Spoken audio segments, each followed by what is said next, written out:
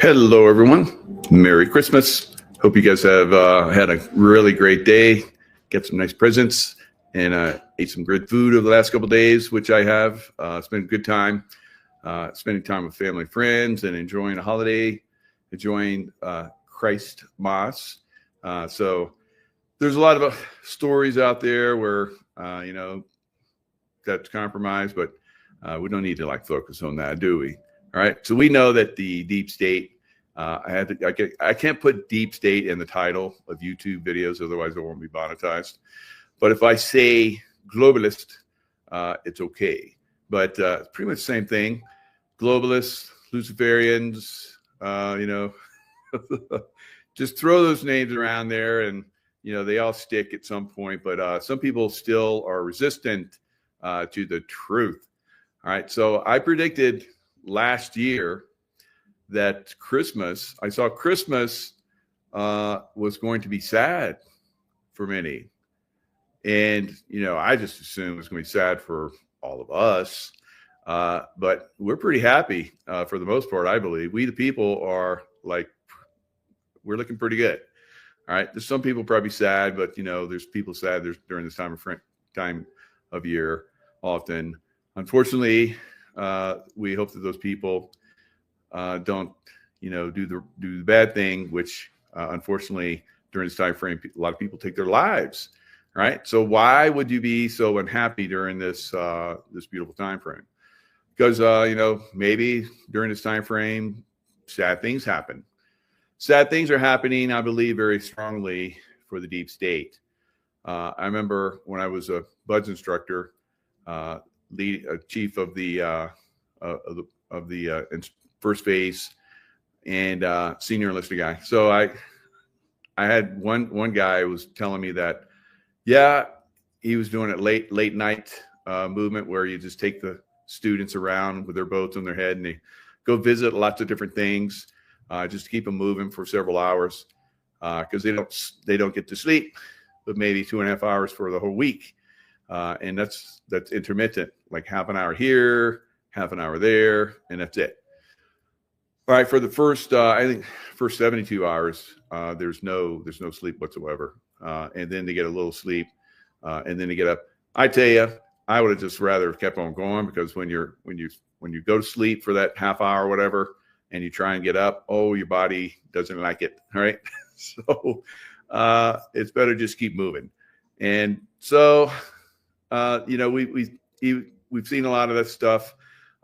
Some people have said, I want this, I want that, and I want America to be free from the deep state.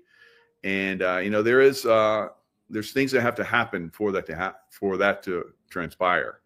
Same thing as it was for me becoming a Navy SEAL. There were things that had to happen, and some of them were difficult. I can tell you, very, very difficult. So I think that all of us are going through a mini hell week, and we've been doing that for 5 years, it seems like, at least. So maybe a little bit longer. So it is a very challenging time, but we're seeing results, right? We're seeing results in this war against the deep state. And we're not seeing a massive, civil war. That hasn't happened. I predicted that would happen, and it hasn't. I know it's been pushed, and a lot of people thought about it and talked about it. Has not happened. And so think about during this time frame, there's been a lot of frustration. There's been a lot of people that were like, what is going on? Why don't they go after the bad guys? We have everything on them. All these things have been going on for quite some time. So it's kind of like we're in a little bit of a war, right? And, kind of like that combat training that I went through as a Navy SEAL. And then later, I had the opportunity to come back and see what that was like. I was stunned. Having gone through it, I was like, I'm Superman, because 90% of people don't make it through that training. So you kind of get a little egoic, but that gets cleaned out over time. You learn to be humble. So I came back as the chief of the phase, the senior enlisted position. So it's a lot of organization. There's lots of leadership. Making sure everything runs right. You see behind the scenes. You motivate the guys to do the training. You motivate the guys to lead the training. So there's all that. It was a great experience. But during that time frame, I had one of the guys that I work with. He was a chief too, and he was moving the students around all over Coronado Base, and it's like 2 or 3 o'clock in the morning. So this particular time, we had a little general store on the military base, and they had Christmas trees, and so people could come in and buy. And he brings the students up, and the boats are like, whoop, and he has them face the Christmas trees, and he stops them there. They got the boat on their head. They're like all out of breath because they've been running. And he says, for some of you, take in the smell.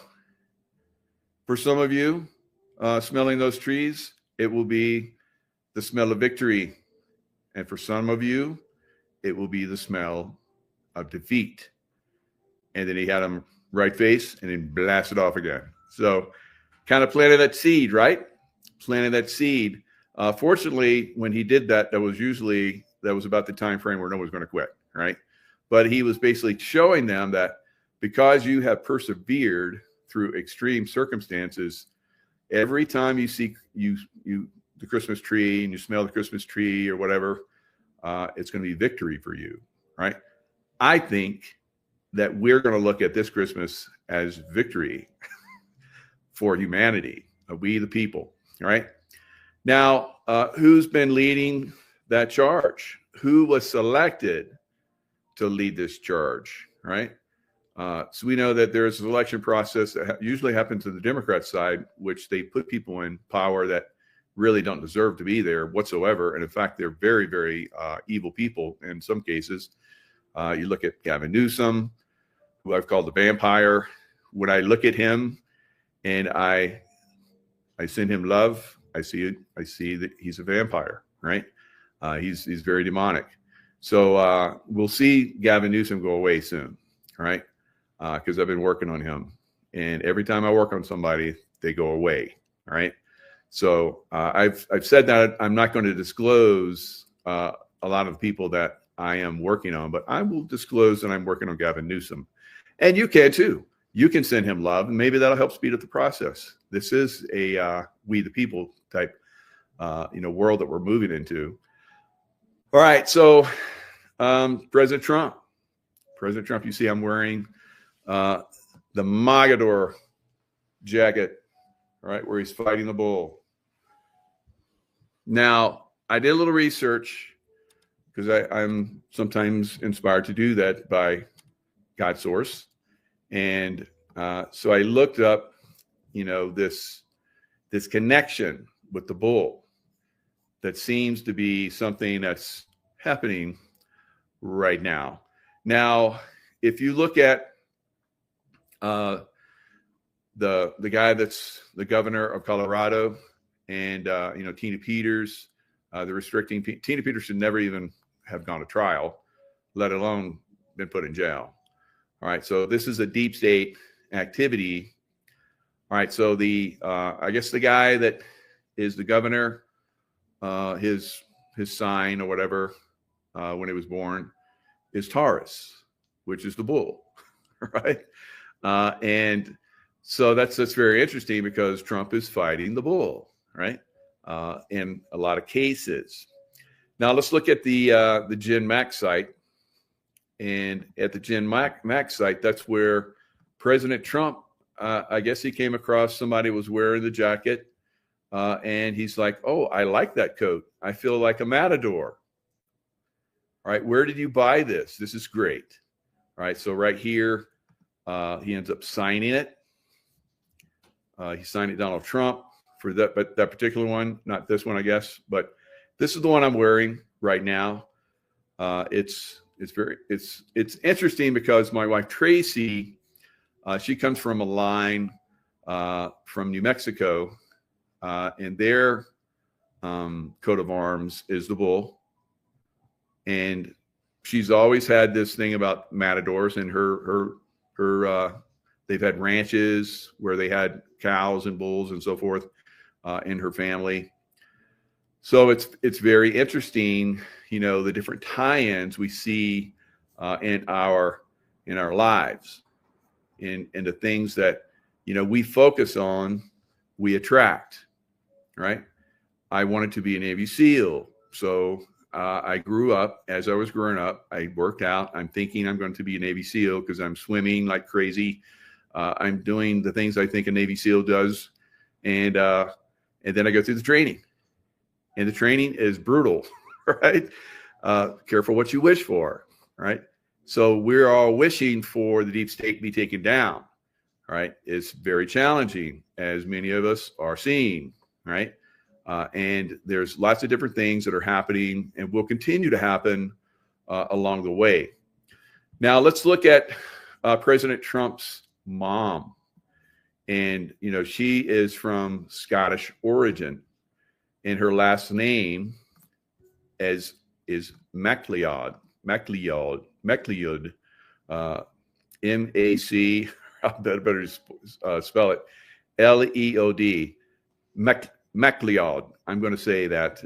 I have my number one DNA is Scottish. So doesn't mean that I can pronounce Scottish names, but that's kind of the way, it works. So that's really beautiful. Now, when he did his first, when he was read in for his, inauguration, his first one, he used his mom's Bible. All right, very, very beautiful. Right. So, what is the coat of arms for the MacLeod family? What would you think is probably on that coat of arms? Anybody? Anybody? It's the bull. All right. Hold fast. And you see there's the bull. Interesting, right? A bull's head, cabossed, sable, horned, or between two flag gills, and here's the very, of course, he's got the lions and the castles and the helmet of a knight. Hold fast, and there's the bull. Amazing. Now, did Juan and Jen Mack know anything about that? Or did they just do it, right? Did they just were they inspired by that? It's interesting, right? It would be kind of fun to ask Juan about that. Of course, they have the jackets and they have the blankets, which I'm sitting on. I got to get out of the way.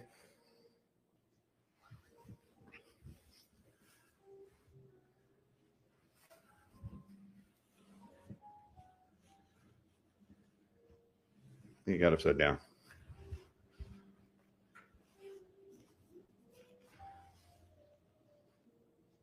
All right. So it's a very cozy, warm blanket. All right. So the bull, strong like the bull. And, being a Magador, MAGA, make America great again.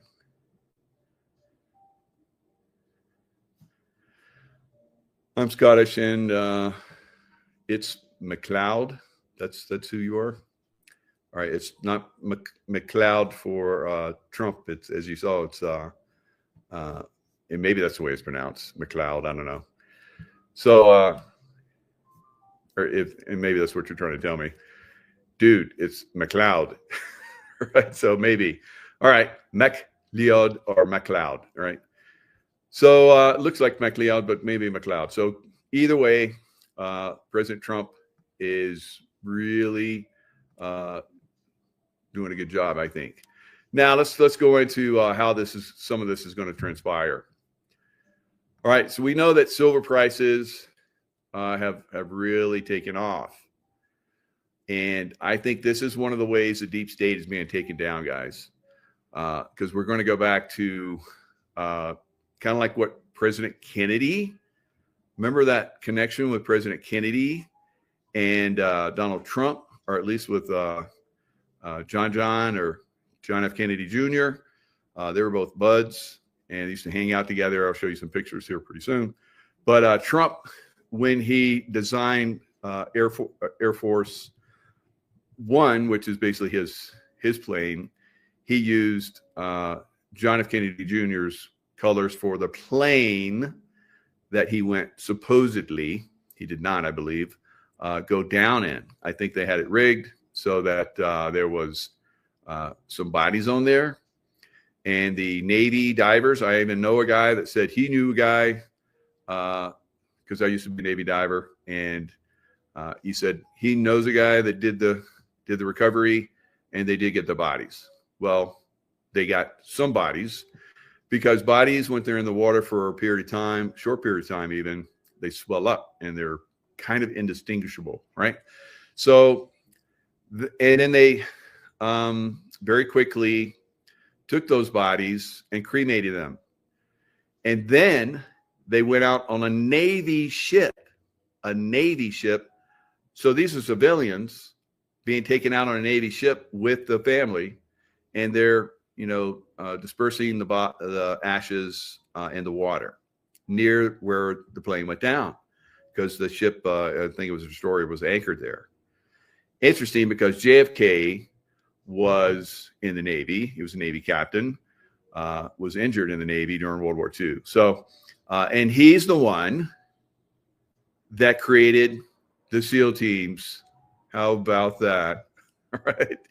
Such a strange world we live in, right? So all of the connections, all of the things that come around. So let's listen to what Asian guy, remember that Asian guy, AG, remember that, right? That, because that is for silver, it's AG. So Asian guy has been talking quite a bit about, what's going on with silver. So I highly recommend Currency Archive and subscribe to that, and you'll be up to date on what's happening with silver and what is happening with the takedown of the deep state economic control system. Asian guy here. I want you to look at the number I'm about to put on the screen. $80.53. This is not a typo. This is not a clickbait thumbnail. This is the real verified price of physical silver in Shanghai right now. Specifically, this is the settlement price for the Shanghai Futures Exchange SHFE front month contract. AG 2601, which closed at 18,145 yuan per kilogram before their holiday break. I will link the source in the description if I remember. Now, let's look at the price on your broker's app here in the US, $71.80. Do you see the problem? That is a difference of $9.27. So that's what it closed out at on the manipulated price, because they were basically pulling margin calls. This is how they, in the past, that they have driven the price of silver down. When the Hunt brothers back in the 70s drove the price up, and then again in 2008, where the silver price spiked, they went into the futures contracts and so forth, and they did margin calls on people, and it made them have to liquidate, and that drove the price back down very quickly for both of them, right? So now they're trying to do that, tried to do that several times now. They've driven the price down, but it's bounded back up, and it's gone higher every single time. So this is destroying the deep state's manipulation, because they have to manipulate silver because it is real money, and they run off of fiat, fake, lie money, and manipulate us with that money. All right, so this is the collapse of the deep state monetary system. And without that monetary system and their banksters and their fiat currency and their Federal Reserve, which is no more federal than Federal Express, and their offshore in a place where they don't have to pay taxes. God, what I can think of the name, island versus whatever island. So God, so I can't remember everything, I guess, but I try. If it's not written down in front of me, sometimes I can't remember. So anyway, Puerto Rico. So Puerto Rico is where they're headquartered, as well as IRS, which is their basically their bankster, mafia arm, which goes out and makes people give up money, right? If they refuse to pay taxes, right? So this is something both of them should not be there. Both of them have been manipulated into our economic system. Both of them are soon to go away. President Trump has talked about that. He's talked about doing away with the IRS, talked about doing away with the taxes. So it's coming. It's coming. It's coming next year, I believe, and very shortly. So $80. So that big gap. So he's going to talk a little bit about that big gap. And I said that I felt that there was going to be a $75 to $85 before the end of the year. And I said this a long time ago. And everybody's like, you're crazy. This is before it was $50 an ounce. And then it went to $50 and it pulled back and everybody's crying because we said, buy it now. So $50 sounds like cheap right now, doesn't it?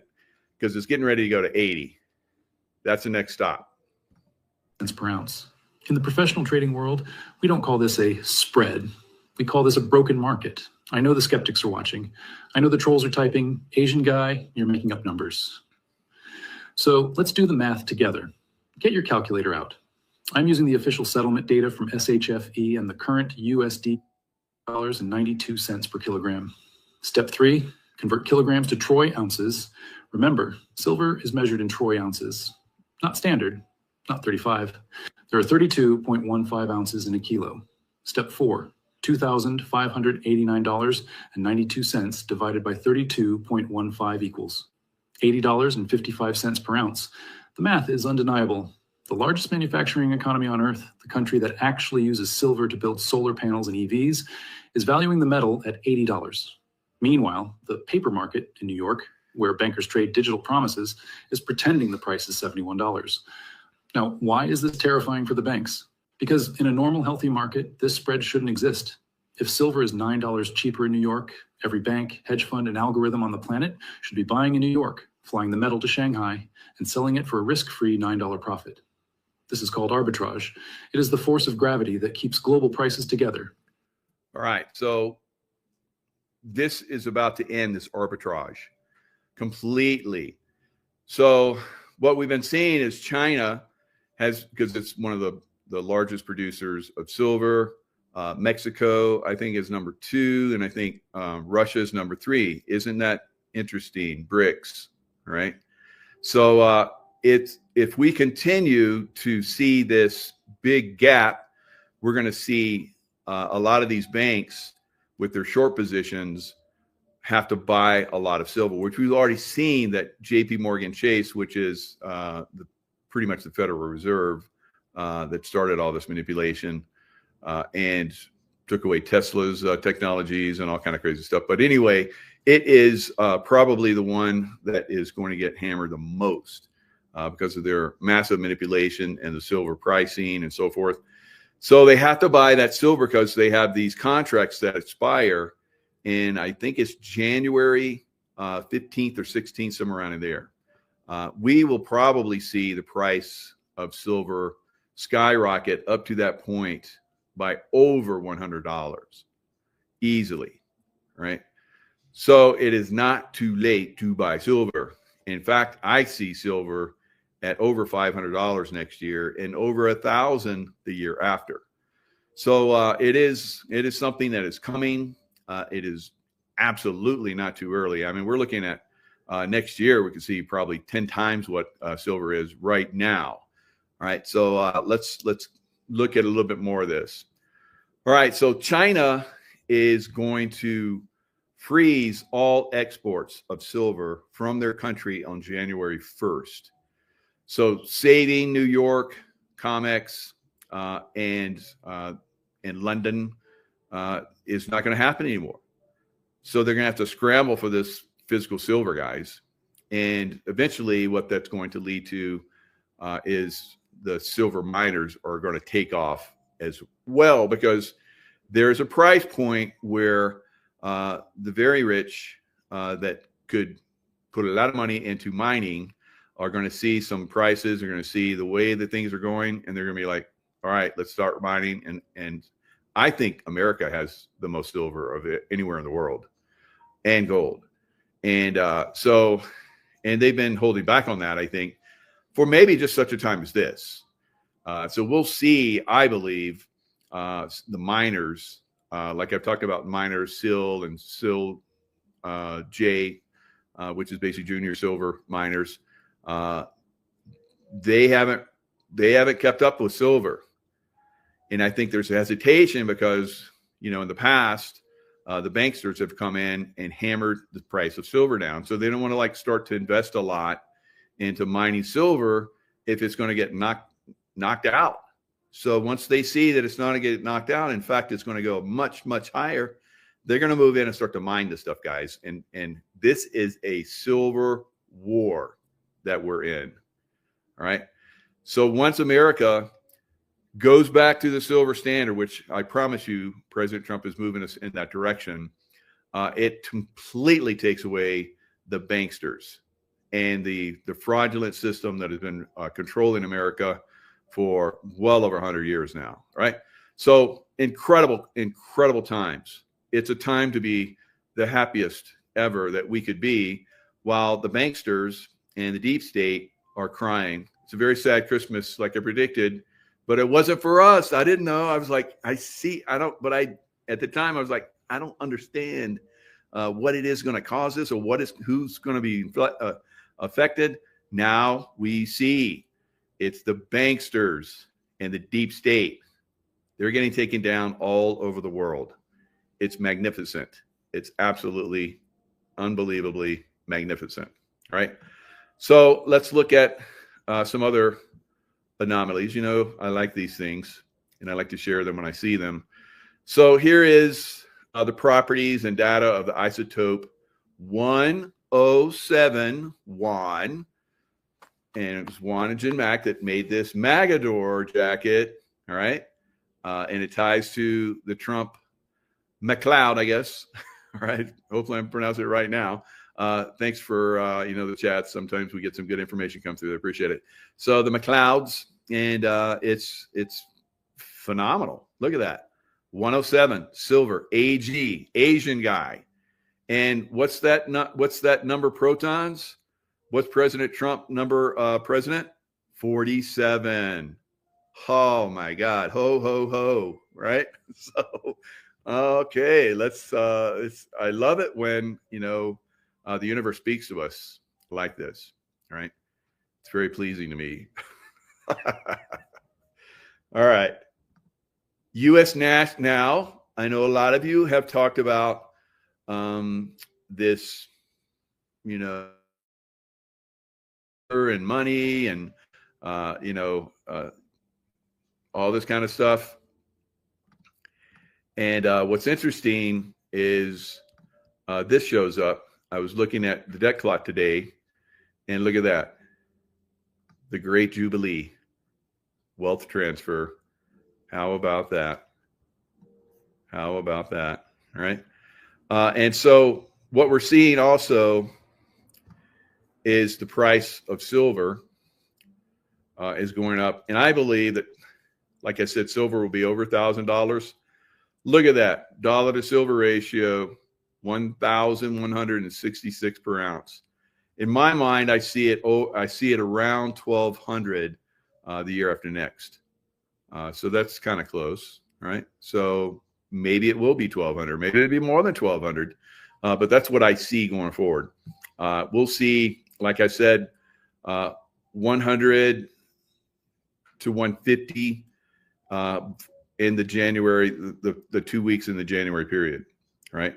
So it's moving very rapidly in that direction. So that means if we get 80 or 85, which is my high number for the end of the year, then that means that, maybe it only has to go $20 in a couple of weeks. So I've said that I've seen also $5, where it goes up $5 at a time. $5 at a time. That's what stuck in my mind. $5 at a time. So they have this thing where they freeze trading so that people can, like, catch up and clear because things are getting too hot in the stock market and the COMEX. So imagine, because at $5 they would freeze, and then they freeze it for a few minutes or whatever, and then they turn it back on, and it goes up another $5, and they freeze it again.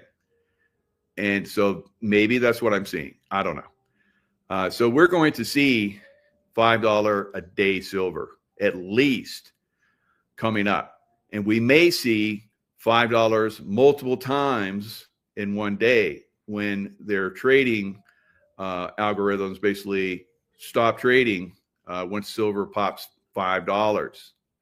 So they freeze trading for a few minutes and then start it again, and then it's just people keep piling in, right? Because the banksters, when they have to, this is what's going to happen with the banksters, guys. They're going to have to cover those shorts, and their shorts are probably very full right now, right? Shutting themselves. So they're going to have to cover those shorts and short positions in silver, where they tried to, with paper, non-assets, tried to push down, and have been very successful for a long time, push down the price of silver, manipulated it, all right? So price discovery on silver is coming, and it's going to be quite troubling for the banks, because they have to provide actual assets. Like I'm saying, there's contracts that are coming due in January 15th or 16th. So I think that's the date. And if someone comes, if they come in and say, I want the physical silver, they're going to provide it. And that's why they're struggling right now to buy physical silver. So if their contracts have it, priced down to 30, 40, 50, whatever, and it goes to like 100, 115, and then they have to provide the physical silver they had to buy over the last, several months, I guess, maybe, because they're saying that this is getting out of hand. We better have some physical just in case the worst case scenario happens. Now, if they can't meet that demand, then I guess they'll have to pay it back over time, but then they won't be able to trade anymore. So they'll lose a lot of other, credibility. They'll lose probably, they have to sell off assets and so forth. They have to close down more banks. They've already closed down a lot of banks. So this is something that could be catastrophic for banks, and I think it's going to be. All right. So very happy, very Merry Christmas for those of us that are watching this transpire. All right. So right now, I'm looking at the price here. Let me pull up futures for silver. So it's trying to play catch up right now, guys. So here is the current price, and it is bouncing like crazy. Now, remember, it started out at 71 something. It says right here, it says it opened at 72. And it's been as high as 74.38. It's going to keep going up, guys. So you're going to see this thing bounce like crazy, and all the way up till it opens tomorrow. So this is future trading. So tomorrow, when it finally opens for trading for everybody else, this thing could be very, very high. It could be approaching $80, and it could actually go to $80. Now, as you see right now, it's 243. Now, I said a year or so ago, maybe even longer, that we would start to see $1, $2, and $3 days. All right, we've already seen a $3 day. Now look at that. It's almost a $3 day before the day even starts. All right, so it's going to open at up $3. Who knows? Maybe it'll be that 5, and it'll trigger the stop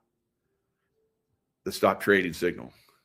So we'll see how that works out going forward. But there's a huge gap right now between reality and their little paper world, right? So they're going to get slam jammed. And so you're going to, check back on that. Go to Market Watch and go to futures, scroll down to silver, click on it, and you're going to see, how much it's going.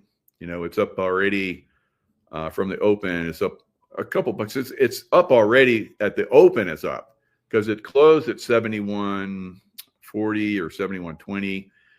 So it popped open, gapped open right away, and now it's continuing to go up. So this is very, very good news for all of us, especially for those of us that are into silver or other precious metals. Now, I've been saying for quite some time, like beginning actually before this year started, I said I'm getting out of all of my Bitcoin, and so I didn't have Bitcoin. I had Bitcoin back when Bitcoin was 17,000, and I sold it when it was 30, and I started moving into silver back then because silver was like 17.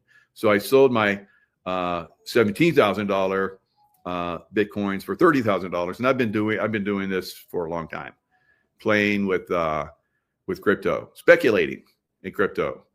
Now I think we're in a crypto winter already. Maybe it will go back up a little bit more. Maybe it'll go back up to its high. Maybe it will push a little bit beyond its high. I said that's a possibility, but I don't see Bitcoin going much higher. In fact, this could be, like I said, crypto winter, and it could be already in the process of going down. Now, where do I see it going down to? I think it's going to go down to around 49-ish at its low. I'll probably start to add. I'm saying this now, but I could change. But I think I'm going to start to add Bitcoin positions at 49. Now, starting to add it at 49 doesn't mean it's going to go up to all-time highs, which I think will be well in the 300,000 range. But it will be, a lot of people are like, I'm not touching it. And I'll be like, yes, that's good, because that fear creates the downward slope that we see with Bitcoin over the cycles, right? So you just watch the cycles. Can it go lower? It can. If it goes lower, that's just more buying opportunity, I think. But we have to look at the overall economy as well. So I think that President Trump does have some kind of idea for crypto, but it's not going to be something that materializes in next year, I don't think. I think it's going to be the following year when Bitcoin finally gets the nod. So during that time frame, it's going to just slowly deteriorate, which it normally does. It goes through like a 2-year period from its all-time high, and then comes back. So right now, it's down another 900.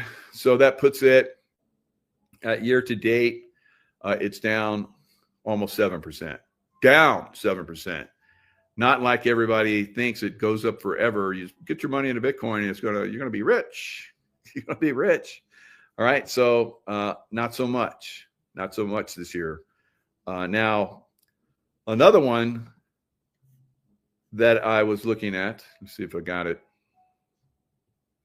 I'm gonna have to pull it up. So anyway, I know what it is. So silver's up at this point over 150%.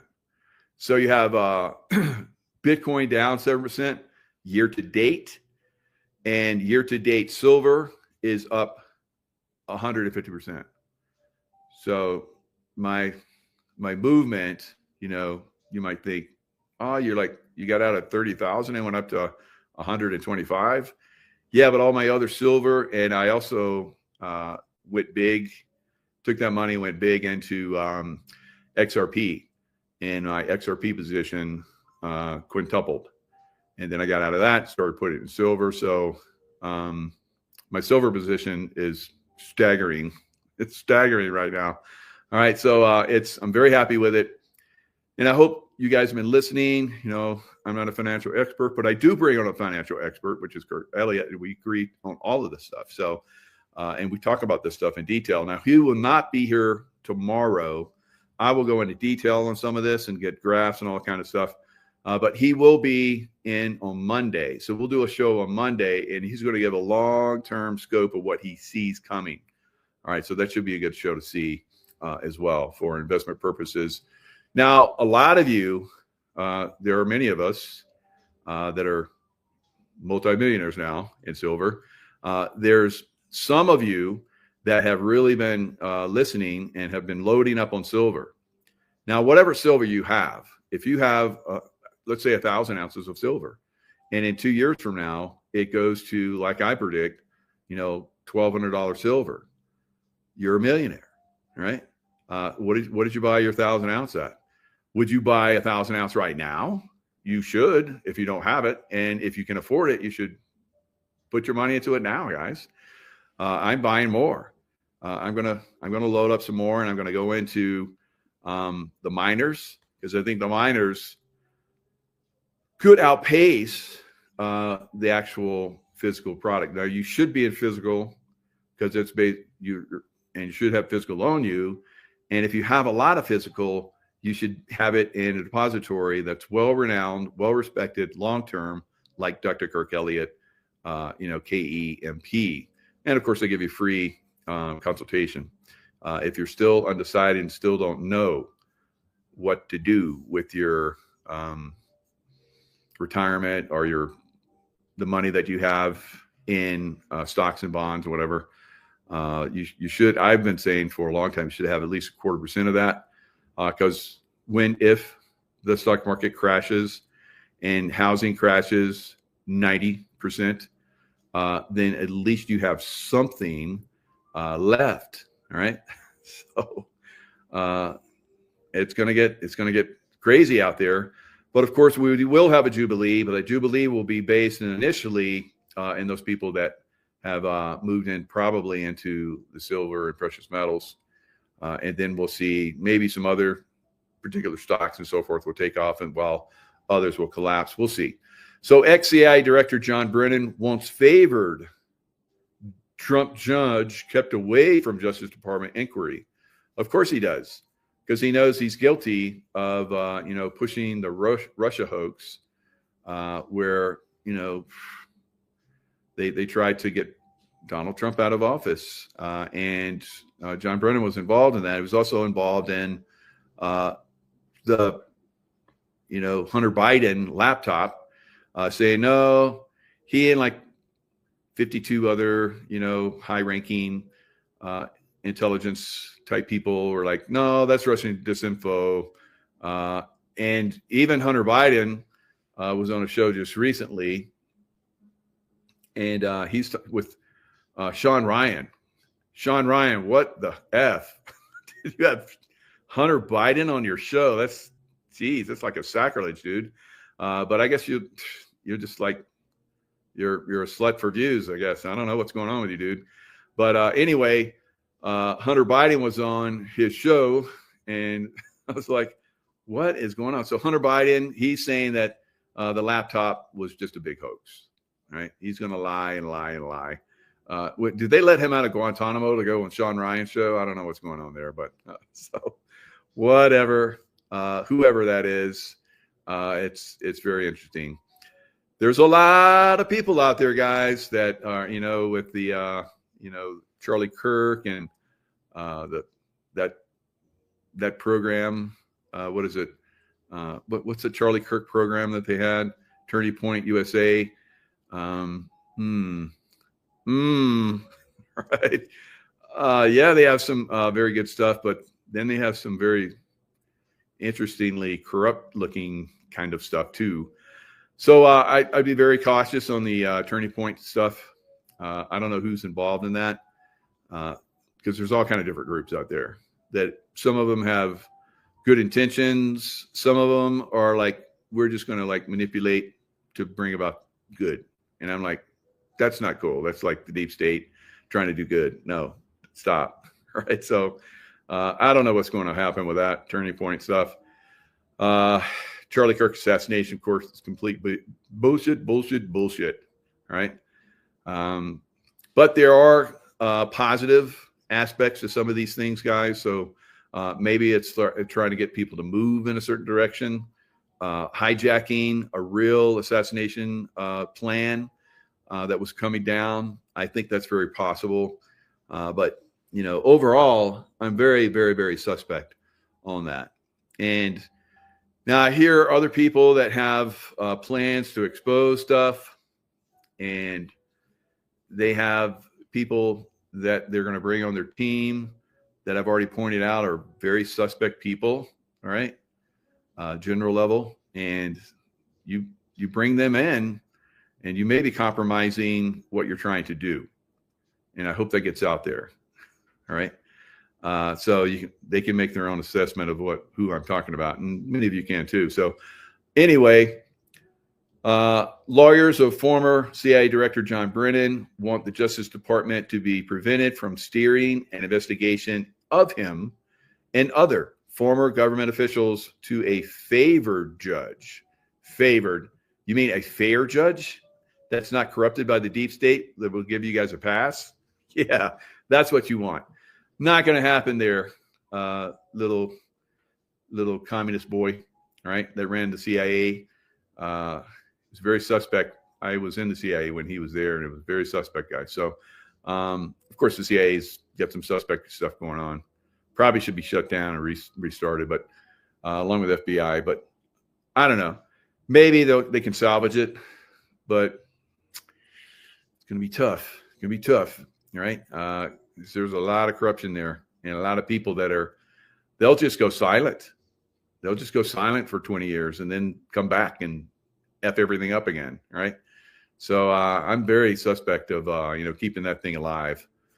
All right. Brennan's lawyers say in their letter that they are concerned the Justice Department is engaging in judge shopping like you're trying to do, So they're going to appoint a fair judge, and you're going to say, no, we don't want that judge because it's gone against stuff that the deep state wanted to happen. And she stopped it out. So they were trying to do some stuff, take Trump completely out. And she's like, no, that's bullshit. Give me proof. And they can provide it, so it stopped. So we'll see a lot of this stuff, be exposed. And it's happening at a very quick, very fast pace now. So it says, in short, we are seeking assurance that any litigation or any litigation, not just litigation, any litigation. So they don't want to be held accountable for anything they've done. That any litigation arising out of this grand jury proceeding will be heard by a judge. So we've already seen that Brennan has leaked to the New York Times. And President Trump has said that, he was very strong words against the New York Times, said it should be them and CBS and CNN and NBC. Maybe he should just shut them down. I agree, because they're deep state actors. All they do is 100% deep state, promo and disinformation. They probably should be shut down, right? But then everybody's going to cry that it's, free speech. No, it's free speech for criminals. If they've proven themselves over and over again to be criminal activities, they should be shut down. And I think there's a possibility that it could be coming, or their business models are taken over. So here it is right here. So you're going to see a lot from this judge, going forward. I think it's really good. So let's keep our fingers crossed and say some prayers that this goes down in the right direction and doesn't get, compromised in some way, some fashion. So corrupt deep state operative John Brennan is frightened of having a fair judge in his case in Florida. He is terrified of Judge Cannon.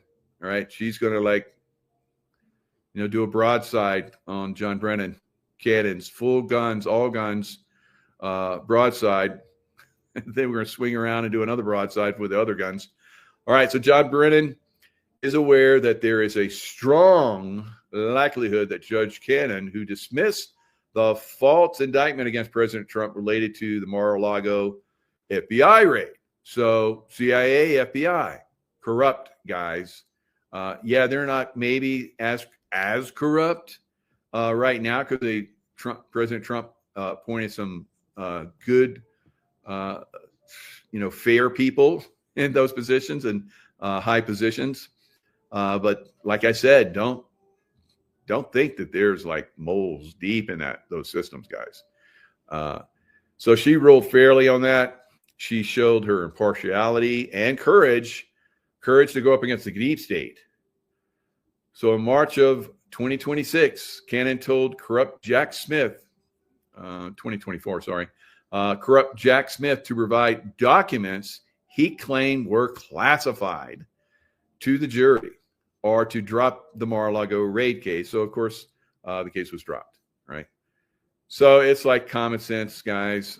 You and I could probably go in and be a judge, right? Because we have common sense. We look at the facts and we're not manipulated by deep state actors that are saying that you have to make this go this way and you have to be creative in that regard and we'll help you out and monetarily. So it's a corrupt system. And fortunately, we do have an uncorruptible there. All right. So looking at this picture, I want you to notice the colors of this aircraft. Look at that, red, dark blue, and white, right? So this is John F. Kennedy Jr.'s aircraft that crashed, right? So remember those colors. Remember those colors.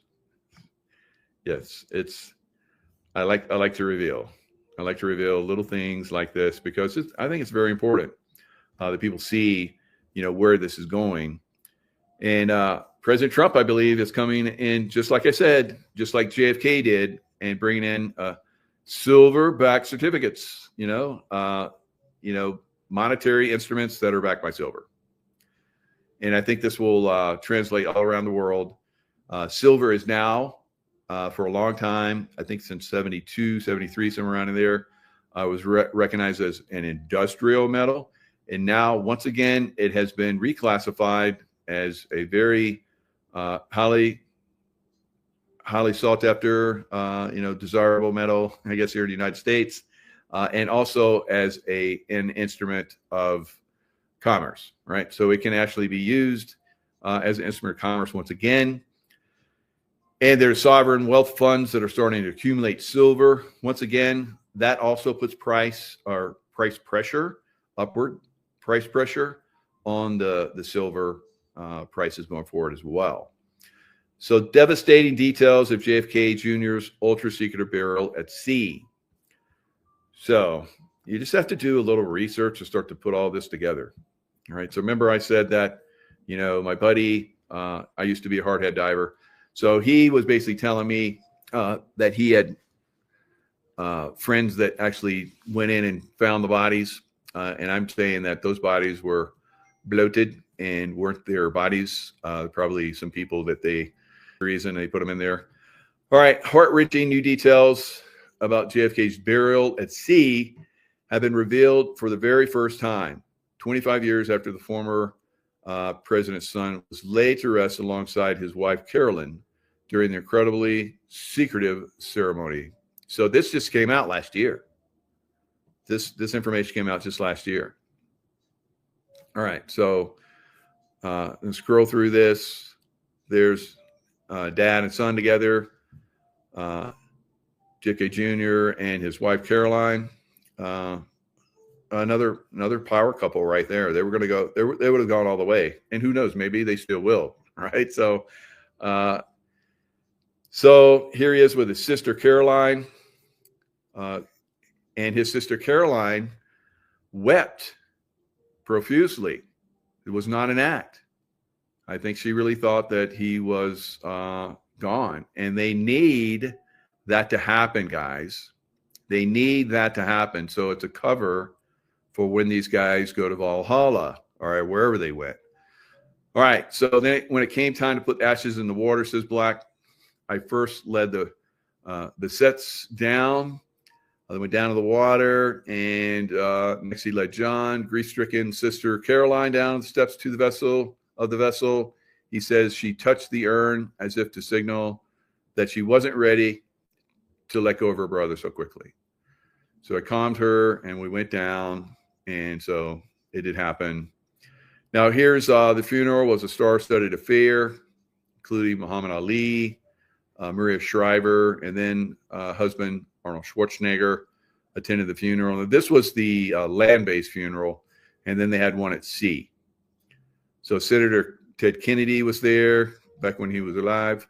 All right. And there was some very, as we've learned, very troubling things that he was involved in, unfortunately. So not all the Kennedys were uncorruptible, obviously. The flag is raised to half-mast aboard the Navy destroyer USS Briscoe. All right. So it goes on to say that this was very unusual, but somehow they bring in Clinton. Clinton said, let them use the Navy to do it. It's like, okay, whatever, dude. Right. So a mysterious plane crash because he's a very skilled pilot, but it goes down, right? It just goes down. Just goes down. And if it was going down, he could have like skidded it and they could have bailed out. Now, remember those colors. Remember the colors of that, right? Now, let's look at some other images. Now, like I said, President Trump and John were buds. And here's here's a lot of pictures with them together. Right? Hanging out, black tie.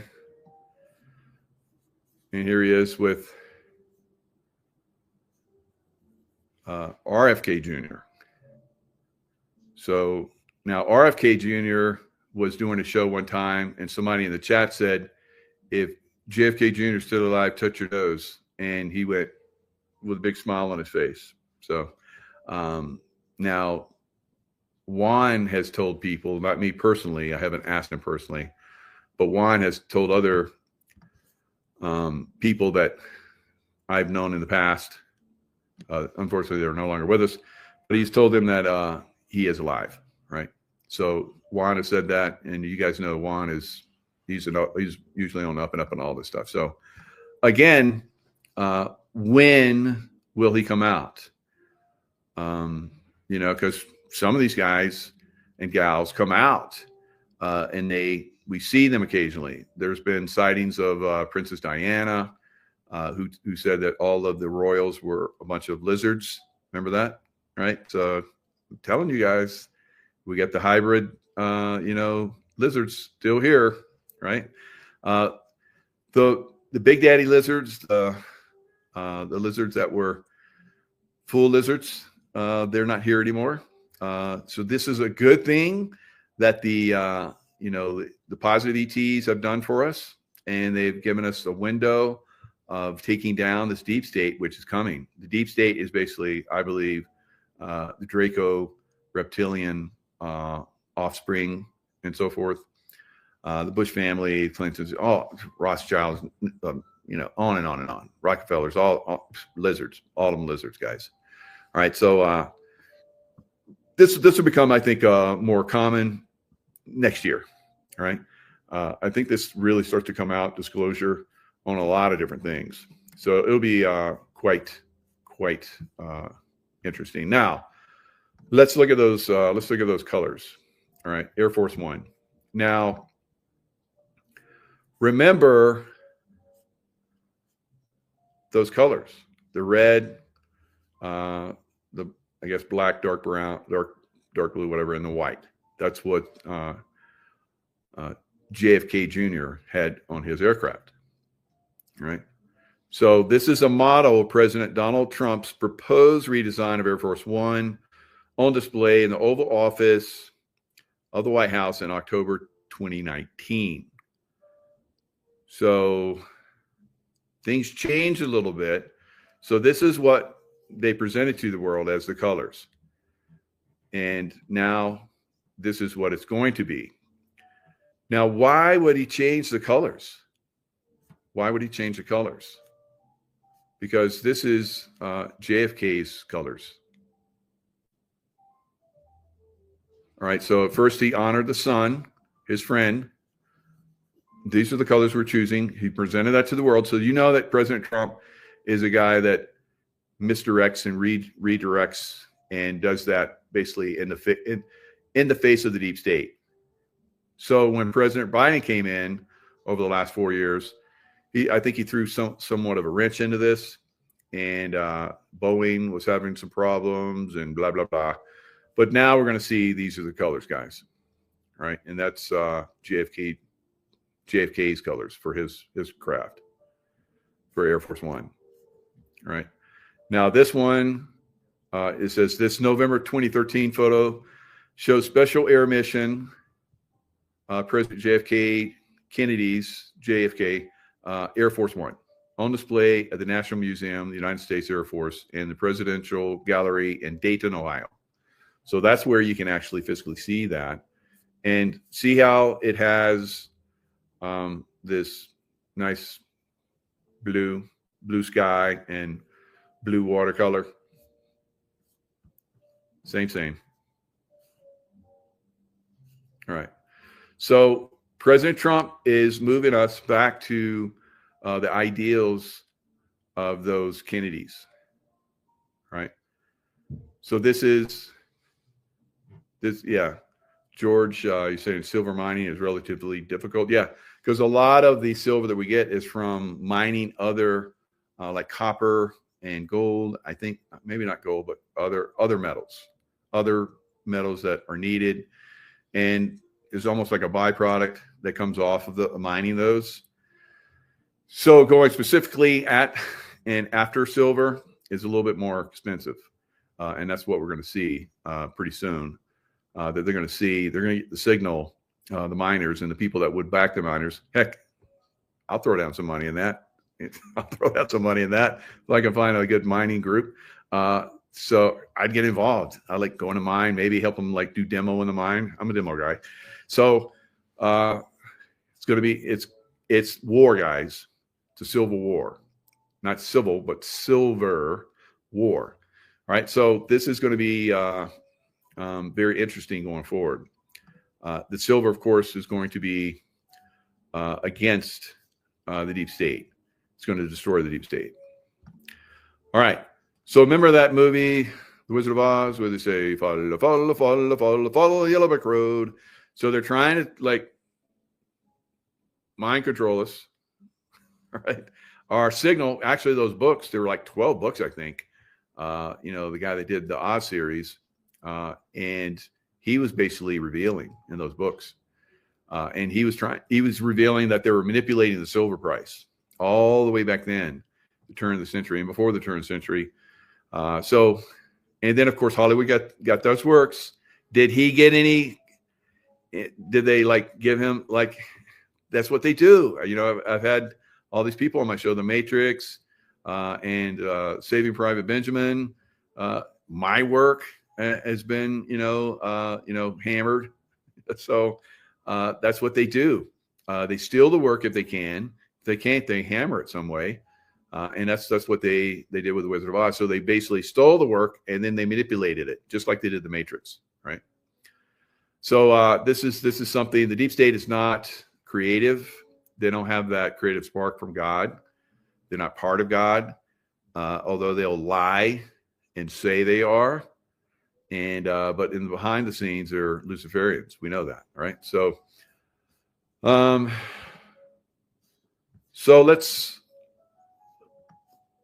look at another little thing that's going on. And this is another reveal for you. So I built up the reveal. So you see something like this. And so this is basically hammering President Trump because he put his name on the John F. Kennedy Center. And so you have all these Christmas Eve jazz concert canceled over Trump name on building. So what is he doing? He's saying that he's going to bring back what the Kennedy dream was. All right.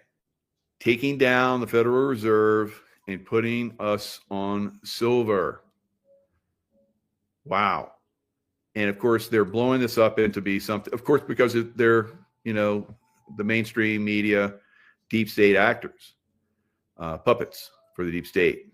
And some of them are brainwashing and believing all this bullshit too. So that's what we're starting to see. So here's another reveal for you that we're moving in the right direction.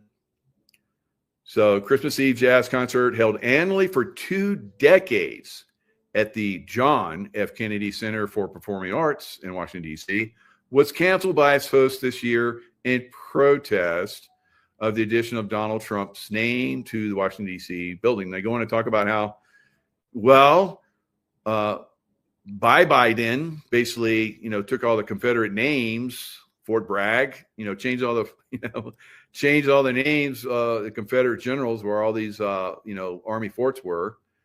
He did it. He took names off and put new names on. So, this is something that, the presidents could do. Of course, Biden did it, and everybody's like, oh, that's brilliant, because they're trying to destroy our history. And if they destroy our history, and then they come after us and destroy America, they've destroyed our history. They come in with, transgenderism like crazy, all the woke stuff. It just basically they were destroying our fabric of life and the beauty of America, right? United States of America, and we the people. They have been coming after us. In the last 4 years, they were very, very effective and had a lot of people involved in that. So it is, it's being turned around. It's being turned around very rapidly, very effectively. All right, so let's look at another touchy subject, and that is the Muslims. So Muslims, I've been in the Middle East, and Muslims do not work with other cultures. It's Muslim or get the F out, right? So I've seen it, and it's a slow squeeze, and Muslims overproduce people. All right. So they overwhelm populations that invite them in, like America has invited them in. But I promise you, I know that their intent is to take over America, and the deep state, destroyed America. And then they bring in this other culture that basically, votes us out of existence, and votes for the Democrat Party, and, our freedoms, everything are gone in America. And eventually they squeeze us. I've seen all over the world, guys. All right. So this is an example. I've been to Lebanon. I was there over 10 years ago, and I saw this transpiring. I've said this, and I'll say it again. Lebanon, one of the most beautiful countries in the world, all in the hills of Lebanon, and their old cathedrals. We're talking 7,000, 8,000-year-old cathedrals all over Lebanon. They had Christmas, the Christians, Christmas caroling everywhere. Absolutely the most beautiful I have ever seen anywhere on earth. And that has been completely compromised, as you guys will see right now. Lebanon was so multi-faith and multicultural. So we had Druze, Muslims, Christians, Protestants. Because of the way Muslims multiplied in 30 years, they became the majority. Once they became the majority, they were no longer tolerant of the people who took them in and accepted them and included them in the country. They began massacring us in large numbers. Europe, North America. Are you guys listening? Yeah, you listening? Right. So you can discount what I say. I only spent like 30 years of my life over there. There's good Muslims, obviously. And those are usually people that really have broken free and have their own ideals and, practice their faith on their own.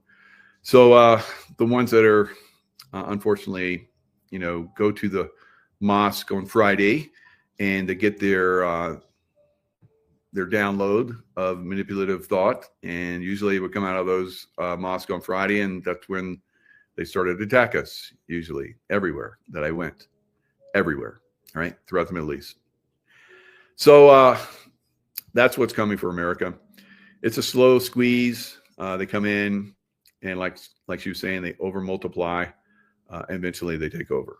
And once they're at their place, and they've started to threaten this already. Up in Somaliland in Minnesota, they have basically started to talk like this, right? Where they're going to take over, and they're going to, right? So I say, ship them out, ship them out, ship them out as fast as you can before we have to like duke it out with them, right? So that's I believe something we'll have to figure out. Now, another thing we're going to have to figure out, like I've been saying, and I've said it for a long time, but I said that maybe it's not going to be that bad, but that bad, right? That means not as many cities, and maybe these cities will be, not completely and totally destroyed, but they will be bastions of where the deep staters, Democrats, pretty much go to, hold out for their last straw, and then their minions that have been compromised, consciously compromised, as I like to say, they're going to fight. And so you see Atlanta, Georgia. They said Philadelphia, PA twice, but that's Atlanta, Georgia. I've said these names. I don't know about Detroit. Detroit's over here. But Chicago, yes, I would say. Boston, very strong possibility. Minneapolis, of course. New York, yes. Washington, D.C., maybe not now that Trump has gotten the National Guard in there, and he has the mayor there that is working with him. This is a massive turnaround. And you see down here, New Orleans. New Orleans, I would have said yes 6-7 months ago or so, but the mayor and the governor of New York of the state, now we have a Louisiana Republican, and the mayor of New Orleans, who's a Democrat, wants National Guard to come in and help her clean up her city. So wherever we see that, we see Los Angeles resisting that, of course. So Los Angeles will probably be mostly destroyed. Portland, they're resisting National Guard, as we know, mostly destroyed. Seattle, resisting, mostly destroyed. San Francisco, resisting. San Francisco, Oakland, resisting, mostly destroyed.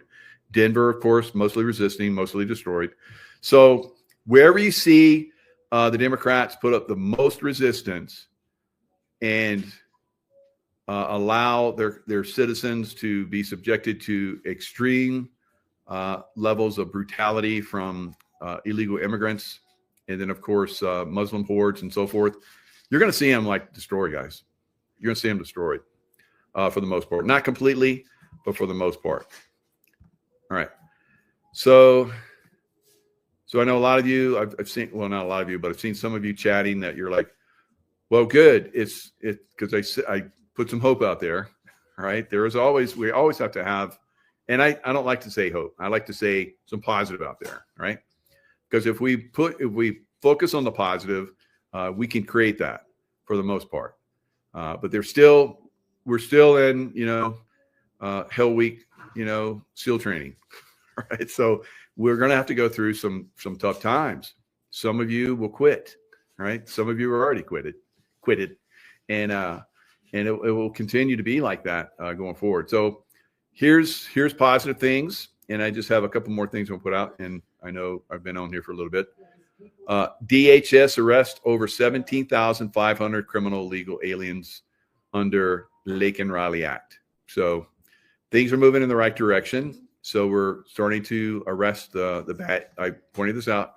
The worst of the baddies are getting taken out, and that's going to continue. All right. So here's some of the corruption, and I've seen in Maine where they were supporting from Maine. What? In Maine, they were supporting Somali groups, giving money to them, and they found that they took over $1 million.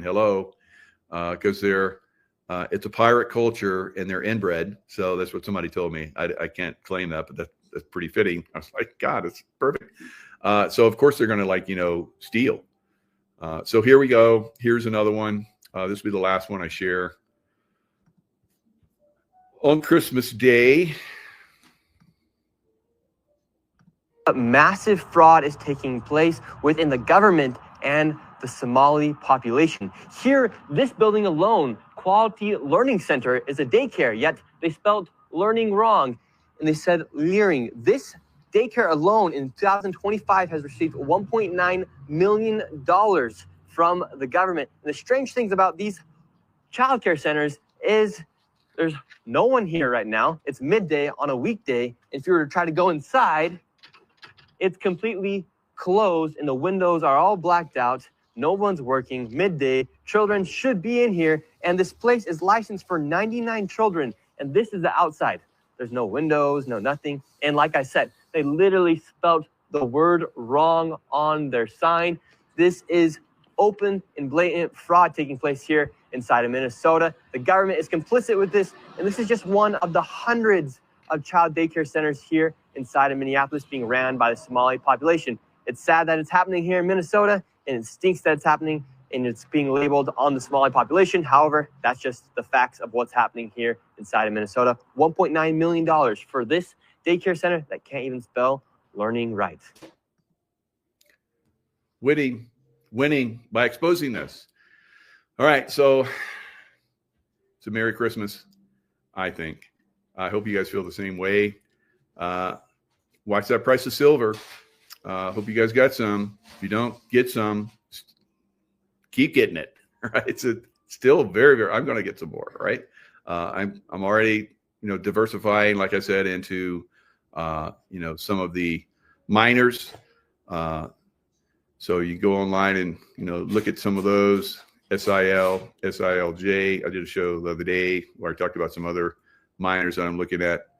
One of them that does gold mining, and one of them that does gold and platinum. So they'll be very, very successful going forward. So many ways to, not only help to take down the system, but also diversify and make yourself very successful going forward. Because I would love to see those of you that have been involved with this. Some of you have been following me like 7-8 years, I think.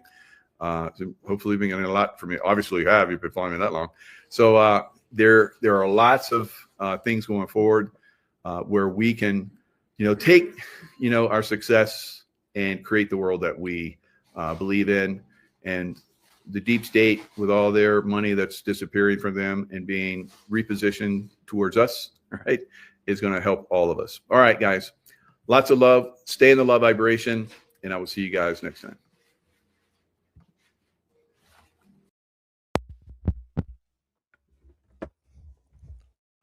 Thanks for saying that had no sound. So it's Merry Christmas. For some reason, my computer shut off. I don't know if we had a little power surge or whatever, but thanks for the heads up on there was no sound. So good now. Yeah, thanks, Arnold Lake. So we're in Merry Christmas time. So Christmas Eve. It's very beautiful here in Lake Tahoe. I know some of you guys are in some tropical places where I was, and I know you're going out to the beach for Christmas. That's good for you. I love the view here. I love the view back in Florida, but I like it all. Right, so you got to experience it. And if you're with the Lifewave and you're very healthy, then you'll be able to experience it for a long time. All right, so Democrat Party. You guys know that I predicted the Democrat Party goes away. Now, Jerome Corsi was just on with Stephen Gardner, and he says that he sees them going away in 6 months.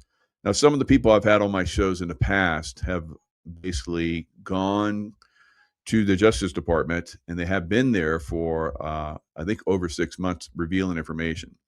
So we may have this one gentleman has revealed quite a bit on money laundering and how child trafficking, drug trafficking, mortgage fraud, and so forth has been funding the Democrat Party in a lot of different ways.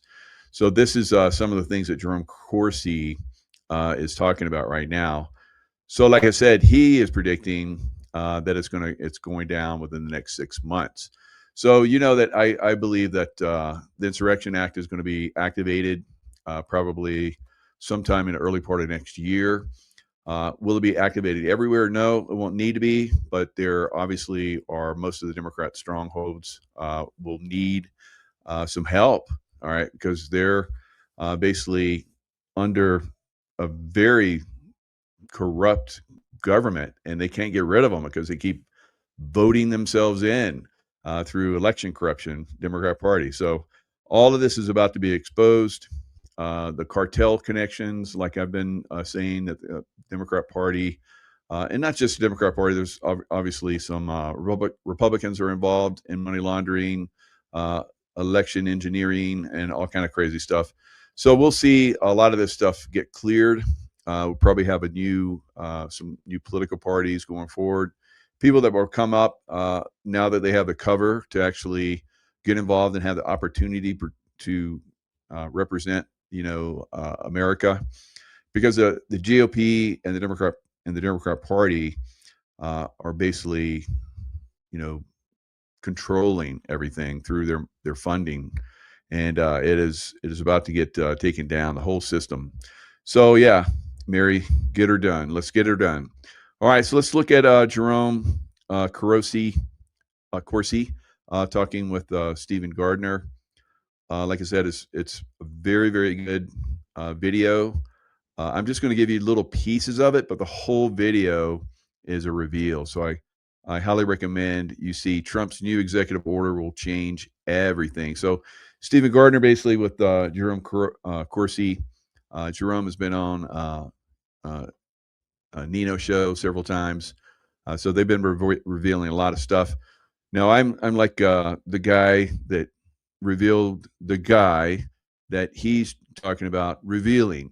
So, it happens at a very grassroots level, at my level, and I'm doing stuff that causes the deep state to really get their shorts in a wad, and they've come after me and my family. So quite a bit. We're missing a member of the family this year because of their targeting, and so we're very frustrated with that. But at least we're still here to share a lot of this information. Campaigns for Democrats, they had to use your identity because the FEC requires that donations be made by someone. So they had to borrow your name and social security number to make the donations, and you weren't aware of it. TD Bank's already been fined like $3 billion on that as a criminal investigation in the Department of Justice, but nobody went to jail. Now, so Canada is the Canadian government, not the Canadian people at all, really, to a great extent. But the Canadian government is deeply involved in this corruption. Like he's talking about, the Canadian banks, pretty much all the Canadian banks have been involved in not only taking the money from people that were pushing back on their deep state during the trucker convoy in Canada, seizing their money, and have Brad Wozny has his entire money taken. There's been other people who've had on my show from Canada that talked about this, but this is some of the money laundering and control systems that we're seeing that Jerome Corsi is talking about here. what we have is shocking because it was a law enforcement officer in Tennessee who began investigating a drug smuggling operation in Tennessee. He found out it was also child aid, bringing up fentanyl drugs into Tennessee by the waterways and the children. He identified the properties and the ways in which these assets were being distributed into the country. And the money was going into TD Bank. To get the money out of TD Bank, the NGOs that were sponsoring this activity bought homes. Buy a home for $100,000. They were being given loans by TD Bank and others of $1 million. At the highest level, the money, the drug money, the child sex money was coming in. Now, the NGOs, non-governmental organizations that he's talking about, have funneled a lot of this money to the Democrat Party and judicial people and so forth that have gone after the Trump organization, all the way back when he was first elected and all the way up to today. And especially during the time frame where he was not in office, but in the background, as the 46th president. All right. So there's a lot of this stuff being exposed, and the money laundering, like he's talking about, is pretty significant. We're talking billions and billions of dollars that's being funneled into Black Lives Matter, and to do the riots. Most of the riots that we're seeing right now anywhere are funded by the Democrat Party, and this is all of the stuff that's getting ready to be revealed very shortly. Do Act Blue through NGOs. They were buying $1 million homes and they were getting $100 million mortgages, which of course was not the mortgage. It was just a way for the bank to funnel that money back to them through a mortgage scam. Okay, so the Democratic Party NGOs that in turn with all this money fund Antifa and Black Lives Matter and other groups that want to destroy the United States, including groups that want to rig the elections. So the Democratic Party is tied into drug running, fentanyl running, open borders. The Catholic Church is involved in setting it up and brokering the deal through Pope Francis, involved in pedophilia, child sex trade, and that money is what goes into Antifa. And General Flynn has also supported us and been helping me to write editorials and articles exposing this. But if we press this, the Democratic Party will not exist in 6 months. So the Democrat Party will not exist in 6 months. So that's a bold prediction, but I think it's very possible. And if President Trump does the election emergency, where he sends out, I have remote viewed troops at election polling, not polling, but election booths going forward to make sure that they're not disrupted, because I think there will be a massive threat in our election system come November 26. So year 26. So I see definitely the involvement of the military. They're probably going to be called out earlier. There's going to be a sweep. This is some of the things that Juan O'Savin has talked about, where everyone will have to re-register if you pay taxes and you have you're American citizen and you can prove that. I don't know if they're going to go that far. Hopefully, they're going to go that far. I don't see why they couldn't. If you have a fair election, you will not see a Democrat elected probably throughout all of America, and I think that's coming. So this is the direction we're moving in. I think over the next several months, with all the reveals that are coming about the Democrat Party, which is basically just a communist system now that wants to destroy America.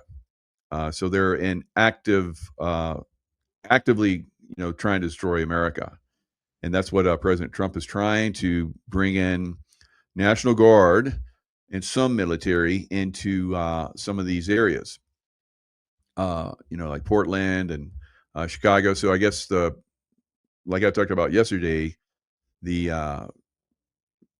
justice, all the justices, Supreme Court justices basically said, no, this is worded incorrectly. It says for like general, the troops or whatever. And I was like, yeah, that sounds like they are kind of like saying that American troops can come in. So they need to lay down the law. And I think that's coming in the next year, very early on. So we'll see. If it does, then we'll understand why there's been a pause on a lot of stuff, because it's going to, in one pretty much fell swoop, it's going to basically tie all these Democrats, these evil, corrupt, child trafficking, 300,000, over 300,000. They talked about that in the beginning of that conversation. It was readied before the Biden lookalike person and his administration basically opened the borders. So they went down into Honduras and a lot of those areas, and non-governmental organizations, NGOs, with tons, billions and billions of dollars. They brought in children, over 300,000 children or more, probably more, we might find out, and basically gave them right into the child slave trade here in America. So it is crazy. It's crazy what they've done. And I think that Americans are becoming aware of it more and more by the day. So look at that gorgeous snow behind MJS. That's right. So enjoy the snow. If you're in a non-snow area, you get a little white Christmas right here, right? So it's beautiful. So Shanghai silver price today went to 78.55, and what was the closeout of the American, silver price, because they came in and hammered it today. They basically called the people that had large positions, and they said that if you have a lot of money in something, and you've done it off of borrowing or whatever, I can't think of the name right now, but you have to have this much in your position, and they did it. So they only had a few hours. So they tried what they tried to do back in 2008-9, where they crashed the silver price, and all the way back to the Hunt brothers. They tried to do this. They tried to do the same thing, but people came in and started buying that. All right. So they tried to crash it, and it stopped, and then it turned back around again. And we're seeing, like I'm showing here, the Shanghai they're not messing around. They need the physical silver, because they're building out all these different solar and batteries and all kind of stuff that you only need 9 minutes to charge your car battery. When you go in, I know when I go in and like fill up, it takes about that long. I fill up, go in and grab something and use the restroom, whatever, come back. It's more than 9 minutes. So in 9 minutes, you could have your electric car charge up. So this is going to be massive, but it takes a lot of silver, because only silver can deal with the amount of heat that comes from a fast charge like that. All right. So in a lot of silver, we're talking like over 2 pounds, 2.2 pounds of silver in these batteries. So that's a lot. And imagine every electric car having those in the future. That's right there is a massive amount. And of course, silver is in everything now, medical, because it's got antibacterial properties. So they have it in a lot of stuff. Wow, that was a big thump. It came off the roof and landed on my deck. So you guys probably see it bombing down there. I was like shoveling that earlier and getting a little bit of a bomb, but now it's coming down heavy.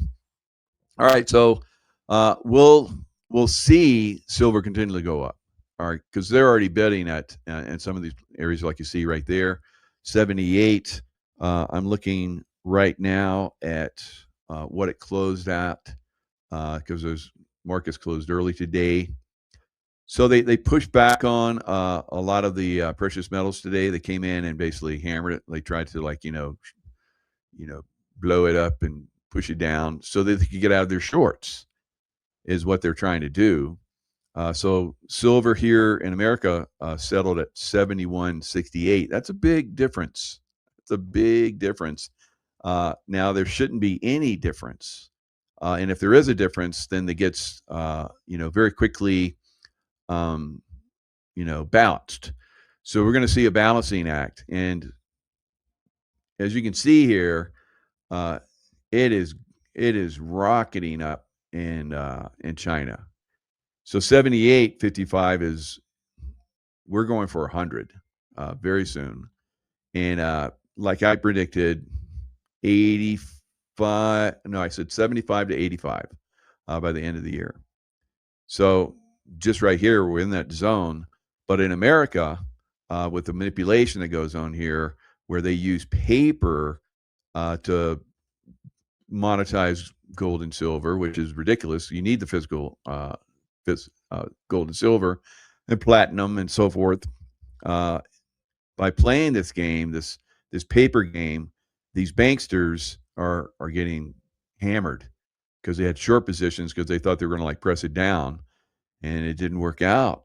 So we may see on Friday, we may see a massive pop, like we saw, this week. It popped big today because it was thin trading, and they came in and said anyone that had, big positions, you had to be able to cover it with this much liquid, uh, you know, uh, money. And it put a lot of people, it was like so much, and people couldn't handle it. They couldn't do it. And so they basically came in and got hammered. Yeah, squeezing. That's right, Brenda. They're squeezing. They tried to squeeze, but it is going to backfire on them. So the squeeze they're doing is so they can get out of their shorts, which is going to cause the position to start to rocket. Probably, I will believe, on Friday. So we'll see. We'll see. So yeah, it's. I remember a lot of people were like, when Dr. Kirk Kelly and I were like, get into silver, and that was back when it was $49.50. Like what, a month or two ago? It's like, geez. And it pulled back as silver does, like it did today. It pulled back, and we're like, this is a buying opportunity. Don't whine, because it doesn't go up in a straight line all the time. You're going to see, you're going to still make out. And sure enough, that position is up quite substantially. We went from 50 to probably Friday, if things are going in the direction I think they are, we may see 75. So, yeah, good, Barry. Took Kirk Elliott's advice. So a lot of people, myself included, took his advice, and we're very financially stable, right, and very happy financially. So if you don't hold it, you don't own it. Brenda, if you have like 50,000 ounces of silver, you don't hold it in your possession. That would have like every robber all over the West Coast coming to my house, right? So no, you put it in a place where it's safe, right? So I don't know, maybe a lot of you guys, maybe like your grandma has 500 ounces that she's had, for decades, and she's doing really well, and you are like, clowning around, not getting any silver, or you've sold your silver back when it was around $50, and you're like kicking yourself in the ass. Still not too late, guys. Still not too late to get into silver. So there you go. It is going to go much higher, like I predict. It will go to probably $150 sometime at the end of the first quarter, is what I'm guesstimating. Maybe in the middle, second quarter. So we'll see very big numbers in gold going forward, or silver going forward, and gold and platinum and palladium, all of them. I don't have palladium, but I have all the other ones, right? So I'm very happy. And now here's a little tip for you. I'm not an advisor, so don't go. I took Michael Jacobs' advice, and it didn't work out for me. Everything that you have, is like, I wouldn't say that silver is a speculation, but some of you have been holding on to crypto for quite some time, and you're very sad about that, right? While those of us that have moved into silver are very happy. It's a very happy Christmas for us. But for cryptos, not so much. And I don't know where it's going to go. If the stock market does, reach all-time highs, which we're going to see the stock market pump. They always pump it up at the end of the year, guys. So they look good on paper at the end of the year, so they can brag that, look, we had this much percentage increase. And it's probably just that last little, sometimes it's just that last month that they ramp it up. That gives them like a good look. And then next year it starts to crash again. So I don't know. We'll see. We'll see. Like I predicted that we would see some super all-time highs in the stock market. Again, not investment advice, but just by the standard of what we've seen in the past, there's usually a big blow off before it crashes. All right. So we haven't really seen a big blow off top high, I don't think yet, but maybe it is. Maybe these highs we've seen are just, that's it. Right. It could be, but I don't think so. We'll see. So if it does continue to go up, then gold and silver and precious metals will continue to go up. We may see gold, silver, and the rest of them go sideways. for a little bit. Are you aware that of Ohio Governor running candidate Casey Putsch is running against Vivek and has his own YouTube channel? He was recently on Tucker Carlson. He seems down to earth. Yeah, that sounds awesome. I have not looked at him, but thanks for bringing that to my attention. I will look at him. I'm not a big fan of Vivek, but Ramaswamy, and but I would say he's better than any Democrat they can throw out there. So but if this guy is even a better candidate, just a down to earth guy, like you say, and just salt of the earth, and basically just wants to do good for humanity and his state, then I'm like, that's where we need to be going. All right. So I think that's where we're going to be moving. Mike, what is the best place to keep my physical silver? Depends on how much you got, Kathy. Now, if you have, a couple hundred ounces, whatever, a few hundred, whatever it is, somewhere around 1,000 ounces, I have a lot, right? So on hand, but I wouldn't, have way ridiculous amounts on it. And that's just common sense for multiple reasons. And I would say that if you're like an IRA or something like that, contact the Dr. Kirk Elliott to give you free advice. I know a lot of people have done their IRAs, changed a lot of their IRAs over to, and I recommend Dr. Kirk Elliott because he is above board, where there's a lot of shysters out there, and probably some of the people you've been dealing with for a long time are shysters. You just don't realize it yet, right? So don't just look into it. They'll answer your questions on it. Depending on how much you got and how much you want to transfer. If you have it in a depository, like I have a friend that has a depository in Canada, and we're like, get it out of there. That's a corrupt place, bad corrupt. You better get out of there. So she's going to have her silver transferred over to Dr. Kirk Elliott. And I don't know how that works either. I don't think they're going to put it on trucks and drive it over there. I think they'll probably just do some kind of swap, type thing. I don't know. We'll see. All right. So what else we got going on out there? There's a few more things I want to cover. Just let me see. I'm covering everything on the silver breakout. Yeah, so there's really good stuff I believe is going on with silver, precious metals. But like I said, I was about to go into miners. So miners, I'm starting to go pretty heavy in miners because I think it's the time now. It hasn't been the time, although they have gone up pretty nicely so far this year, but not as much as they would normally.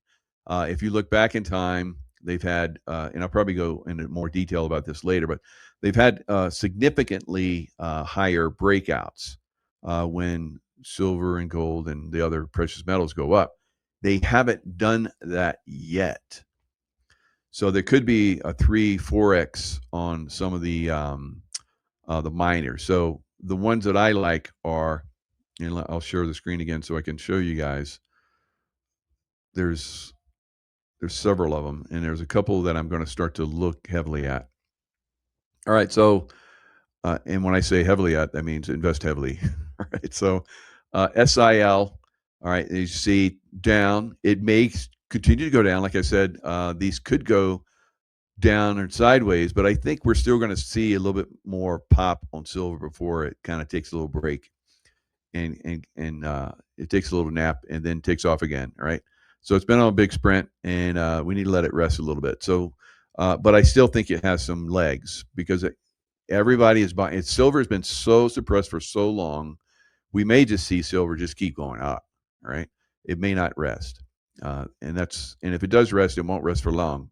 So SIL, that's the it's one of the silver miners. SILJ, these are junior miners.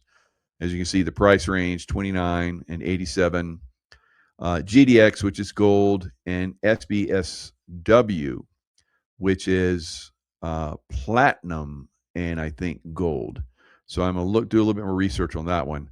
But this one right here, because platinum has really, really. You remember? Do you guys remember in the last like 2008, 2007, 2008, platinum was more than gold? Yeah.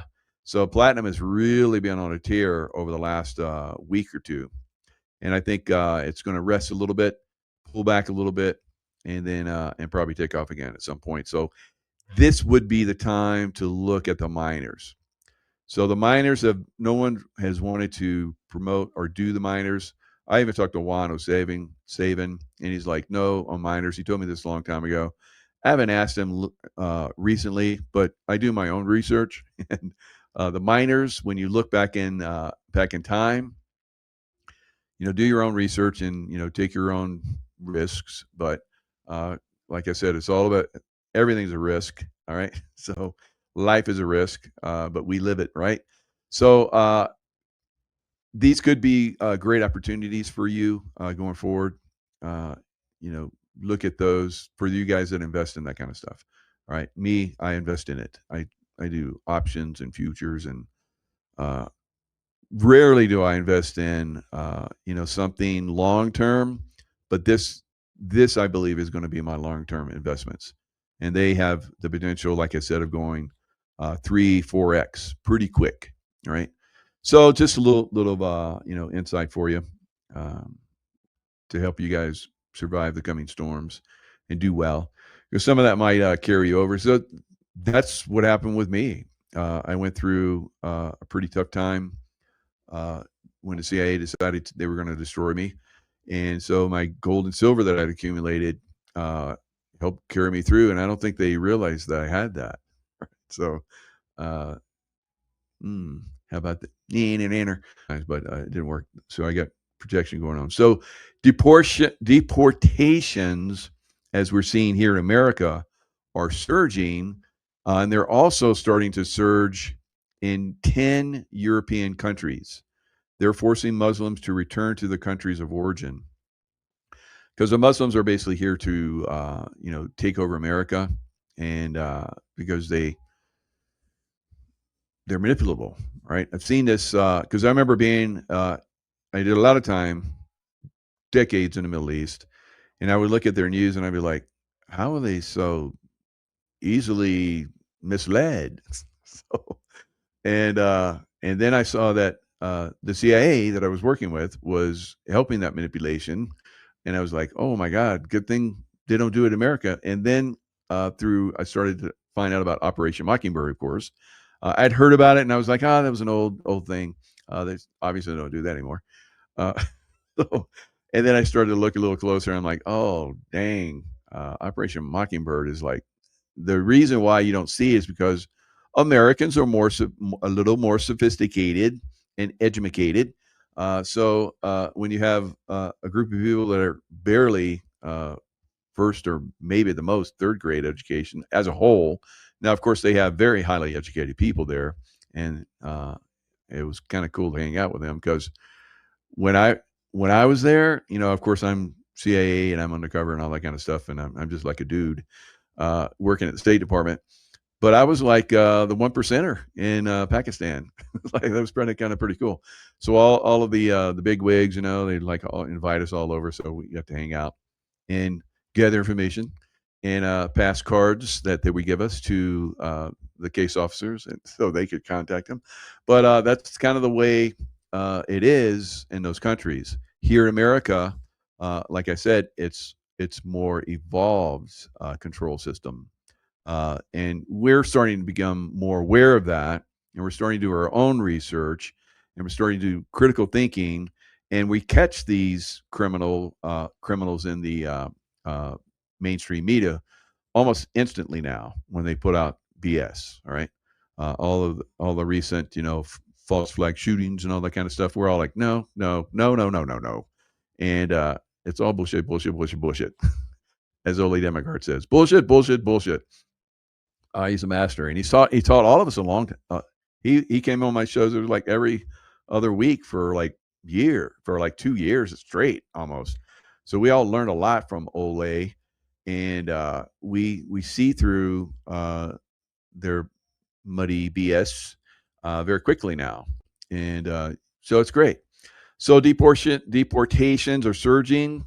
We're probably going to see the Muslim population here in America, which are here to basically take down America, guys. All right, and we'll probably see a lot of the Muslim population be deported back, and that's good. That's very good, because I've seen them all over the world, and they don't do well with others. So go back to your own countries, in Somalia and so forth, but not so fast. You know how they're saying, "Oh, deport her because she married her brother." Bullshit, bullshitty. All right, she did very bad things, frauded the American people. She has gone from, like, I don't know, $50,000 to $30 million. $30 million, right? And all the Somalis, the little skinnies, that's what we call them. We're over there. We call them the skinnies. They're pretty much raping Minnesota. And they talked about how in Minnesota they have like it's a small state. They have like 5 million people or something like that, and they have 8 million voters. It's insane. It's insane, the corruption that has gone on there, that has been allowed to happen in Minnesota. But that's just Minnesota. That's happening in California. It's probably like that's child's play. And New York, that's child's play. We do it much bigger here. And so Illinois, same thing, child's play. And so we're going to see this corruption in the Democrat Party explode on them, I think. And of course, they pushed the trials of Hillary, not trials, but they're supposed to testify to Congress. They pushed them from, I think, what was it, end of last month, into January. And I think that's because they were like, let's just take everything down in January. All right. Let's just take the whole Democrat Party down. Let's just do them all. All right. So I think that's going to be a massive exposure, more than has already happened on the Democrat Party. All right. So deportations will continue here in America, and they're continuing in Europe, because the Muslims are coming there to basically destroy thousands and thousands of years of history. And all of those people that have had, all of those generations and generations and hundred generations developing those countries, and you bring in like this other group to like take it down in a generation. That's what they're trying to do, and Europeans are about done with that. And so they're finally pushing back on it. Maybe we're the example right now. I think that's possible. So they're really starting to ramp it up. They're getting their criminals, their Muslims out of there, right? So and it's kind of funny, because I posted about Ilhan Omar. I said, she doesn't get deported. She goes to a penitentiary, right? And someone said, well, what do you think? It's a pirate country, and they interbreed. They're inbred pirate, culture. I'm like, that's brilliant. That's it. That's it right there. Because they have now hundreds, maybe even more, of fraud cases against Somalis. They came into Ilhan Omar's, district, and she's like partying with them. She's promoting them. She's like bringing them in, and they're like, getting all these jobs, and she's got them working for her. And she's like, I don't know anything about this. They all lie. They all lie until they're in jail. It's like, yeah, I made a mistake. Yeah, you're in jail, and yeah, you're going to be there for a long time. And God, if they deport her back without putting her in jail, that'll be a bullshit. Bring her back and put her in jail if she ends up over there. All right. Make an example out of that skinny. All right. Good God, that's bullshit. All right. So, we're trying to get rid of these illegal immigrants and Muslims that want to take over our country. And we have these mayors. There's a mayor, Jacob Fry. So let me show you the picture. I'm sending this guy a lot of love. All right. a lot of love, so he can go bye-bye. All right, so Jacob Fry. Lots of love to you, Jacob, and all the baddies that are on you are going to have to go away because you're not going to like that energy, and then you're going to be vulnerable. All right, so here we go.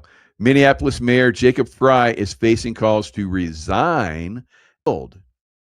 So again, these Democrats are trying to cause an insurrection. They have to go. They have to go. And a lot of them, like this clown, should not only just resign, he should be thrown in prison if the operations continue in his city. What is wrong with this guy? Somebody wrote. Yeah, I agree. I am increasingly concerned because of the chaos that is being caused by these ICE agents. Yeah, you're increasingly concerned because they're taking away your capability to money launder and hold the line for your people behind you, which are like the Somalis, are benefiting and robbing the U.S. taxpayers. We all know that we cannot afford to lose a single Minneapolis resident, Skinny, because they showed up and decided to protect their neighbors. So the Skinnies are basically getting ready to go, Mogadishu on us, guys. That's what we're hearing.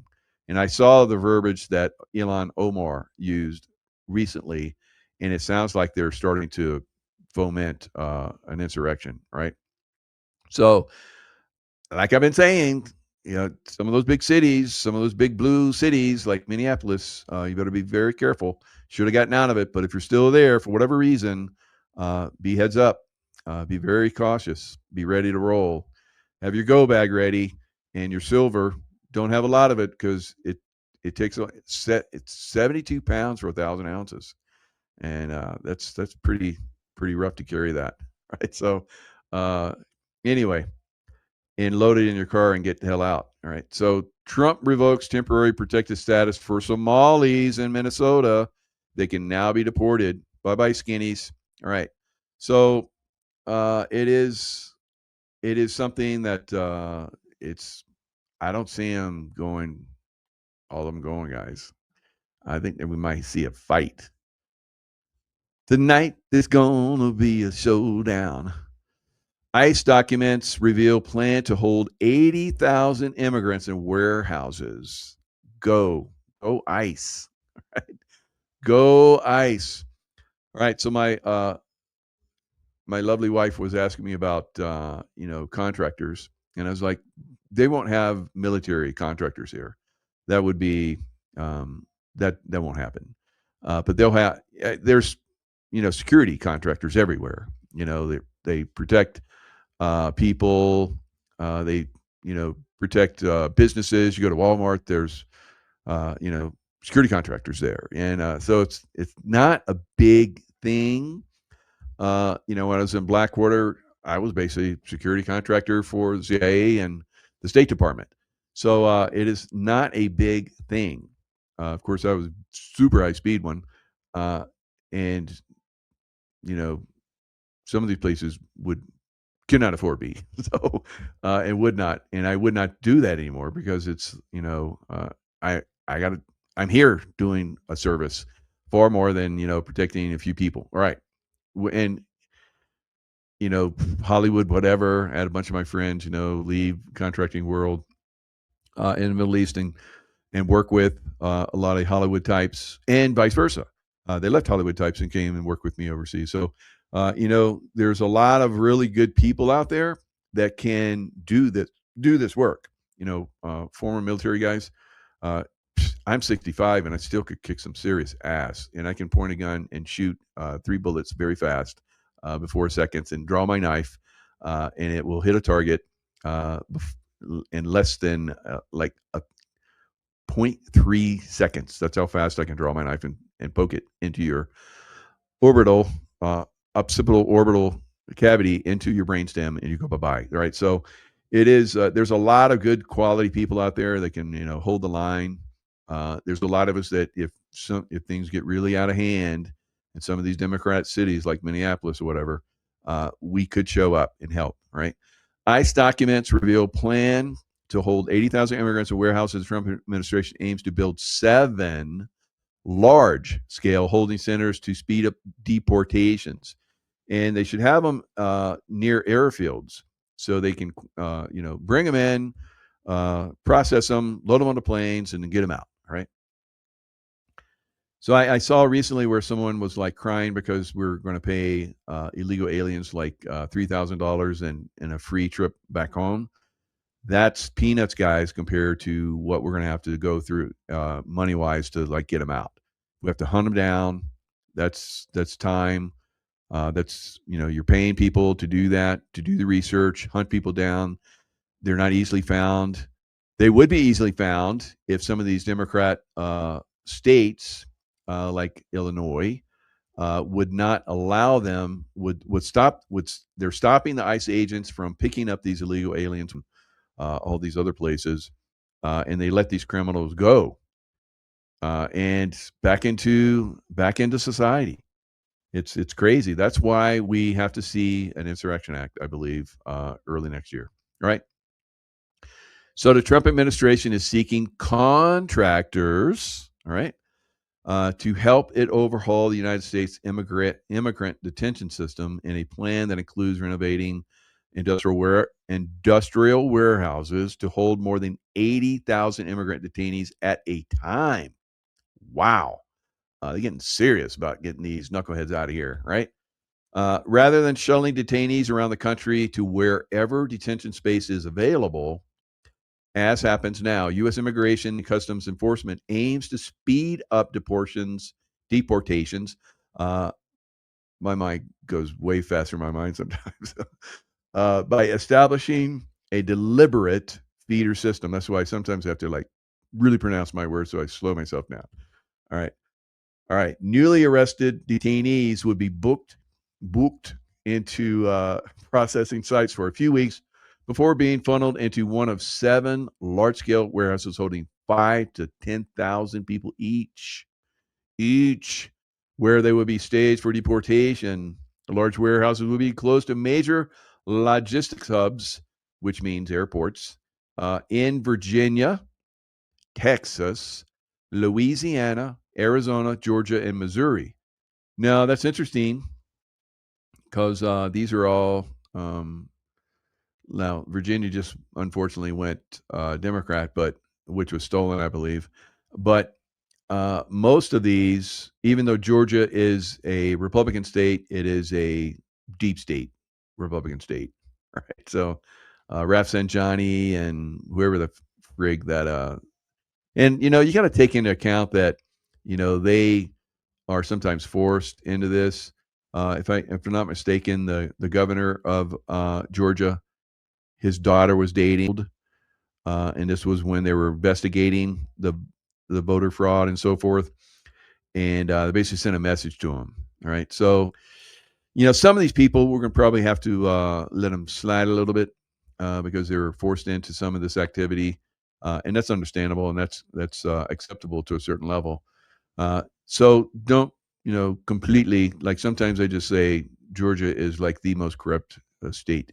And even though we have Illinois and New York and California, Georgia is super, super corrupt, right? It needs to be cleaned up bad. So I don't think anyone has been voted into Georgia in a long time. They've all been selected. All right. 16 smaller warehouses would hold up to 1,500 people each. And of course, that's not going to happen in Illinois at the moment.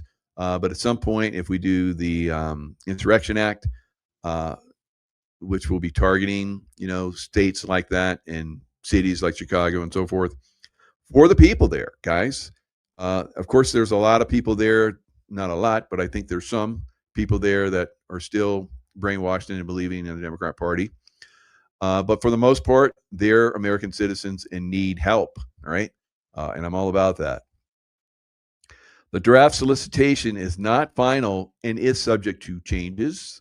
ICE plans to share it with private detention companies. Please don't do it with the some of these corrupt, prison system detention companies, right? Which basically have a lot of people in those detention centers that really don't belong there. They have judges and law enforcement and so forth that are basically keeping them filled so they make money. And then they filter that back to some of those judges and law enforcement. So be, very, very thoughtful in who you, bring in. So, and these things are, even if you bring in somebody that's on the up and up, they can sometimes be corrupted. And I unfortunately saw that at Blackwater. So Tricia McLaughlin, a spokeswoman for the Department of Homeland Security, said she cannot confirm or deny, like I used to say when I worked for CIA, the Post reporting, and declined to answer questions about the warehouse plan. All right. So they're not on the up and up about it yet, but they're kind of leaking it a little bit so that, people can go, like me, can put this information out there, and people like a lot of you guys in the chat go, let's go. All right. Get her done. All right. That's what we like to say, right? Get her done. Let's move. All right. So the global warming lie is really getting a lot of nails in the coffin on it. And the most recent is record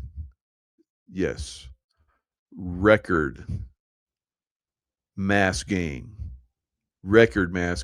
in Greenland.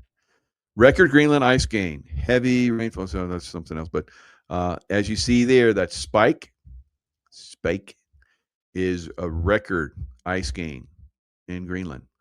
So all of the global warming scam lie, they stopped saying global warming. They said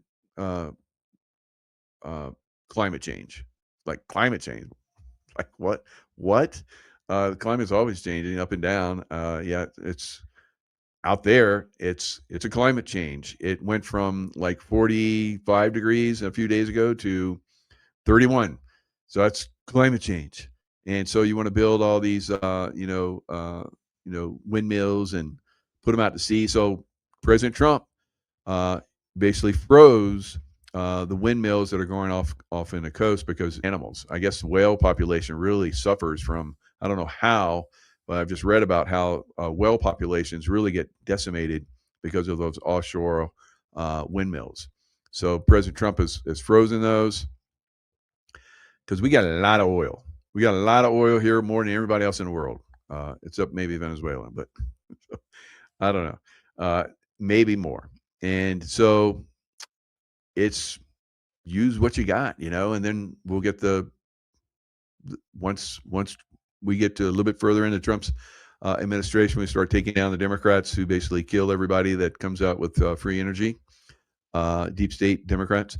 We'll probably go to, revealing some of those technologies. We get levitation vehicles and, energy systems that'll run your house. That's what David Schmidt has with LifeWave. He's ready to reveal that, but there's a lot of pressure on bringing some of this information out and these technologies. So we can look forward to a lot of these coming out as time goes on. But for right now, I'm going to go up and have a nice glass of champagne with my lovely wife. And I hope you guys have a very Merry Christmas. And we'll see you guys next time.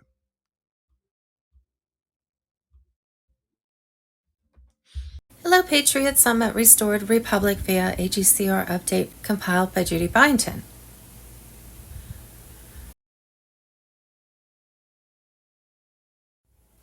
Possible timing: Wednesday, December 24th to Friday, December 26, 2025.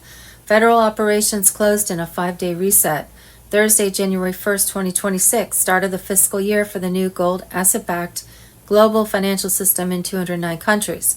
Tuesday, January 20th, 2026, the internet dies, phones go, EBS only. Sunday, December 21st, tonight after 11 months, our border is secure. Inflation has stopped, wages are up, prices are down. Our nation is strong, America is respected, and our country is back. We are poised for an economic boom, the likes of which the world has never seen. President Donald J. Trump. Monday, December 22nd, Fred Fleitz, then National Security Advisor John Bolton's Chief of Staff, confirms treachery, deception, betrayal, conspiracy, subversion, and the overthrow of the President of the United States, Donald J. Trump. John Durham, John Bolton, Mike Pompeo, and CIA Director Gina Haspel deliberately withheld and buried evidence, including Barack Obama's manufactured ICA report, not only in the waning days of the Kenyan administration, but also during his presidency, from the sitting President of the United States, Donald Trump. John Bolton, Mike Pompeo, John Durham, and CIA Director Gina Haspel not only obscured exculpatory evidence, they facilitated the overthrow of the U.S. government in 2020. Top intel operatives face Judgment Day. DOJ launches grand jury to crush Obama, Clinton, and Russiagate traitors in history's biggest political coup case. Monday, December 22nd, the Democrats said FEMA had no money for Americans in Maui, no money for Americans in East Palestine, Ohio, no money for Americans in Western North Carolina, but FEMA had an extra $1 billion to spend on illegals, including Social Security, Medicaid, and voter registration. Monday, December 22nd, did you know during the lockdowns in 2020, our great military deployed throughout Europe and won a world war? A global underground war was fought and won, and the TV never covered it. Operation Defender Europe 2020 was the largest deployment of U.S.-based forces to Europe since the end of the Cold War. W.H. Grandpa on Telegram. Monday, December 22nd, 2025. Arrests will begin in Washington, D.C. Anons are awake. They are crying no forgiveness. Son of the Storm, Kash Patel on Telegram. Global financial situation and currency reset of 209 nations. Fed is dead. Gold reset ignites global financial uprising. Fiat is finished. RVGCR is live. Monday, December 22nd. Intel Economics Special Report. Global debt catastrophe. $340 trillion and counting. A system on the brink. December 22nd, 2025, and Monday, December 22nd, the RV and military operations behind the scenes, the signing of a historic treaty by 209 countries, aims to redefine global currencies. Monday, December 22nd, Jassara is active.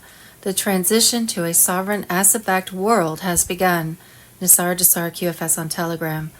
With global wealth distribution now operational and the quantum financial system fully online, humanity has crossed a historic threshold. What was once dismissed as theory is now infrastructure. Control is shifting away from centralized institutions and returning to individuals.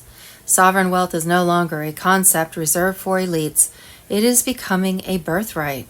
The QFS protocol and true ownership. Under the quantum financial system, every account exists outside the reach of banks, intermediaries, and political manipulation. Ownership is absolute. Funds cannot be frozen, censored, seized, or diluted. Quantum encryption secures each wallet of the individual level, making corruption mathematically impossible. The legacy banking system does not collapse loudly. It simply just becomes irrelevant. The asset-backed economy emerges. Currencies are realigning with tangible value as gold, commodities, and productive output. Fiat systems built on debt expansion are being reconciled into asset-backed formats, restoring balance and trust. Inflation, artificial scarcity, and speculative distortions lose their power when money is once again anchored to reality. Trade becomes fair. Valuation becomes honest. What comes next? Illegitimate debt accumulated through systematic abuse will be dissolved under Jassara reforms. QFS wallets will unlock through biometric authentication, restoring direct access to personal wealth. Global currency values will adjust to reflect true national resources and productivity. Central banks will be phased out as sovereign treasuries reclaim issuance authority. Legacy systems like SWIFT and coercive taxation structures will be rendered obsolete. The dawn of a new golden age as suppressed capital and resources are released, humanitarian projects, innovation, and infrastructure expansion accelerate worldwide. Education improves, communities rebuild, individuals regain freedom of choice and economic mobility. This is not redistribution through force, but restoration through correction. This is not merely a financial reform, it is a civilizational upgrade.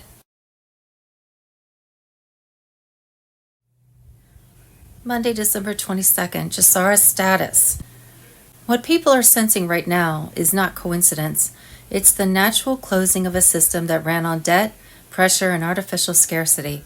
For decades, value was extracted upward while responsibility was pushed downward. That cycle is ending, not with chaos but with correction. NESARA represents a structural change in how wealth, work, and sovereignty are understood. Instead of endless obligation, the focus moves toward balance. Instead of dependence on intermediaries, ownership returns to the individual. The principle is simple. What you earn, create, and steward belongs to you, not to hidden systems designed to profit from delay and confusion. Under this framework, financial systems are expected to become simpler and more transparent. The layers that once hid fees, penalties, and manipulation are meant to dissolve. Wealth distribution is no longer framed as control from above, but as circulation based on productivity, contribution, and lawful trade between sovereign participants. QFS-style architecture, as often discussed in this context, symbolizes accountability. Every account standing on its own, not as property of banks or governments, but an extension of the individual. No leverage without consent. No ownership without responsibility. That is the philosophical core behind the shift people call NESARA. This is not about instant miracles or overnight changes. It is about alignment. When systems realign with fairness, pressure eases naturally. When extraction stops, growth becomes possible again. That is why resistance is loud right now. Outdated structures always react when their influence fades. The era of debt as a weapon is closing. The era of value rooted in sovereignty is opening. What comes next is not announced with noise. It shows up as clarity, simplification, and quiet structural change. Those paying attention will recognize it, not because they were told, but because they can feel the difference. Monday, December 22nd. 3. Israel and Netanyahu, the plan for Greater Israel and control of the Eurasian landmass. There's a link to that. And Monday, December 22nd, Nancy Pelosi just got caught in the biggest insider trading criminal scandal in history. Public documents prove that Pelosi's insider information made her the #1 stock trader in the world. She crushed Warren Buffett, who sits in the #2 spot by a whopping 128% in earnings. The Pelosi mafia is now in control of the Democratic Party and is putting its full power behind Gavin Newsom's 2028 presidential run. Alex Jones on Telegram. Tuesday, December 23rd. It's the 23rd of December 2025, and we're now seeing everything play out in public. The criminal syndicates are being dismantled one by one, state by state throughout the United States, country by country throughout the EU and in the UK. This all happened back in 21 and 22, but you're now seeing it play out in the pantomime. It is all being completely dismantled. The good thing is, it's already been done.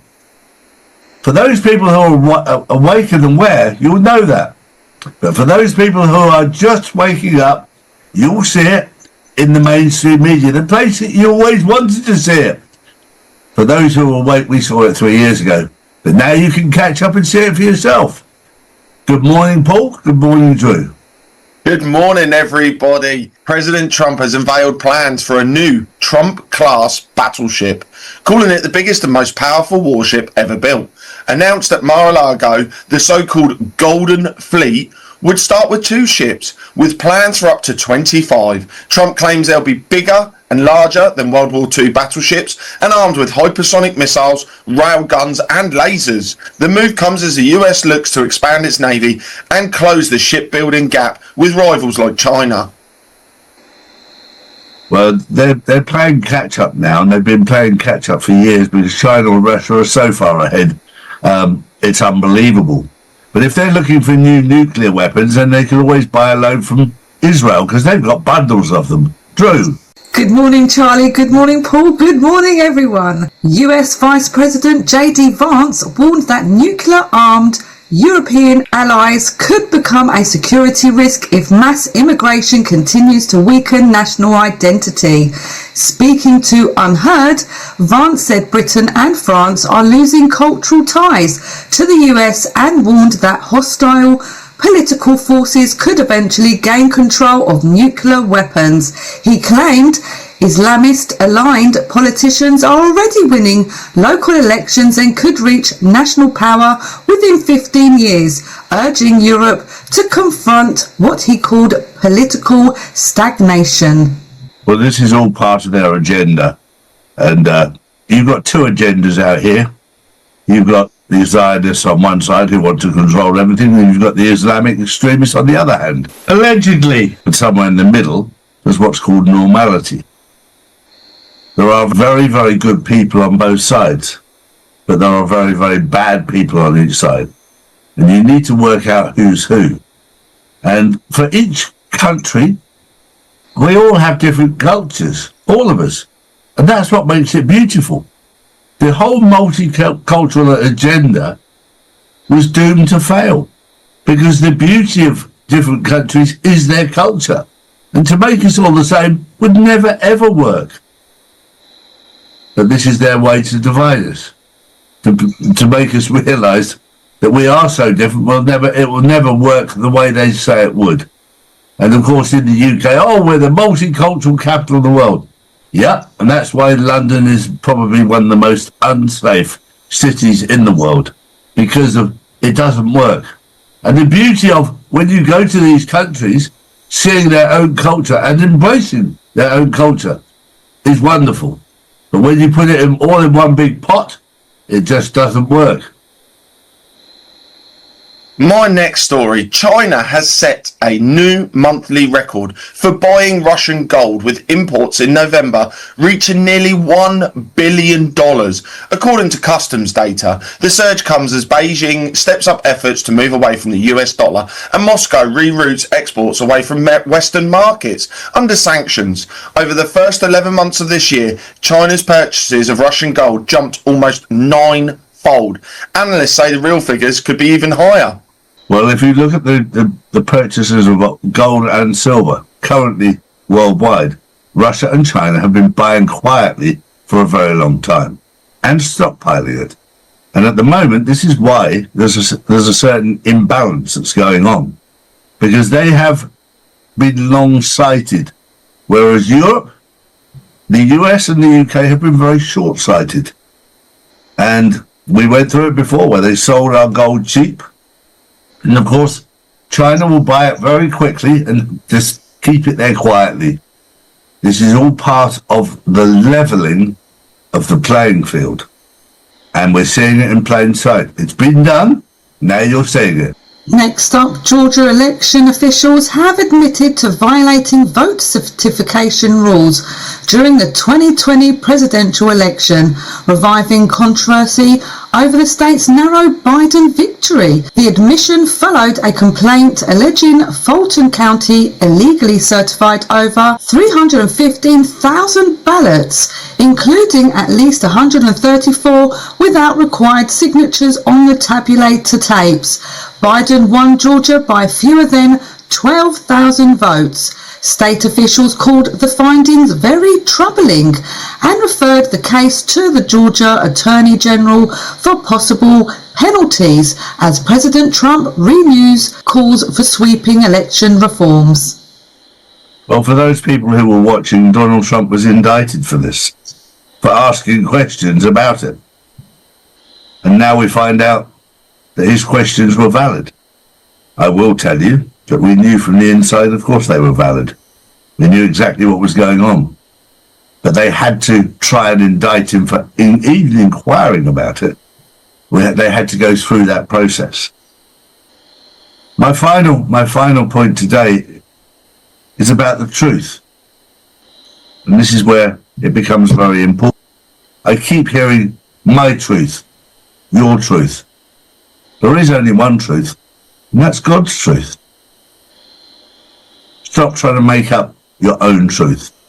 Get yourself centered back with God, and then you'll find the truth. That was the news.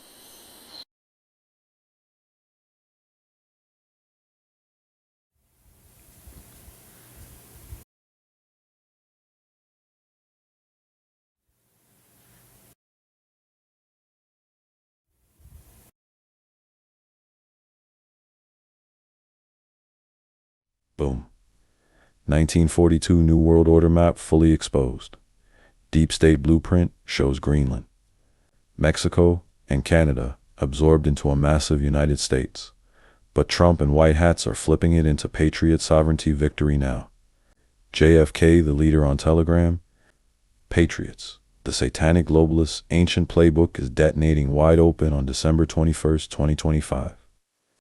There's 1942 outline of the post-war New World map by Morris Gomberg. Isn't some forgotten relic the deep state cabal's chillin' blueprint for a new world moral order? A one-world government disguised as peace, dividing the planet into massive federated superstates under elite control while quarantining dissenters and nationalizing everything for their Rothschild-Rockefeller empire. The bombshell. A vastly expanded United States of America swallowing Canada. Mexico, all Central America, the Caribbean, Greenland, Iceland, most Pacific Islands, the Philippines, Taiwan, and more turning North America into a hegemonic beast to enforce their moral tyranny worldwide. This map screams NWO agenda, the USSR gobbling Eastern Europe, Iran, Finland, a United States of South America merging the continent.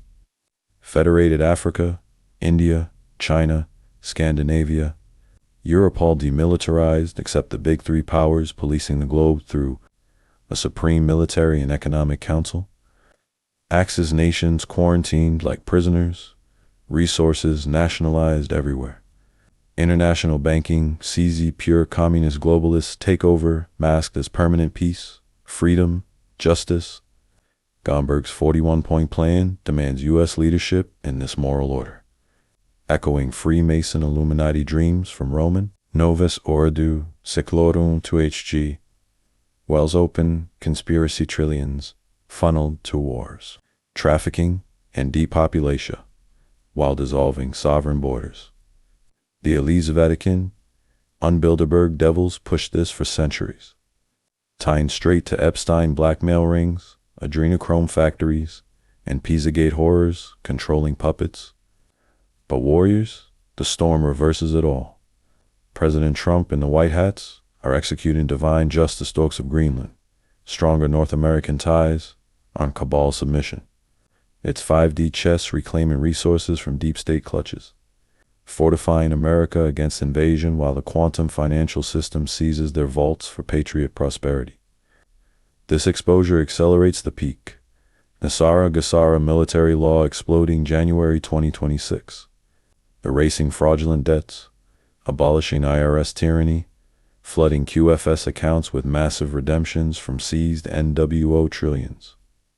Gitmo daily executions on planners, descendants, Gates, Sorousis, swinging as sealed indictments, unsealed thousands. Medbeds live for awakened warriors, reversing poisons. EB's broadcasting the full map truth, tying it to bioweapons and election thefts.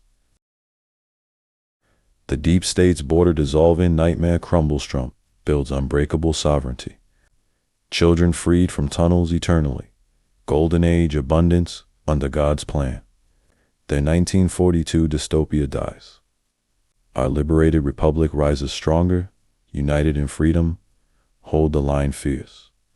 Exposures flood, tribunals worldwide, victory thunders, eternal no one, world slavery, only patriot, dominion. Trump triumphs massive, evil damned forever.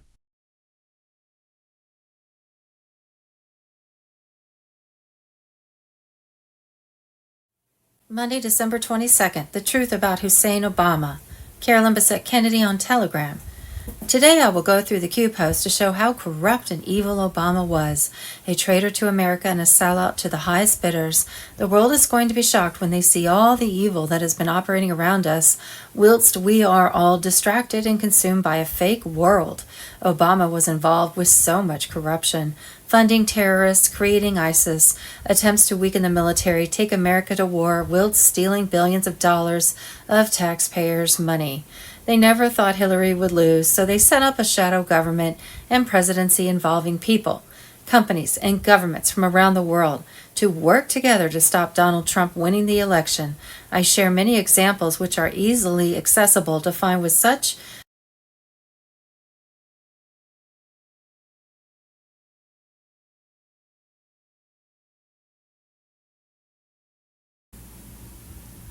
winning the war of good against evil, historic treaty by 209 nations that redefined global currencies being implemented. Putin and Trump in direct communication for the past 10 hours. Russians rescued over 35,000 children from Ukraine underground bioweapon labs. A quote from President Donald J. Trump: "The Holy Spirit doesn't shout through fame. He whispers through faithfulness. He hides power in humility. He builds kingdoms with kindness. When you walk where he leads, you no longer fight to prove yourself. You simply reflect the one who sent you." It was this centuries-old Satan-worshipping Red Mafia that the Q movement, President Trump, and the Global Military Alliance were taking down in a literal war of good against evil. See Trump Hold On, I'm Coming remix. Behind the formation of the Q movement was none other than John F. Kennedy Jr., who did not die in a plane crash but was hidden in the Victim Witness Program. Sunday, December 21st, 2025, I'm coming home. JFK Jr. was finally making himself known because he was the leader of the Q movement, which was finally implementing the global currency reset of 209 nations. Doing so would win the war between good and evil, demolish the deep state cabal's Red Mafia, and give the people's money back to the people. Sunday, December 21st, 2025, Tier 4B enters 36-hour window as Iraq leads gold-backed currency revaluation revolution. Phase 3 RV activated media group. Now President Trump's green light has accelerated the greatest wealth transfer in history, redistributing reclaimed assets from cabal control to the people through secure quantum accounts, ending the era of fiat oppression and ushering in abundance. The global currency reset progresses within the quantum financial system, with notifications, exchanges, and payouts expected imminently as gold-backed currencies fully activated. Nasara protocols were enacting complete debt forgiveness for mortgages, loans, credit cards, and all burdens of the old system in a debt jubilee that restored financial freedom. Restitution and prosperity funds flow forth, with humanitarian projects receiving unprecedented support to heal nations and communities. Possible timing: Wednesday, December 24th through Friday, December 26, 2025. Federal operations closed in a 5-day reset window. Thursday, January 1st, 2026, start of the worldwide fiscal year for the new gold asset-backed global financial system. Starting on Wednesday, December 24th through Friday, President Trump has signed an executive order closing federal operations for 5 consecutive days over Christmas week from December 24th through December 26th. Extending into the weekend. On the surface, it appears to be a holiday measure for federal employees. In reality, the timing and structure suggests something far more deliberate. This is not about celebration. It is about control, coordination, and a calculated pause at a critical moment. The shutdown creates a rare window where civilian systems slow down at once. Agencies that normally overlap, buffer, and obscure movement are temporarily quiet. That silence matters. When administrative layers step back, operational clarity increases. It is a reset window, not a retreat. a pause that allows alignment before the next phase begins. Trump's return to the White House has not followed conventional rhythms. While public narratives focus on politics and optics, decisions point to logistics and timing. This order lands precisely when financial, technological, and institutional pressure is already elevated. Markets are unstable, banks are cautious, supply chains are tightening, every sector is bracing, even if few will say why. Paired with the shutdown was a symbolic yet precise move, a special payment to service members tied to the number 1776. The reference is unmistakable. It signals continuity with nation's founding moment and frames the present as a restoration, not an expansion. Messages like this are rarely accidental. They are markers, understood by those meant to read them. Behind the scenes, communications traffic was intensified. Secure networks are active. Coordination is visible to those who know where to look. When federal offices are closed, interference drops. When noise fades, direction sharpens. This is why the pause matters. It limits disruption while enabling action. The media response has been telling. Silence, where commentary would normally flood the airwaves. No debate panels, no sustained coverage. The absence speaks louder than speculation. It suggests awareness without permission to engage. What is unfolding is not sudden. It is procedural, step by step. Systems are being tested, rerouted, and corrected. The Christmas shutdown is one piece of that sequence, a moment where the old cadence breaks and a new one takes hold. This is not a return to normal. It is a transition, and the pause right now is part of the signal. Sunday, December 21st, Putin and Trump have been in direct communication for the past 10 hours. Whatever they are preparing, it wasn't meant to be seen. Ariel on Telegram. Sunday, December 21st, Vladimir Putin says Russia is at war against Satanism, the occult, and sorcery. He claims these forces are meant to confuse people, lead them into darkness, and ultimately destroy the human psyche and morale. We need to fight against it, but do so carefully. Sunday, December 21st, we have a link. Breaking Trump's Chemtrail Task Force exposes DARPA plot to murder 170 million Americans. Global Currency Reset, Sunday, December 21st, 2025. Urgent RV Intel. RV Phase 3 ignites global reset. Tier 4B enters 36-hour window as Iraq leads gold-backed currency revaluation revolution. Phase 3 RV activated. In a long-awaited move, Tier 4B holders are now witnessing the official part of Phase 3 or start of Phase 3 in the global currency revaluation. With banks now displaying contract rates and specific redemption protocols in place, the system has moved from anticipation to execution. A 36-hour cash-in window has been initiated, signaling that the process has entered its active operational phase. The financial revolution unleashed now. Global Financial System, Sunday, December 21st. We have a link. The RV and military operations behind the scenes. The signing of a historic treaty by 209 countries aims to redefine global currencies. The signing of a historic treaty by 209 countries aims to redefine global currencies, fostering economic equality and unprecedented prosperity. The strategic military operation ensured a smooth transition, the release of the Prosperity Fund, and the humanitarian projects set to transform lives worldwide. The revaluation of the Iraqi dinar, Vietnamese dong, and Zimbabwe zim would be bringing banking to the unbanked and a level playing field for everyone. For far too long, the global financial system has been skewed in favor of a few powerful economies, leaving many countries struggling with devalued currencies and economic instability.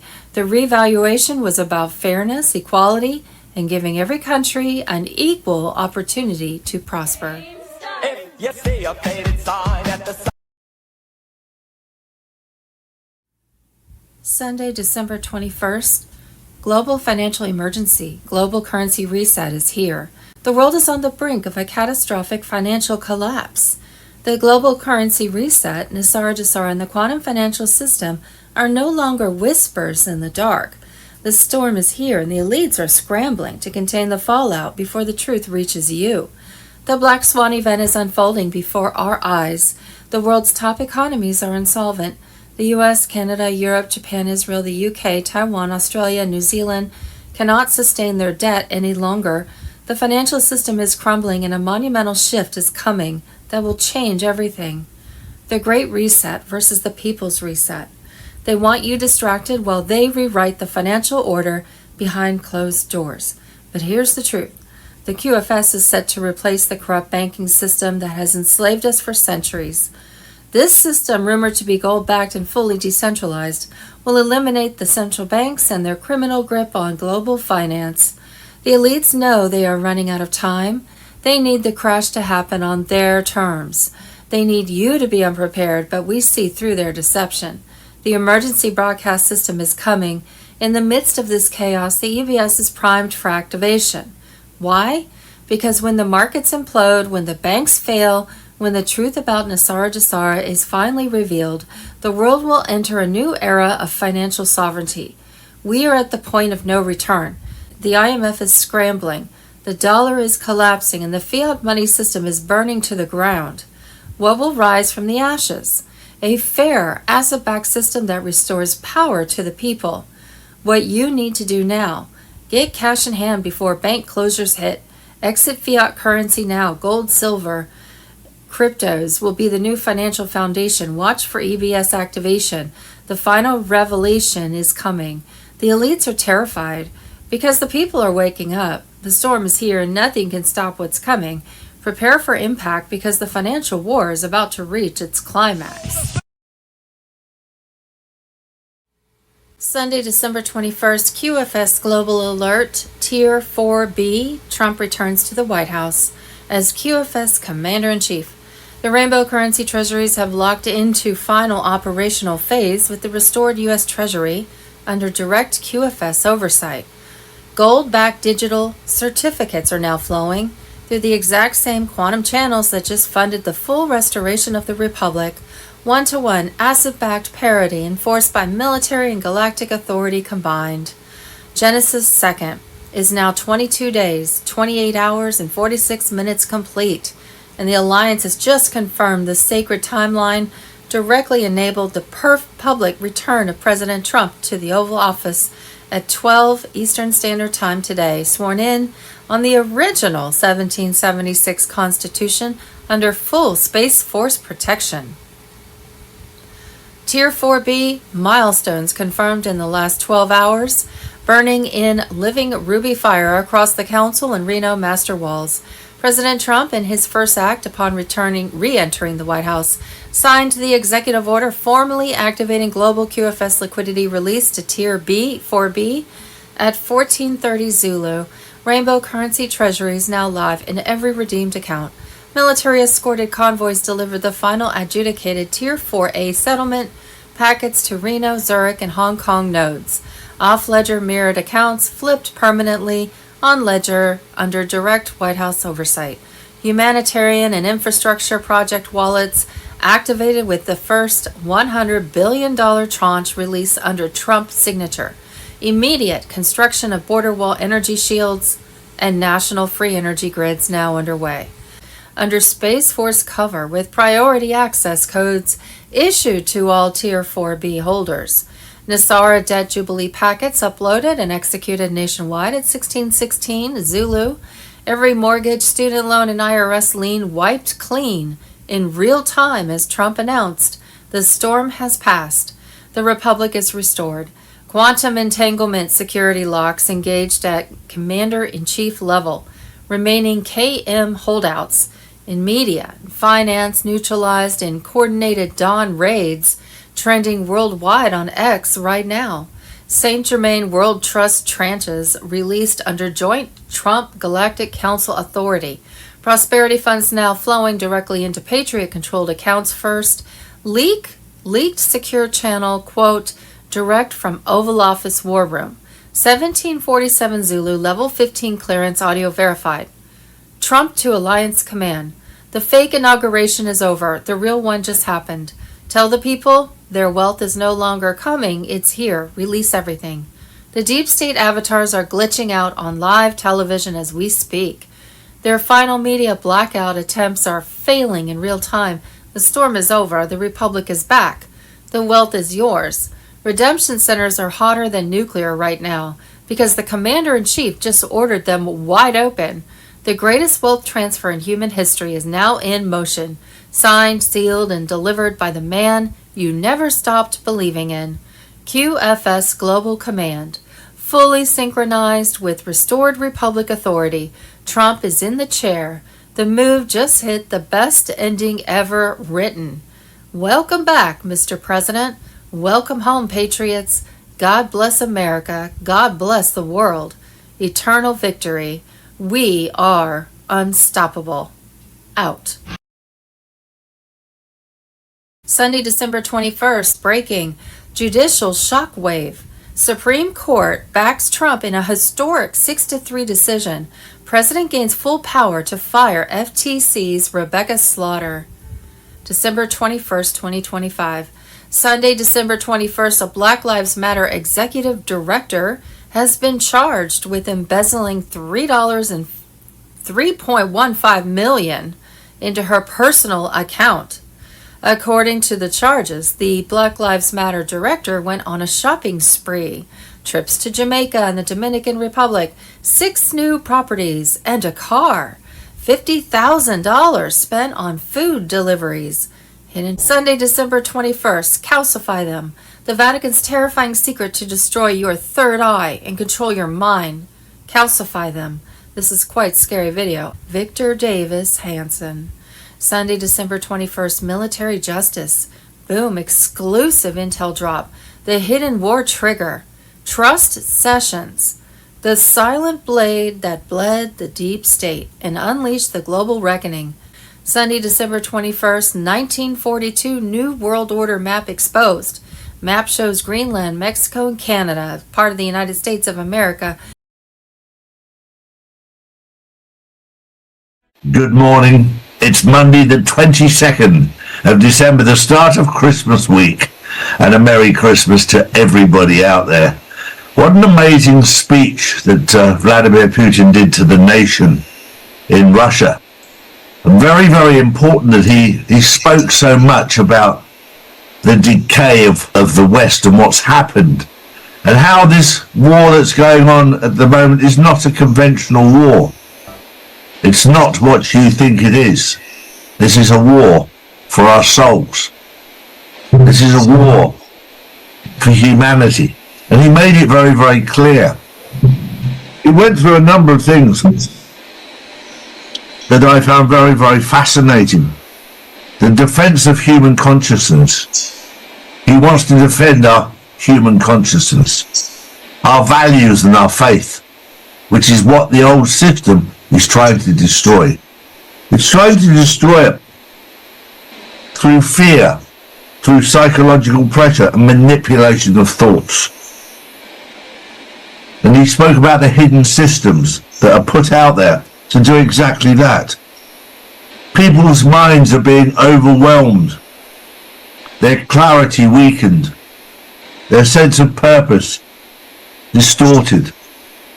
Families are under attack. Moral structures are being dismantled. Food standards are being engineered in unnatural ways. Russia is moving towards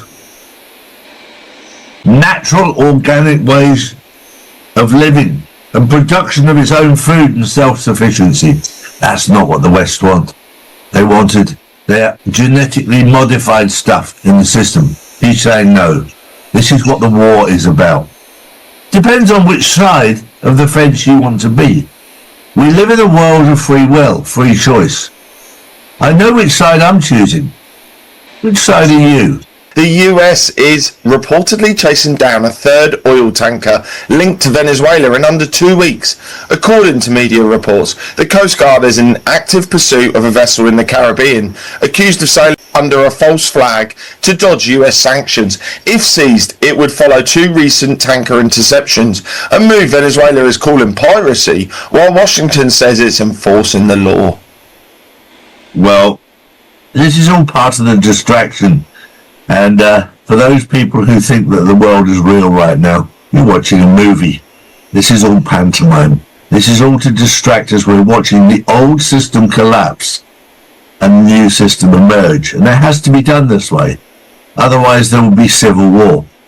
And we're seeing how the deep state and the cabal, the old system, are putting up one hell of a fight to hang on to power. It won't happen. For those people who know what's going on, it's already been done.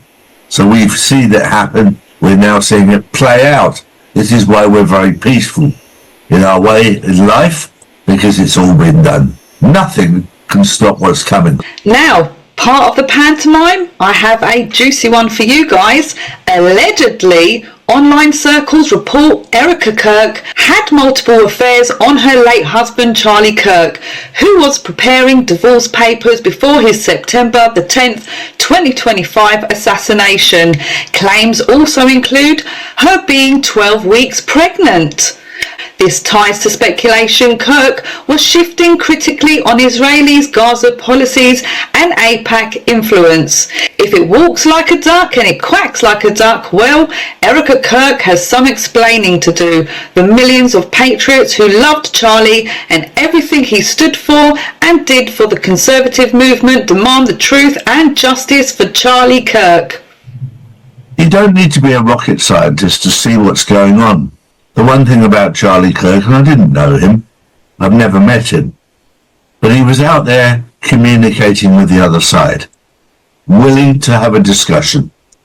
And that's what we need, to be able to talk to one another and see other people's perspectives. And he was doing that. But it became very, very clear that the moment he said anything derogatory about Israel or about the Jews, everything changed. Allegedly. Now, from my own personal research, Erica Kirk was planted there on purpose. That's my own personal thought. She was planted there by Israel, by Mossad, by whatever, whoever they be, to try to move him in their direction. This is how they work. And there's a lot of stuff coming out. The truth will always come out in the end. Who made her pregnant?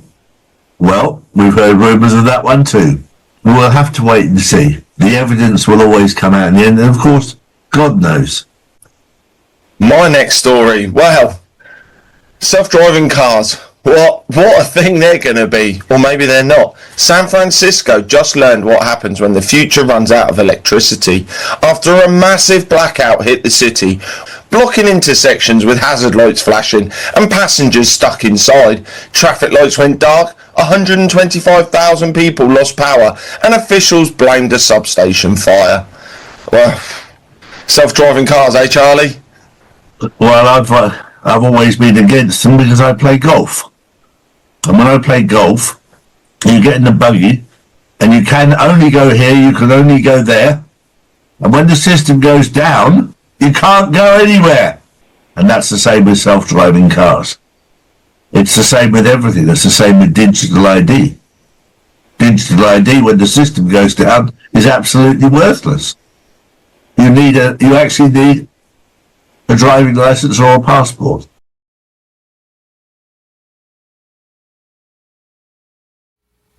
Sunday, December 21st, News Nation. A whistleblower just exposed major fraud in the state of Maine. And yes, the NGO behind it is Somali-run. Shocker. Gateway Community Services allegedly filed fake client records and billed $904,000 for services never provided. Staff received $2,000 bonuses without working shifts. Whistleblower Chris Bernardini was fired after reporting fraud. CEO Abdullah Hai Ali, who ran for president of Jubaland, Somalia. let's introduce you to Somali American Abdullah Ali, who came to the U.S. from Somalia in 2009. You're looking at, obviously, the man on my right who had discovered this story. He became a U.S. citizen, started a nonprofit to help immigrants, started several businesses, including a multi-million-dollar migrant care service agency. And in 2024, he ran for president as he raised money to bankroll a militia in Somalia. Yes, you heard that right. A U.S. citizen who, according to the Main Wire, gave an interview with Kenyan media in which he said he raised money in the U.S. to buy weapons, munitions, and supplies for paramilitary force he had hoped to lead as the president of Jubaland. Yes, that is a real state in Somalia. He was running for president in Somalia. Of course, he lost the election. We reached out to the Gateway Community Services in Maine, which Ali founded, did not hear back, ironically enough. The man who broke this report, editor-in-chief of the Maine Wire, Steve Robinson, dude, this is crazy. You really can't make this stuff up. I mean, the guy's running a migrant services agency that bills MaineCare, which is what we call Medicaid, about $5 million a year. At the same time that he's running for president, and to be clear, in Somalia, that he's running to be the warlord of Jubaland. Elections in Jubaland aren't exactly like elections in America. It's, whoever has the most guns is able to certify the election. So he needed to buy a paramilitary organization and paramilitary support in order to win that election, and he lost it. But at the very same time that he was in Jubaland and Kenya trying to become a warlord in southern Somalia, he was getting no-bid contracts from the administration of Governor Janet Mills, a Democrat who has been in cahoots with Gateway Community Services from the very beginning. So if there's one thing that I would implore your listeners to understand, it's in Minnesota and in Maine, it's not just the Somali diaspora that has come over here and decided to engage in this criminal behavior. It's an industrial complex with the Democratic Party that enables and turns a blind eye to this behavior because they benefit from it through political support. And indeed, Abdullahi Ali's number two, his assistant executive director, is the former mayor of South Portland, Maine, and is currently a state representative from South Portland and a member of the Appropriations Committee, Decca Delac. One of his former employees, Yusuf, is a representative from Portland. Many Gateway Community Services alums have gone on to become involved in politics, and Governor Janet Mills created the Office of New Americans specifically to cater to the new Americans, new Mainers, illegal aliens. And the only employee of that organization is Alkas Ahmed from Sudan, who is a former employee of Gateway Community Services. I wish I had more time for this, but you're on a roll. Basically, long story short, is Maine's got a bunch of fraud with people taking money from the government and the taxpayers and then buying rocket launchers, sending them back to run for elections and president of whatever that place is. Jubaland. And then they're also turning around and getting out the vote for Democrats in places like Lewiston, Maine and Portland, Maine. Yeah, and when you drive into Maine, there's a big sign that says Maine, the way life should be. Not the way I see it. Steve Robinson, we appreciate it.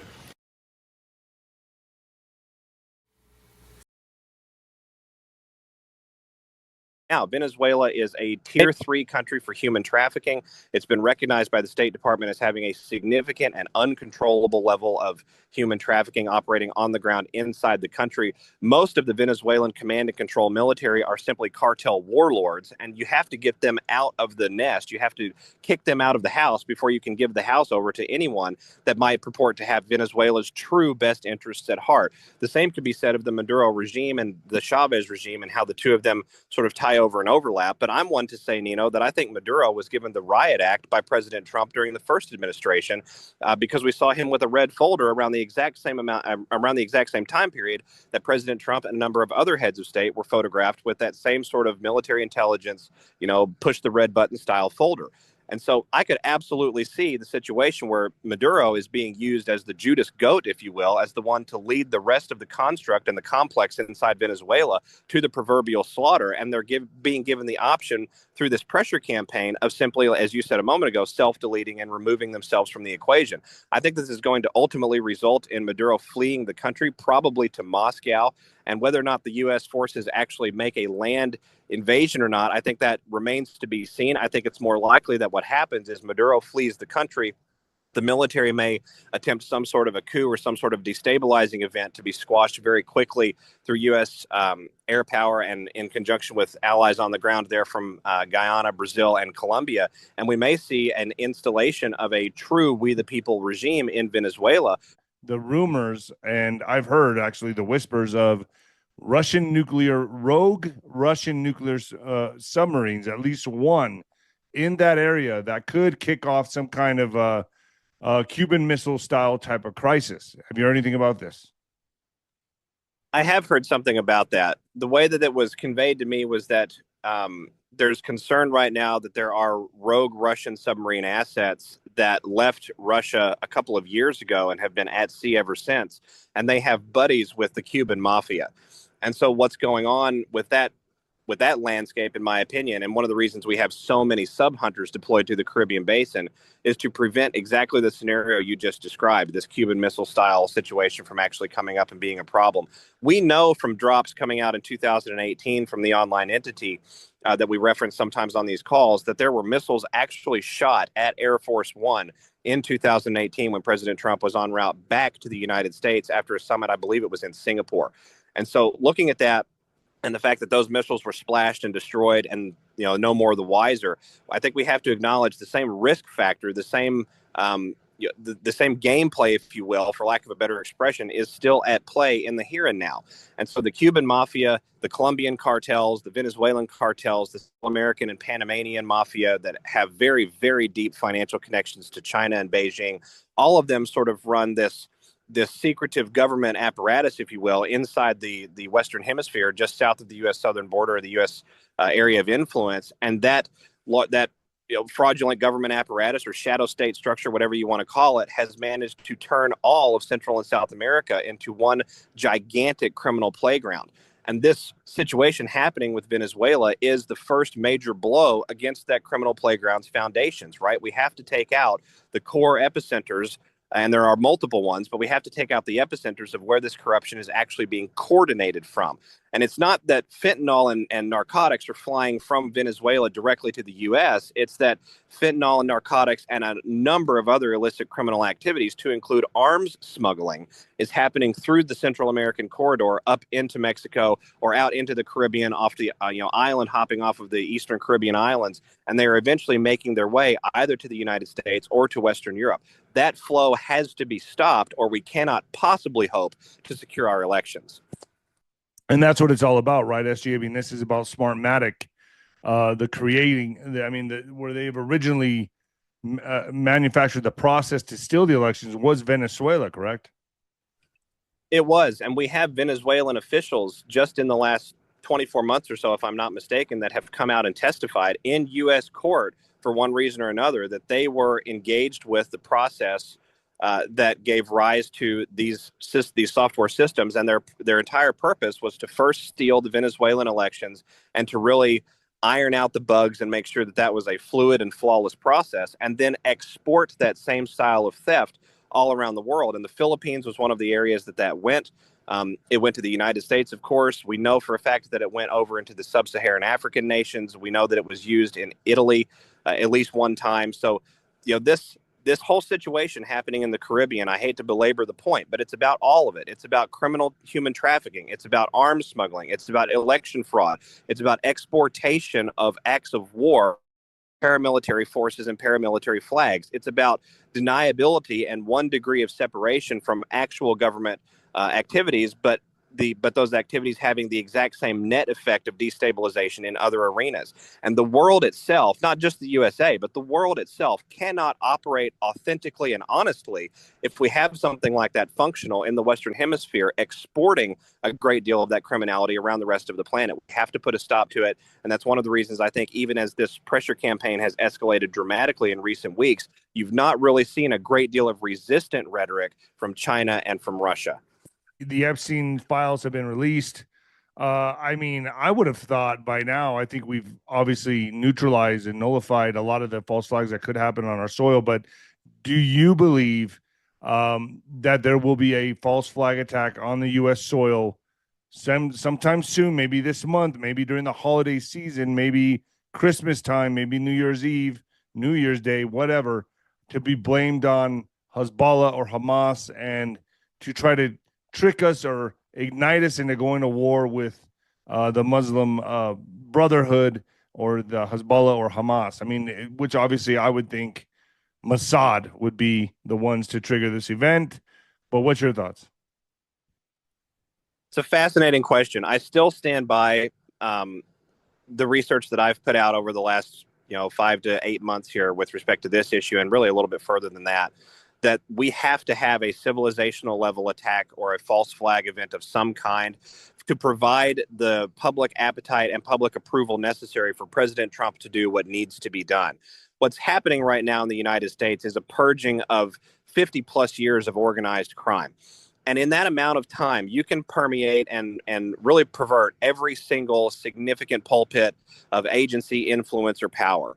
And so as we've looked at the judicial insurrection this year, as we looked at the congressional insurrection in the first Trump president term, as we looked at what happened in 2020, as we look at what happened after the Biden regime and the total expansion of all sorts of organized funneling and organized criminal showcasing here in the United States, coming out, becoming more and more bold, taking over apartment buildings, establishing, self-contained areas of jurisdiction.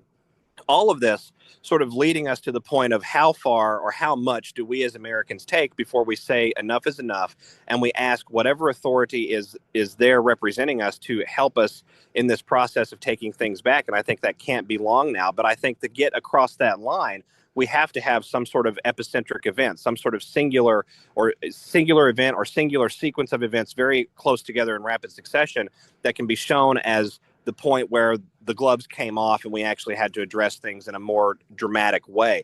And I think President Trump is preparing us for that. We've seen a number of different actions all through this year, expanding the authority of the military to cooperate with law enforcement. We've seen just as recently as his speech a few days ago, where he bonused specifically members of the military as with a Christmas bonus of $1,776. I mean, if we think for 2 seconds that that's not relevant to what he will eventually ask of the military as we go forward, I think we're fooling ourselves.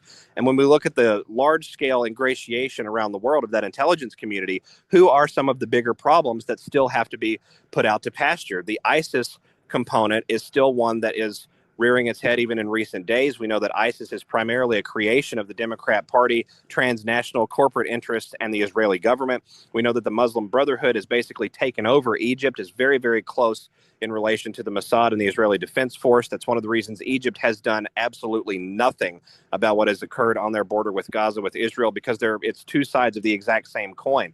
And those entities and a couple of other spinoffs, Hezbollah, Al-Qaeda, Hamas, these types of things, all of them tie back to that same organizing command structure that goes back to the Western world. And that command structure has to be dragged out. And it would not surprise me, Nino, if we see the drag out occur around about the same period of time that we start seeing things really ramp up with exposure about Russiagate, about President Obama's involvement in financing. I was just going to say that. The billions of dollars that were sent off book to Iran, for example, the amount of money transferred to Venezuela during that period of time, the amount of that were transferred to Venezuela. I mean, these are significant components that are going to get investigated and exposed, and we cannot. I don't think we can have an educated discussion about this without acknowledging that our opponent does not want those core pillars of the discussion brought out to light, because it unifies the corruption very quickly. It points to a relatively concentrated group of actors, and those actors will ultimately face a military commission, as President Trump just reminded us yet again on the 10th of December with a post on his Truth Social before this process is over. I've always said that, to me, we're playing 5D chess. We kind of have them confined like babies in a sandbox playing with dynamite, and we're just going to watch them explode, right? It's going to be a controlled demolition, implosion of the deep state. It'll be horrific. There may be some casualties of war, but we have the perimeters locked. We're watching this controlled demolition of the deep state, and Obama's in there in the sandbox with all the rest of them, all the deep state players, and they're about to fucking implode, right? Yes, they are. And I want to close out with this if I can, because it really sort of sets the tone and flavor for the discussion going forward. I watched a short video excerpt just this morning and read a couple of X posts from some individuals that have known connections to DOJ. They have a demonstrable history of halfway reliable claims. And one of those claims was put out that There is an indictment coming with President Barack Obama sometime in early portion of next year. They didn't claim exactly when, anywhere I would assume January to April, meaning the early portion.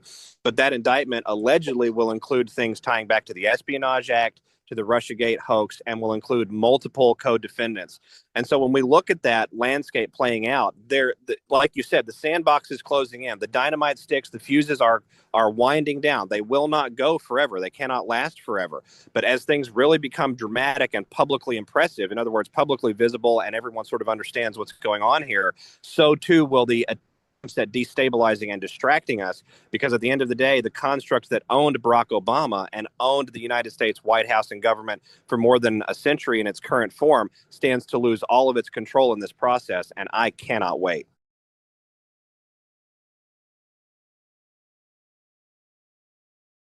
Hello, this is Benjamin Fulfords. I'm not going to sugarcoat this. We are in a fight for our lives. The Khazarian Mafia is now in a very desperate last-minute struggle to make sure that we never, ever escape the digital prison they're trying to build for us. Right now, Israel is trying to get American politicians to make it mandatory to have 5-year jail sentences for people who criticize Israel. At the same time, they are installing face recognition software everywhere with cameras, and they will be able to identify you real time and arrest you for things you say or do. And it's not about crime.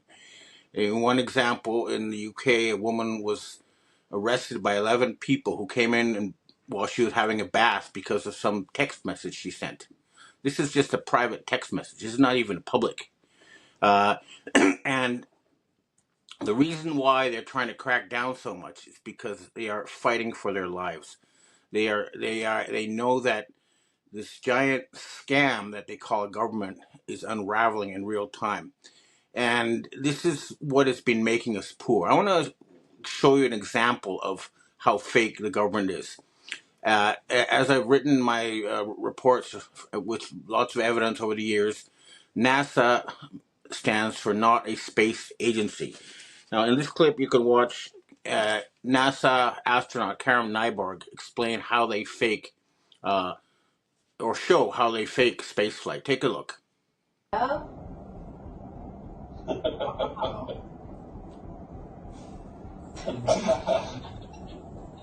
That's so cool. You are so much better of an astronaut, Paige, than those other fakes. Thank you. And if you're hungry in space, gotta have your floating Fritos to munch on. So I don't want to give GMOs any publicity, but it's all we had hanging around. Yum, yum, yum. So it's all true. It's amazing, the zero gravity. It just everything just floats around. Suck my hair because I got a ponytail. And Toots brought some coral up from Vieques, from Puerto Rico. Oh, yeah, let me keep pushing up and down and around. Pull it back toward. Oh, yeah, thanks. Yeah. Wow. Push it that way. Unbelievable. Not bad, huh? Where'd you get the 60 million a day to pull that off? Cryptocurrency. I've been saving. Oh, man.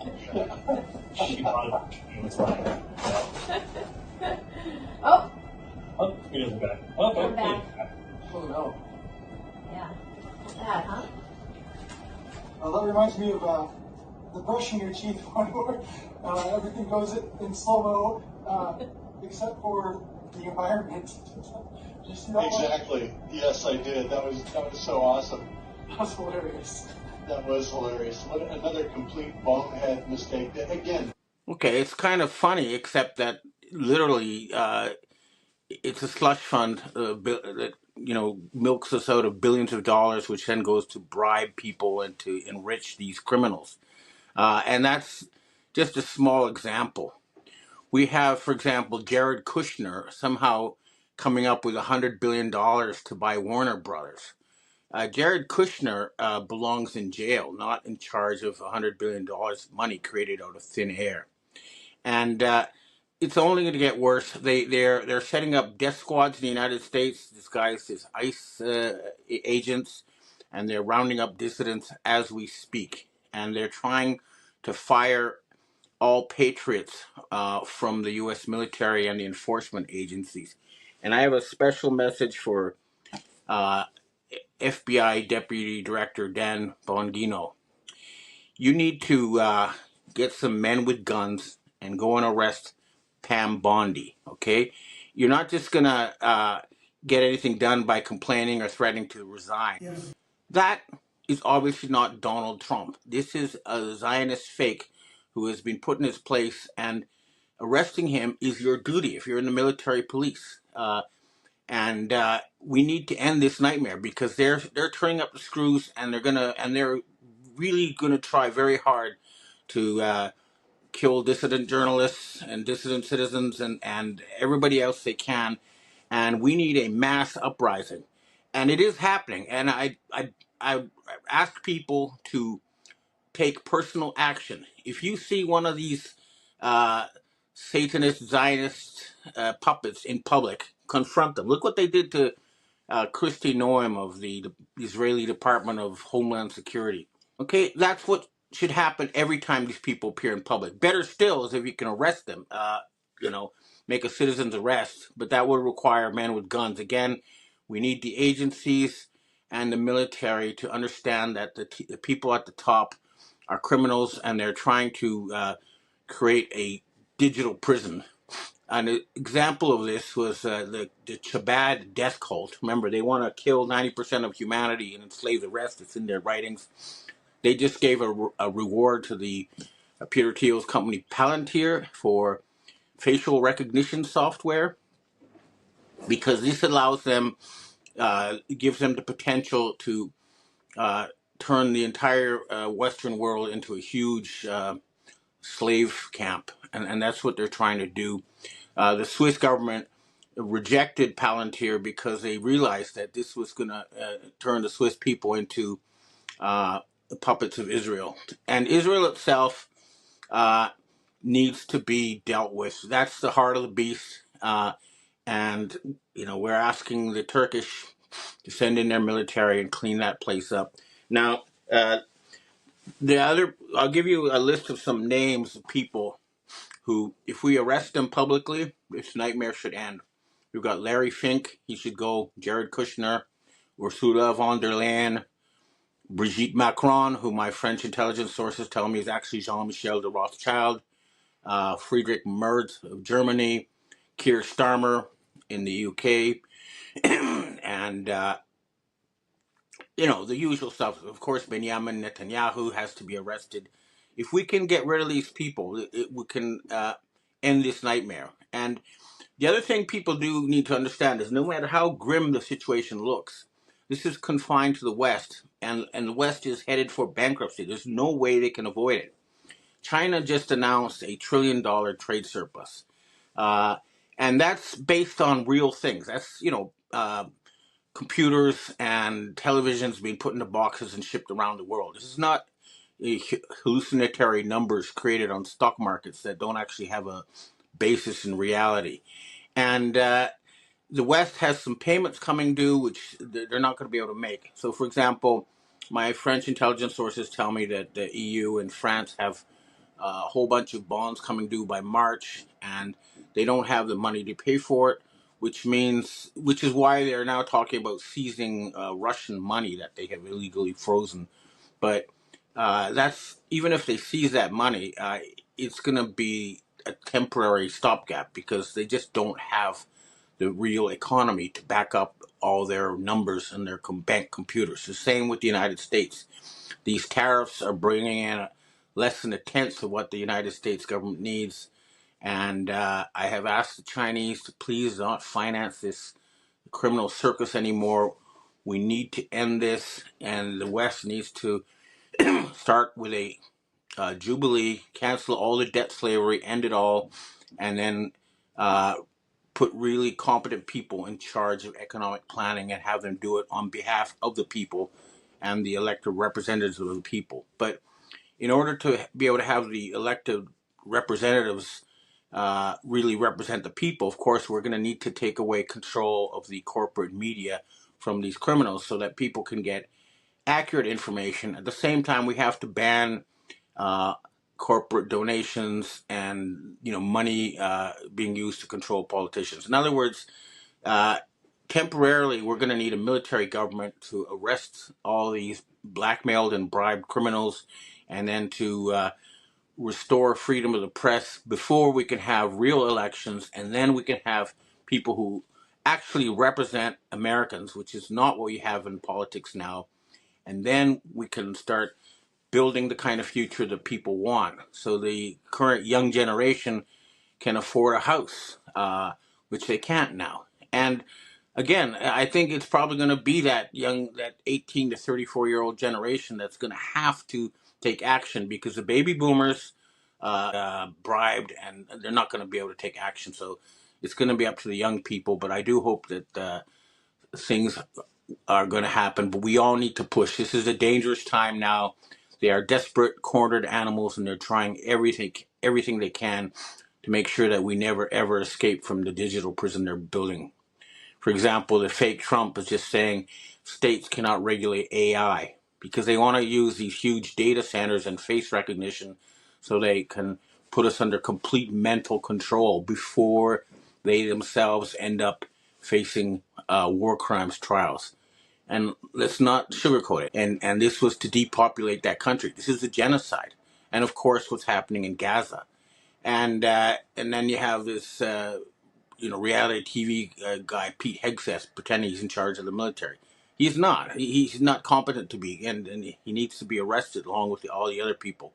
So it's time to take action, folks. But even if you don't, I guarantee you this whole thing will implode. The rest of the world has already been liberated, and I don't see how they're going to be able to kick the can down the road much past maybe mid 2026 at the most. That's what the experts say, looking at the finances, and hopefully it'll all end sooner. But we need to take action.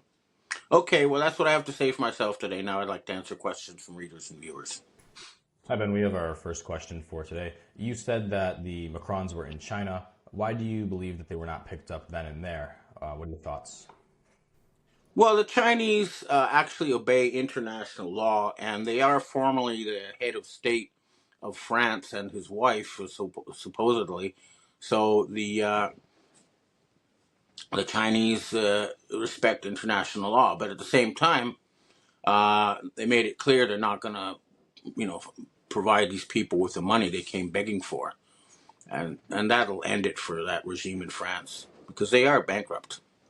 They've lost the ability to steal resources from Africa, and without that, they're going to have to declare bankruptcy and then restructure everything. But what I'm hearing from my French sources is that there's going to be some kind of real regime change. It's not going to be peaceful, and it's going to be violent, and it's going to involve the military. So that's what's going to probably happen in France and probably the rest of the G7. Next question. Eben, we haven't heard a whole lot about Palestine recently and the Israel invasion. Can you shed a little light about what is going on there right now? Again, this is a last-minute attempt by these criminals to have a state completely dominated only by their ethnic group, so that they have a place where they can continue their transnational crime, their pedophilia, and everything else. And we need Egypt and we need Turkey to go in with their armies and clean that place up and replace it with the multi-religious, multi-ethnic state of Judea. And I know there's support across the region for that, and it's time to do it. But the reason I don't follow the situation with Judea or Palestine closely is because it's an endless recurring loop of the same story over and over and over again. The same with the Ukraine. They say, "Oh, we're going to have peace." No, we're not. We're going to have peace. No, we're not. They're turning in circles, and it's time to step in and end that turn.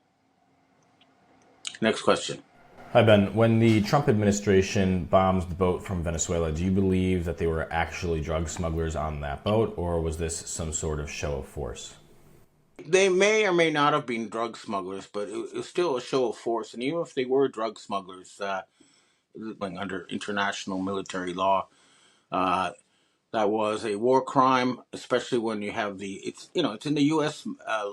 Legal manual. When you have two people floating, helpless, shipwrecked, unable to, that is actually punishable by death under military law.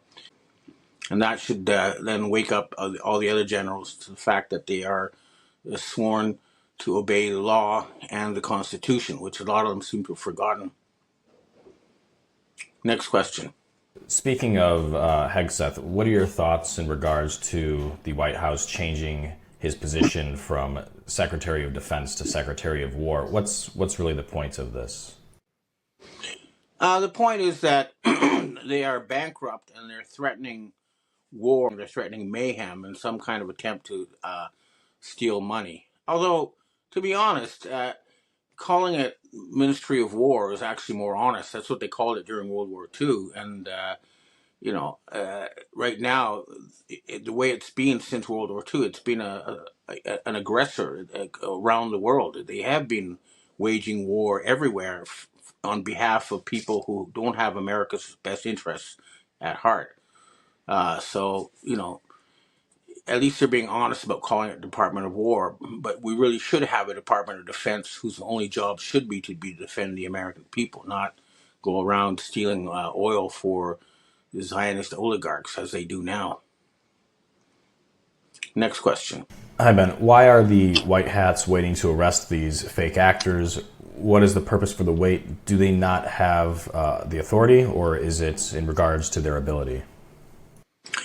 I think that they're so used to obeying orders that they've been they're like being deer frozen in the headlights. They don't know what to do, and especially since the Obama regime, only really dumb people have been promoted to the top. So it's going to have to be sold by the colonels, the people who actually do the real fighting, and not the armchair generals. I think that's what has to happen. Next question. We have our last question for today. I think we're starting to see the upper limits of inflation and public unrest before we hit a breaking point in the United States and many other parts of the world. Do you expect a national or even global market crash or events of proportionate catastrophe to occur within the near future?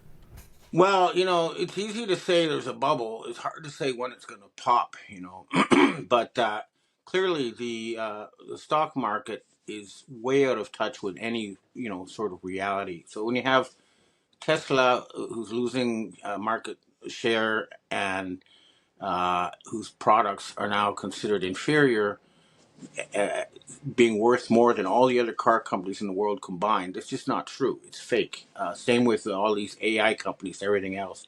But the good thing is that the stock market isn't reality, okay? These are just numbers on computers. Even if it crashes and goes to zero, there will still be the same amount of houses, factories, farms, people, knowledge.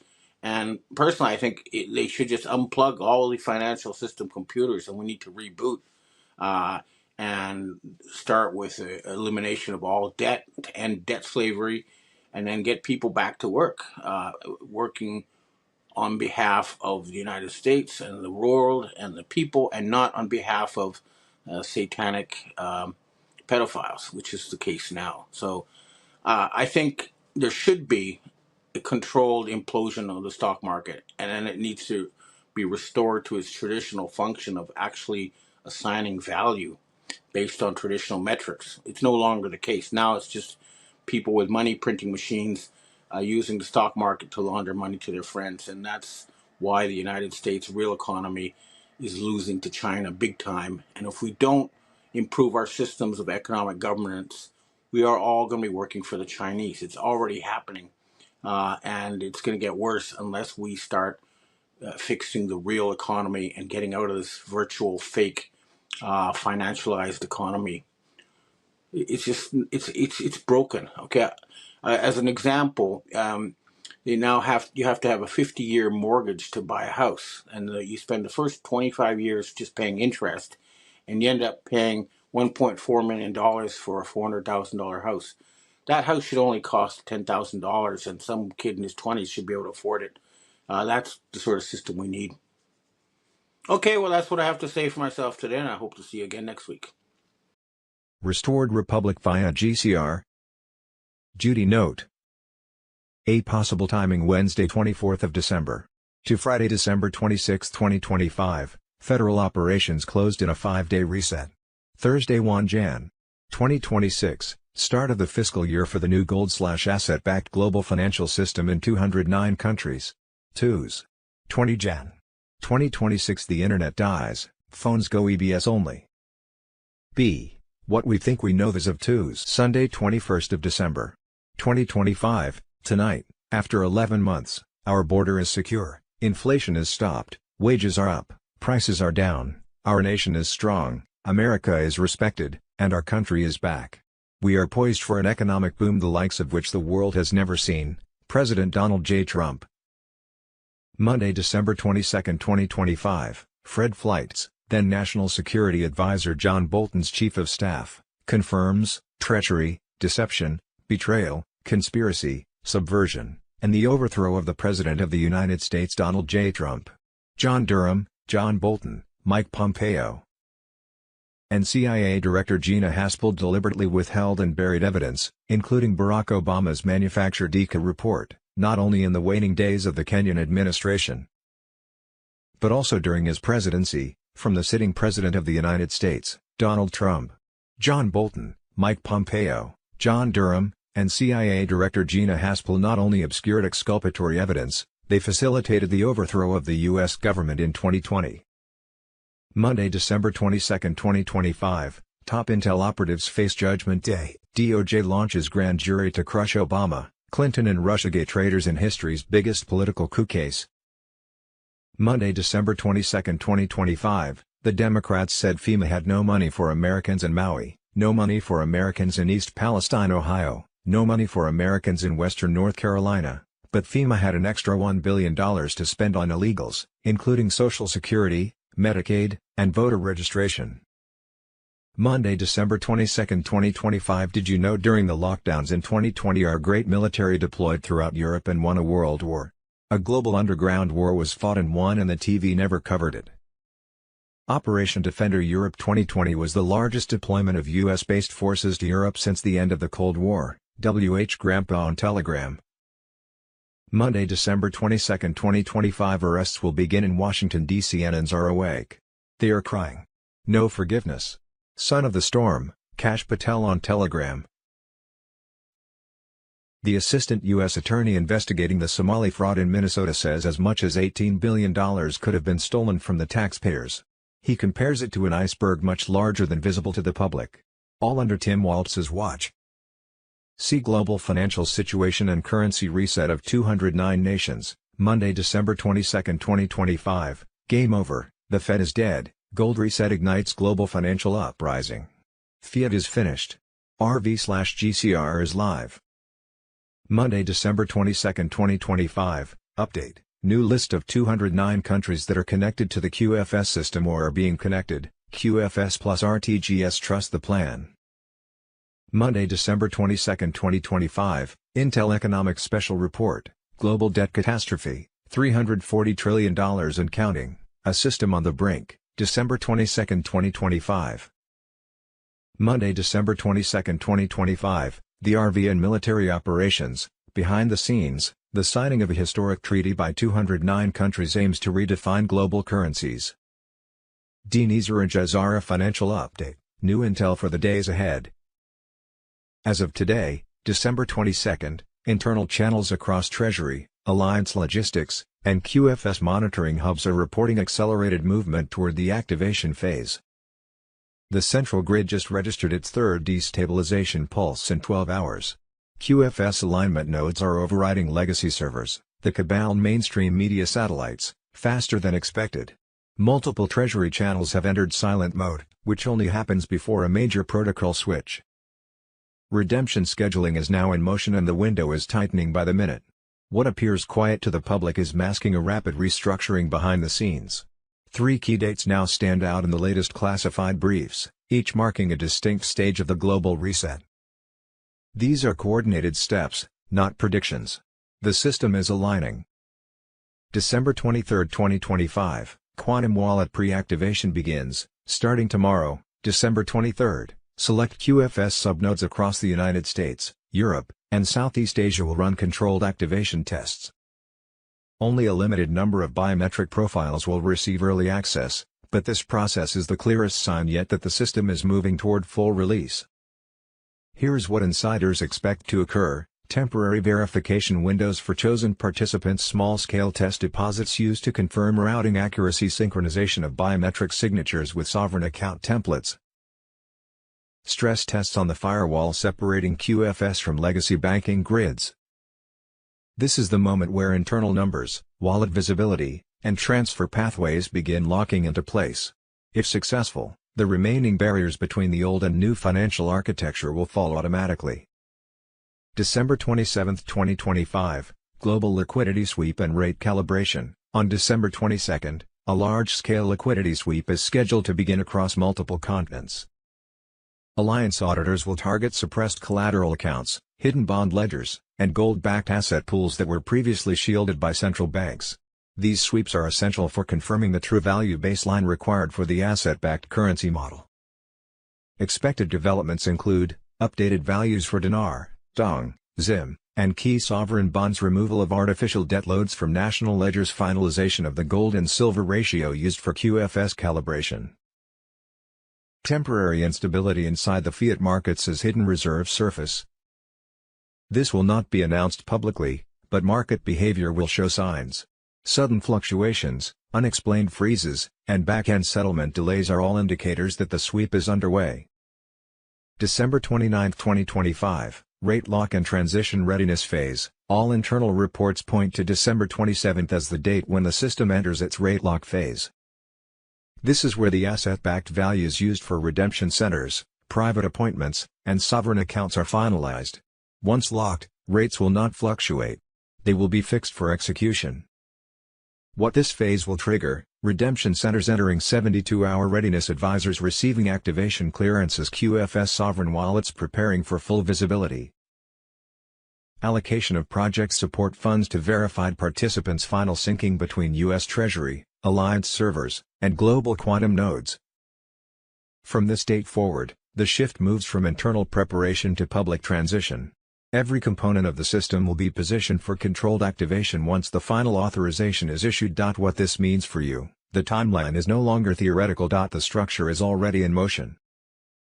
Biometric systems are being tested. Fiat networks are weakening under the audits. Asset-backed recalibration is underway. Wallet infrastructure is preparing for mass onboarding. Your role is simple: stay organized, stay informed, and be ready.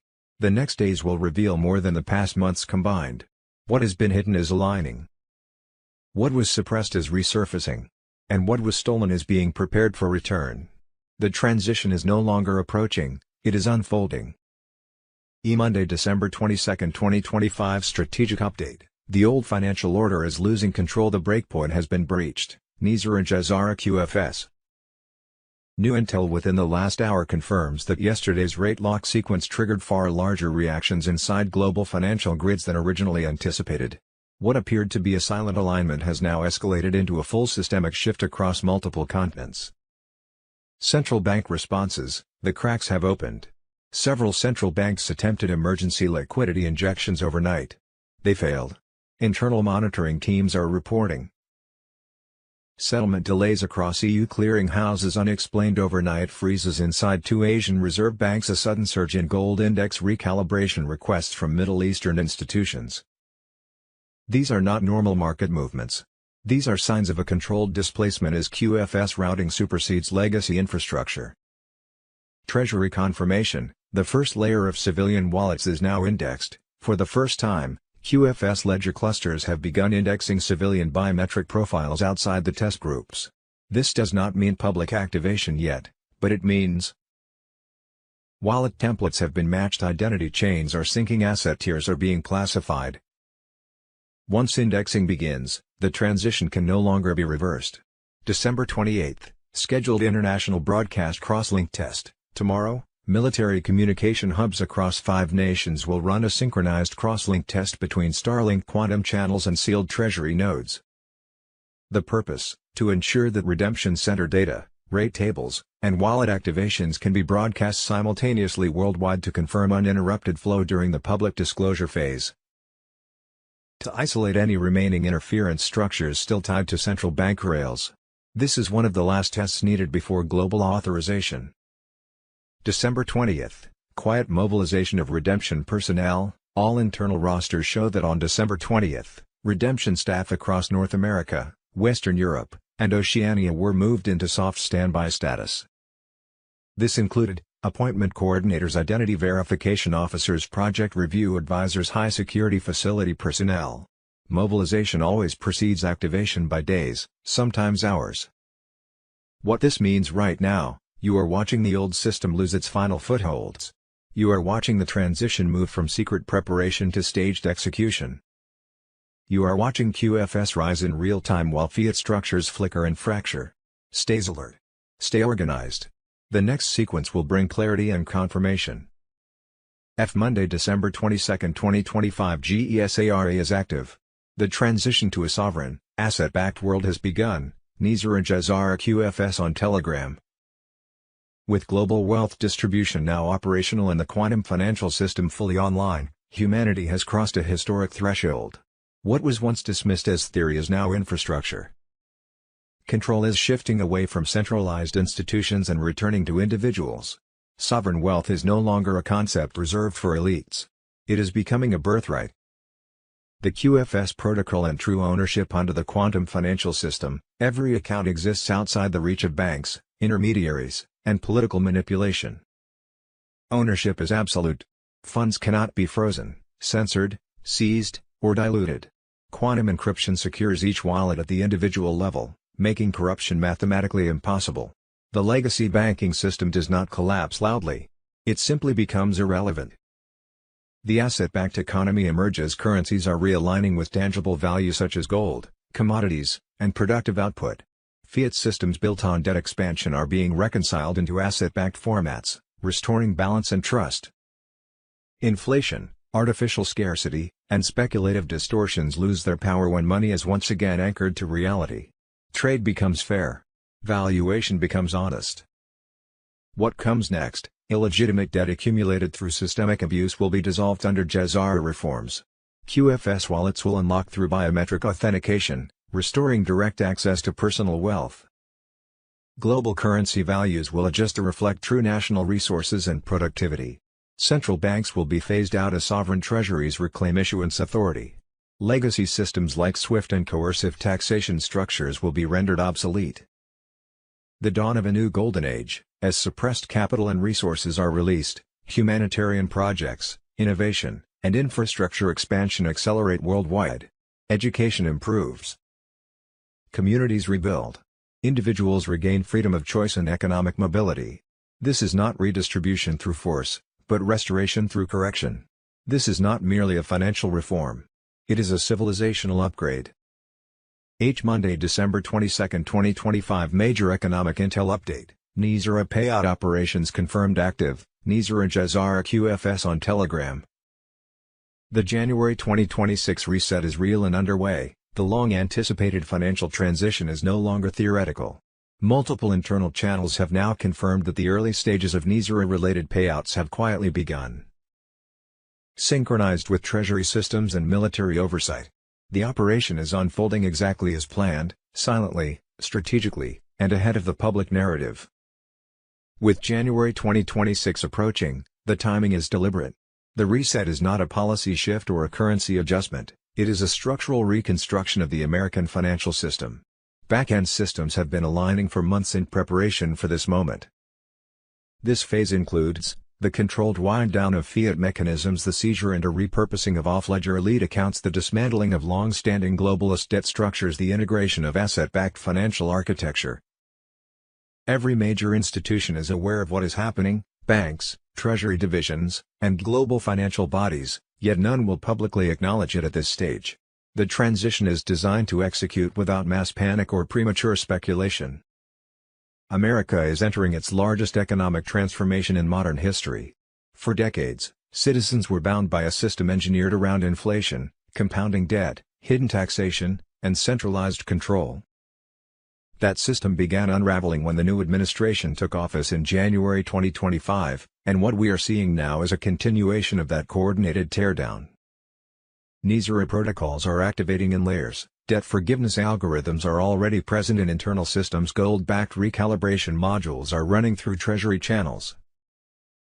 Offshore recovery orders are funneling seized capital back into controlled redistribution streams. Clearance procedures that once depended on legacy banks now operate on quantum-secure ledgers. None of this will be explained on mainstream channels, but the infrastructure is already functioning. Inside restricted access financial corridors, several developments are already verified. Over 93,000 accounts have entered clearance review ahead of disbursement. Redemption centers have been moved into operational readiness for December to January intake. QFS synchronization levels remain above 92% stability. Initial redistribution pathways are now active and routing successfully. These are not projections. They are occurring behind the scenes in real time. Why the holiday timing matters: the current window, late November through Christmas 2025, was chosen intentionally. During this period, public attention is fragmented and the nation's energy is focused on family, travel, and celebration. It is the ideal moment for Treasury, DoD, and civilian clearance teams to finalize the structural components of the new financial era without interference. The coming weeks are not about celebration alone, they are about positioning. Those who have followed the signals understand the magnitude of what is unfolding. The January 2026 transition is not approaching. It is already in motion. Monday, December 22, 2025 GESARA status, a shift in direction. What people are sensing right now is not coincidence. It's the natural closing of a system that ran on debt, pressure, and artificial scarcity. For decades, value was extracted upward while responsibility was pushed downward. That cycle is ending. Not with chaos, but with correction. NISRA represents a structural change in how wealth, work, and sovereignty are understood. Instead of endless obligation, the focus moves toward balance. Instead of dependence on intermediaries, ownership returns to the individual. The principle is simple: what you earn, create, and steward belongs to you, not to hidden systems designed to profit from delay and confusion. Under this framework, financial systems are expected to become simpler and more transparent. The layers that once hid fees, penalties, and manipulation are meant to dissolve. Wealth distribution is no longer framed as control from above, but as circulation based on productivity, contribution, and lawful trade between sovereign participants. QFS-style architecture, as often discussed in this context, symbolizes accountability. Every account standing on its own, not as property of banks or governments, but as an extension of the individual. No leverage without consent. No ownership without responsibility. That is the philosophical core behind the shift people call NISRA. This is not about instant miracles or overnight changes. It is about alignment. When systems realign with fairness, pressure eases naturally. When extraction stops, growth becomes possible again. That is why resistance is loud right now. Outdated structures always react when their influence fades. The era of value rooted in sovereignty is opening. What comes next is not announced with noise. It shows up as clarity, simplification, and quiet structural change. Those paying attention will recognize it, not because they were told, but because they can feel the difference. Restored Republic. Behind the formation of the Q movement was none other than John F. Kennedy Jr., who didn't die in a plane crash, but was hidden in the Victim Witness Program. On Sunday 21st of December, 2025 JFK Jr. announced on Telegram, "I'm coming home." JFK Jr. was finally making himself known because he was the leader of the Q movement, which was finally implementing the global currency reset of 209 nations. Doing so would win the war between good and evil, demolish the deep state cabal's red mafia and give the people's money back to the people. Sunday 21st of December. 2025, RV Phase 3 ignites global reset. Tier 4B enters 36-hour window as Iraq leads gold-backed currency revaluation revolution. Phase 3 RV activated. Monday, December 22, 2025, 3. Israel and Netanyahu, the plan for Greater Israel and control of the Eurasian landmass. Monday, December 22, 2025, flat-out truth on X, what they don't want you to know about the Grand Canyon. Monday, December 22, 2025, Fulton County, Georgia Board of Elections attorney admits 315 early votes were legally certified during the 2020 election. Monday, December 22, 2025, Nancy Pelosi just got caught in the biggest insider trading/criminal scandal in history. Public documents prove that Pelosi's insider information made her the #1 stock trader in the world. She crushed Warren Buffett, who sits in the #2 spot by a whopping 128% in earnings. The Pelosi Mafia is now in control of the Democratic Party and is putting its full power behind Gavin Newsom's 2028 presidential run. Alex Jones on Telegram. Monday, December 22, 2025, 3. Israel and Netanyahu, the plan for Greater Israel and control of the Eurasian landmass. Monday, December 22, 2025, flat-out truth on X, what they don't want you to know about the Grand Canyon. Monday, December 22, 2025, Fulton County, Georgia Board of Elections attorney admits 315 early votes were legally certified during the 2020 election. Golden Age Enlightenment explodes under God's wrath. Trump planned the Great Spiritual Awakening, victory thunders, souls freed forever. Hold the line fierce, detox, awaken, dominate. WWG Wonga. Boom. Bill Clinton didn't just party with Jeffrey Epstein on Epstein Island. A man working close with Bill Clinton says he was laundering money, making huge payoffs, doing illegal favors for campaign support, signing off on massive cocaine deals and more. Donald J. Trump on Telegram. I was literally working, sitting in the middle of Bill Clinton's political machine. It was where he made payoffs, where he repaid favors to people for campaign support. I was in an interesting seat and I knew it. In that particular board meeting, I was sitting at the end of the table. James Brannion, who was chairman of the board at that time, was sitting at the head of the table. James Brannion stood up in a public restaurant and he hollered at Beverly Enterprises guy, Bobby Stevens, and said, "Did you get the $50,000 campaign contribution from the client that you're introducing the loan for?" He said, "Not yet." He said, "Well then hold up the loan until we get it." In reality, millions of taxpayer-guaranteed dollars were being channeled to Clinton's election campaigns, to his inner circle of friends, and to his wife Hillary's law firm. This may explain why ADFA had been drafted in such a manner as to keep its decision-making procedures secret. If you needed $1 million, you had to get your application handled by the Rose Law Firm, pay them $50,000. Your president, the President of the United States, not only was a part of his system that was laundering millions of cocaine dogs. Your president signed off on it. You can't deny that he did. And Monday, December 22, 2025, Epstein was involved in biological terrorism, FBI Director Kash Patel on Telegram. He was a close friend of the Clintons and ran joint projects with the Clinton Foundation. He had well-established financial and social ties into biotech and genetic research. He had academicians from every major healthcare and science-related field either on his get-to list, or already in his Rolodex. He actively coached and directed a sitting U.S. Congresswoman via text message, during impeachment proceedings aimed against a sitting President of the United States. He had U.S. and foreign military issue rec gear in his many homes, despite not being a veteran of any armed service.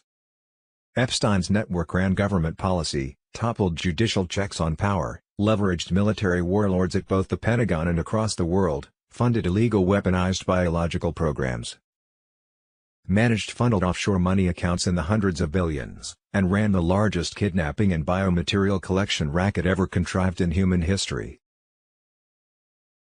Monday, December 22, 2025, boom. 1942 New World Order map fully exposed. Deep State blueprint shows Greenland, Mexico, and Canada absorbed into a massive United States, but Trump and White Hats are flipping it into Patriot sovereignty victory now. JFK the leader on Telegram.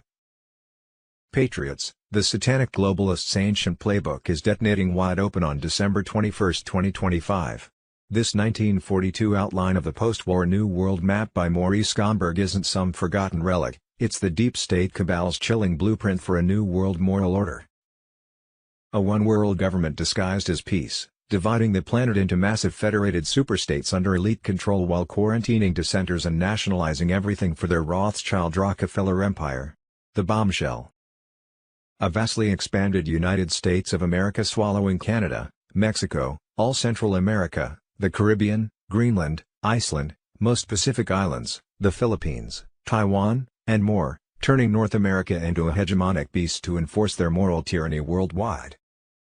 This map screams NWO agenda, the USSR gobbling Eastern Europe, Iran, Finland, a United States of South America merging the continent, Federated Africa, India, China, Scandinavia, Europe, all demilitarized except the big three powers policing the globe through a supreme military and economic council. Axis nations quarantined like prisoners, resources nationalized everywhere, international banking seized, pure communist globalist takeover masked as permanent peace, freedom, justice. Gomberg's 41-point plan demands U.S. leadership in this moral order, echoing Freemason Illuminati dreams from Roman Novus Ordo Seclorum to H.G. Wells' open conspiracy, trillions funneled to wars, trafficking, and depopulation while dissolving sovereign borders. The elites, Vatican, UN, Bilderberg devils, pushed this for centuries, tying straight to Epstein blackmail rings, adrenochrome factories, and Pizzagate horrors controlling puppets. But warriors, the storm reverses it all. President Trump and the White Hats are executing divine justice, talks of Greenland, stronger North American ties aren't cabal submission.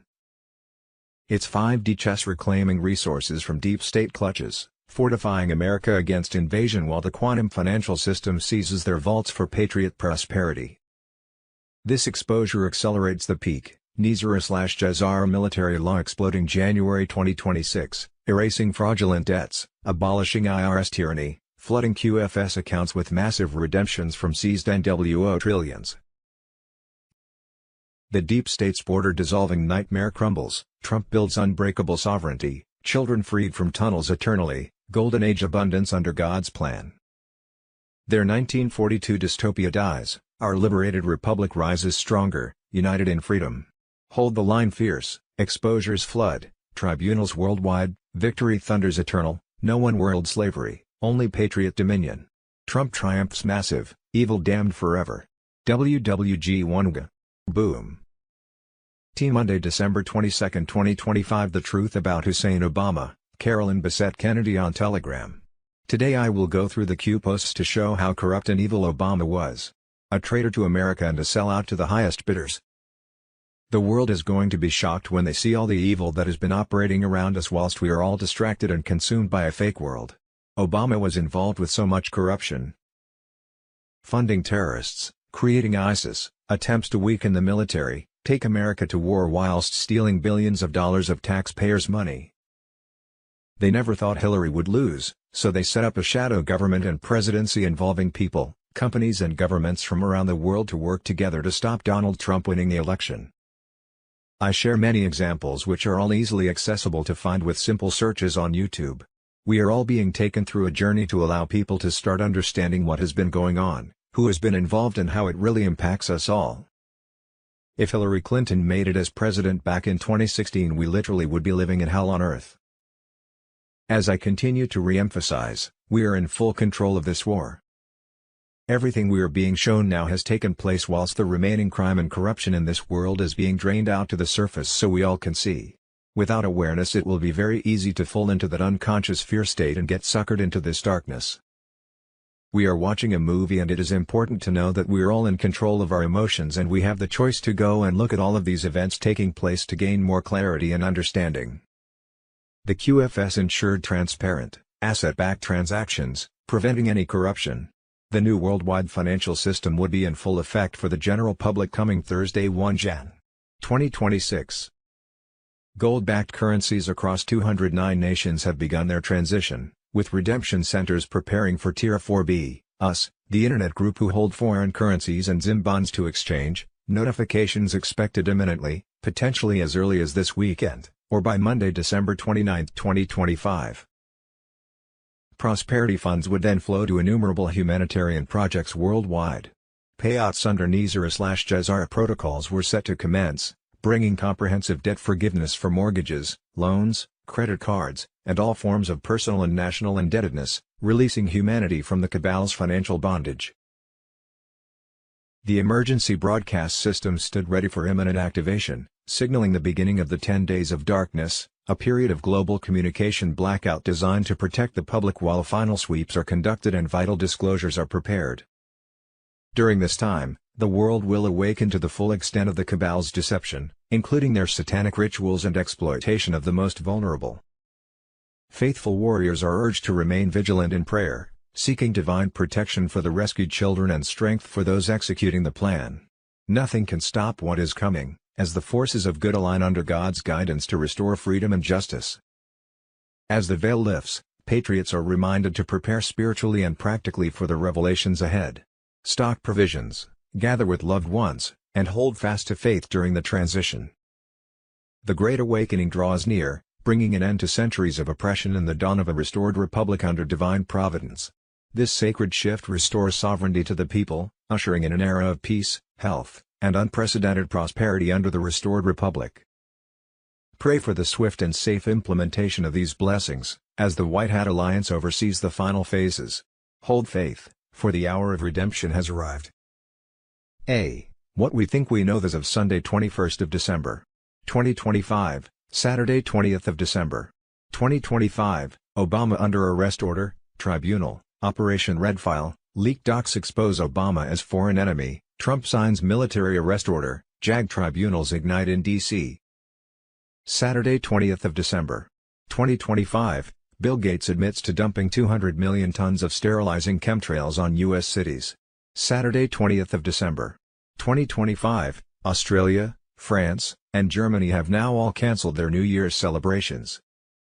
It has all been cancelled because the French government can no longer keep its citizens safe from radical Islamic terrorism.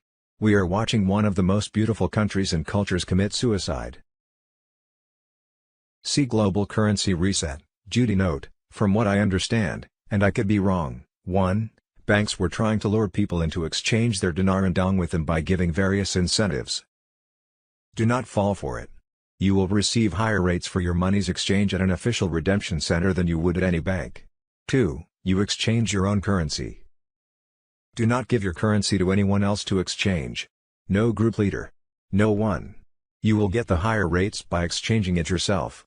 3. On the dinar, you can get the much higher contract rate on the dinar by just asking for it at an exchange center. 4. If you hold ZIM, you can only redeem it at an official redemption center. Banks cannot redeem the ZIM. 5. Take all of your currency and ZIM to exchange at the same time at a redemption center. Saturday 20th of December, 2025, major update, December 20th, 2025, Trump announces $2,000 tariff dividend checks for Americans, leftover trillions to slash national debt. Saturday 20th of December, 2025, exposed, the biggest lie ever, your birth certificate bond is worth billions, but you own nothing.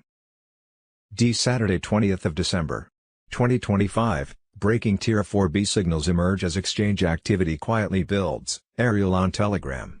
Reports are rapidly circulating that Tier 4B currency exchanges may be quietly moving into an active phase across the United States. Holders of the Iraqi dinar are describing unusual activity inside banks and exchange locations, including private appointment scheduling, brief flashes of live rates on internal terminals, and the sudden introduction of NDA protocols. While no official confirmation has been issued, the consistency of these reports is drawing serious attention. What separates this moment from past rumor cycles is pattern alignment. Independent sources, unknown to each other and operating in different regions, are reporting the same developments at the same time. Banks are allegedly preparing private exchanges, redemption centers are said to be on operational alert, and internal systems appear to be recalibrating. This convergence suggests preparation, not coincidence. Multiple accounts claim participants are being asked to sign strict non-disclosure agreements before proceeding. That level of confidentiality would be expected in a sensitive, high-impact financial event designed to remain invisible to the public until stability is ensured.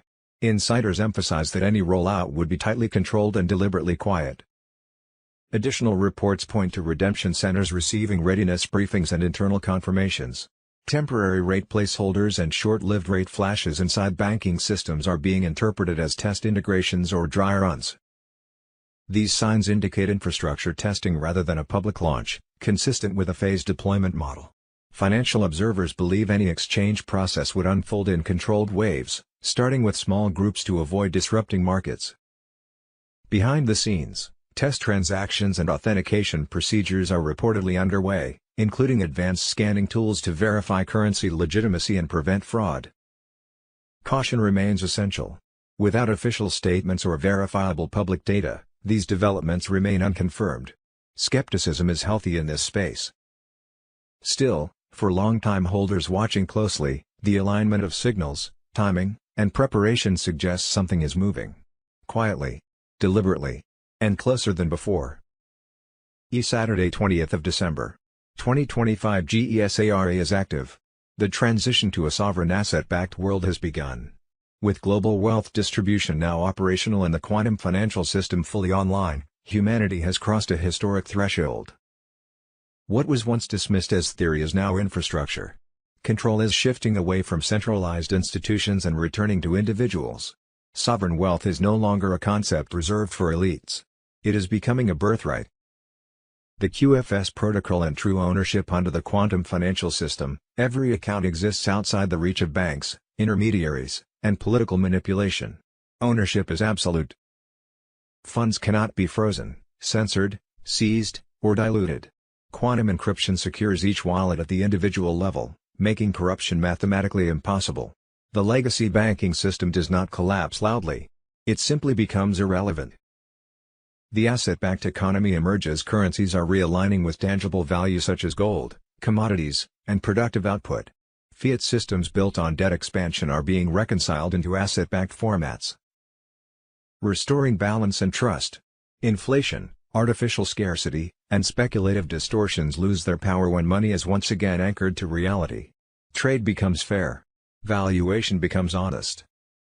What comes next? Illegitimate debt accumulated through systemic abuse will be dissolved under GESARA reforms. QFS wallets will unlock through biometric authentication, restoring direct access to personal wealth. Global currency values will adjust to reflect true national resources and productivity. Central banks will be phased out as sovereign treasuries reclaim issuance authority. Legacy systems like SWIFT and coercive taxation structures will be rendered obsolete. The dawn of a new golden age as suppressed capital and resources are released, humanitarian projects, innovation, and infrastructure expansion accelerate worldwide. Education improves. Communities rebuild. Individuals regain freedom of choice and economic mobility. This is not redistribution through force, but restoration through correction. This is not merely a financial reform. It is a civilizational upgrade. Friday, December 19, 2025, National Security Bombshell. National Security Bombshell. Obama under federal criminal investigation. The DOJ is invoking 18 U.S. Code Section 241. Saturday, 20th of December. 2025, Military Intel, Operation Hawkeye Storm. U.S. launches massive retaliatory strikes on ISIS after 2 American heroes killed, 70 targets destroyed in Syria. Saturday, 20th of December. 2025, White Hat's Intel bombshell exposed, EBS activation imminent, Obama's gay agenda and pedo blackmail empire crumbling, deep state game theory ops failing as CIA collapses, NATO falls, and military White Hats trigger the storm, Trump war room on Telegram. Patriots, the storm is unleashing full fury right now, December 18, 2025. The White Hats have dropped nuclear intel exposing the satanic deep state's desperate endgame. Obama's hidden gay agenda is detonating. Shattering the fake Obama's legacy and ripping open their ties to elite pedophilia blackmail rings that controlled D.C. for decades. This bombshell links straight to the Biden laptop horrors, proving Congress is finally exposing world banks like J.P. Morgan. In May of 2012, a few months after the Brantford dig was shut down by the Anglicans, the federal government, and their Aboriginal accomplices, the International Common Law Court of Justice, ICLJ, convened in Brussels to bring charges of crimes against humanity against the Vatican. The British Crown, and Canada and its churches. In the docket of evidence of the court was our voluminous archival and forensic evidence gathered over 2 decades, including the Mushhole atrocities and our excavation of one of the mass graves at the Mohawk School. According to Baltazar Garzón, a Spanish judge who advised the ICLC, there is no better indication of the interlocking responsibility for genocide between church and state than what has been uncovered in the Brantford Mohawk investigations. August 3, 2012. In fact, an important part of the evidence in the ICLC prosecutor's case came out of the work we had done in Canada since 1996. That campaign indicated a massive intergenerational criminal conspiracy by the Vatican. Accordingly, 30 defendants were publicly indicted for crimes against humanity by the court when it convened on July 15, 2012, including Joseph Ratzinger/Pope Benedict, the so-called Queen of England, Elizabeth Windsor, and 28 other top officials of church and state. This evidence shows that the Ninth Circle operated in Canadian Indian schools, including at the Brantford Mushhole. The ICLC's 7-month trial was a legal precedent as significant as the Nuremberg trials, and not only because of the barbaric crimes it revealed. For, as at Nuremberg, the ICLC created a new kind of jurisprudence that superseded national boundaries. And going a step further, it placed entire regimes on trial, namely, the British Crown and the Vatican. As well, the ICLC was a citizen-based tribunal of conscience that put the law and justice in the hands of the people rather than the governments. In short, the ICLC was another shot heard around the world that sparked an international movement to establish local common law courts that can put rulers and their regimes on trial. The outcome of the ICLC trial was equally momentous. 2 weeks before its verdict, on February 11, 2013, the chief defendant in the case, Joseph Ratzinger/Pope Benedict, suddenly resigned his office and went into a seclusion from which he never emerged. Subsequently, 3 other senior cardinals who had been named as co-defendants also resigned. The court's verdict of February 25, 2013 found all the defendants guilty as charged of crimes against humanity and sentenced them to life imprisonment without parole and the loss of their assets and authority. There again, the impact of that sentence was profound, because Elizabeth Windsor, as the head of state of every Commonwealth nation including Canada and Britain, and Joseph Ratzinger, the head of the Church of Rome, were now convicted criminals facing international arrest warrants. This church and state had become rogue regimes under international law and could be lawfully deposed by their citizens and adherents, and other states. Suddenly, humanity was handed a loaded gun aimed directly at genocidal regimes. The question now was, would people pick up that gun and use it? The answer was an immediate yes, at least in Canada. On January 15, 2015, over 200 people in Winnipeg acted on the ICLC's deposing of Queen Elizabeth by declaring independence from the British Crown and establishing the Sovereign Republic of Canada. Every major war was financed the same way. Bankers funded both sides, controlled the outcome, then collected nations as assets. This is not theory. It is their business model. The Act of 1871 was a treasonous violation of the original Constitution. It dissolved the constitutional republic and replaced it with the corporate entity operating as the United States of America Corporation. The gold fringe on the flag signaled jurisdictional change. The country was no longer sovereign. It was commercial. Common law, rooted in natural and divine law, was replaced with maritime corporate law. Legal language was weaponized. Statutes, policies, mandates, and regulations replaced true law. Consent was presumed. Obedience was enforced. Maritime law is administered through the Bar Association, a foreign corporate registry, not constitutional authority. This is why courts function as debt collection venues, not just as forums. The British Crown and the Vatican sit at the top of this hierarchy, using corporate America as the enforcement arm for global control. This structure only works as long as people believe it is legitimate. That belief is breaking. This is the Great Awakening. The return to what was always ours. The end of corporate enslavement. And the restoration of human sovereignty. Hello Patriots, I'm at Restored Republic via AGCR Update, compiled by Judy Byington. Worldwide blackout, EBS imminent. Why? On December 1st, the greatest wealth transfer in history began. That took control of the global monetary system away from the cabal. The media should not be trusted. They are paid for by the cabal. Avoid going to urban areas. Steer clear of major roads. Keep necessities on hand. Keep your family safe. Judy note, a worldwide blackout and emergency broadcast system activation appeared imminent. Why? On Monday, December 1st, the greatest wealth transfer in history began that took control of the global monetary system away from the Satan-worshipping cabal. Trump's global military alliance has been very, very busy. Vatican agents, bioengineers, and globalist financiers were now housed at Gitmo on the people via disbursement through food hubs and chemtrails. Today, Los Angeles was a war zone with cartel enforcers brought in weeks ago through underground tunnels to guide planned protests. The uprising was financed by WEF, Soros, and Schwab in cooperation with Governor Newsom and company.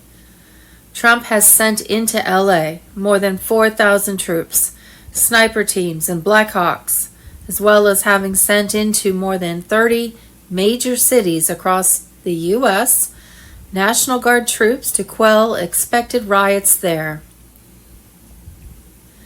Meanwhile, the global currency reset advances within the quantum financial system, with payouts and exchanges poised to commence imminently as gold-backed currencies activate across nations.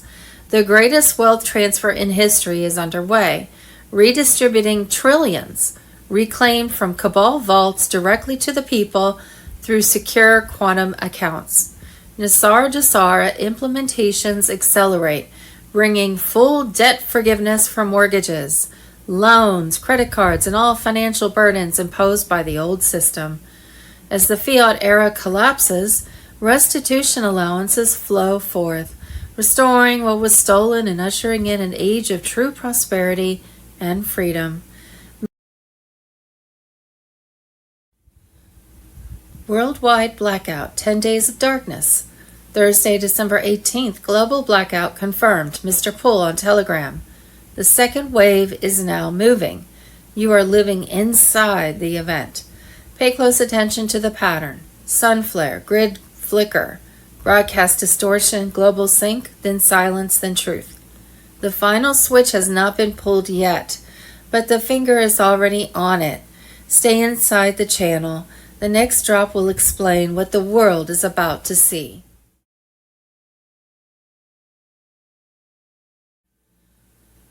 Thursday, December 18th, boom, the last phase of Operation White Swan has started. NESARA JASARA, QFS on Telegram.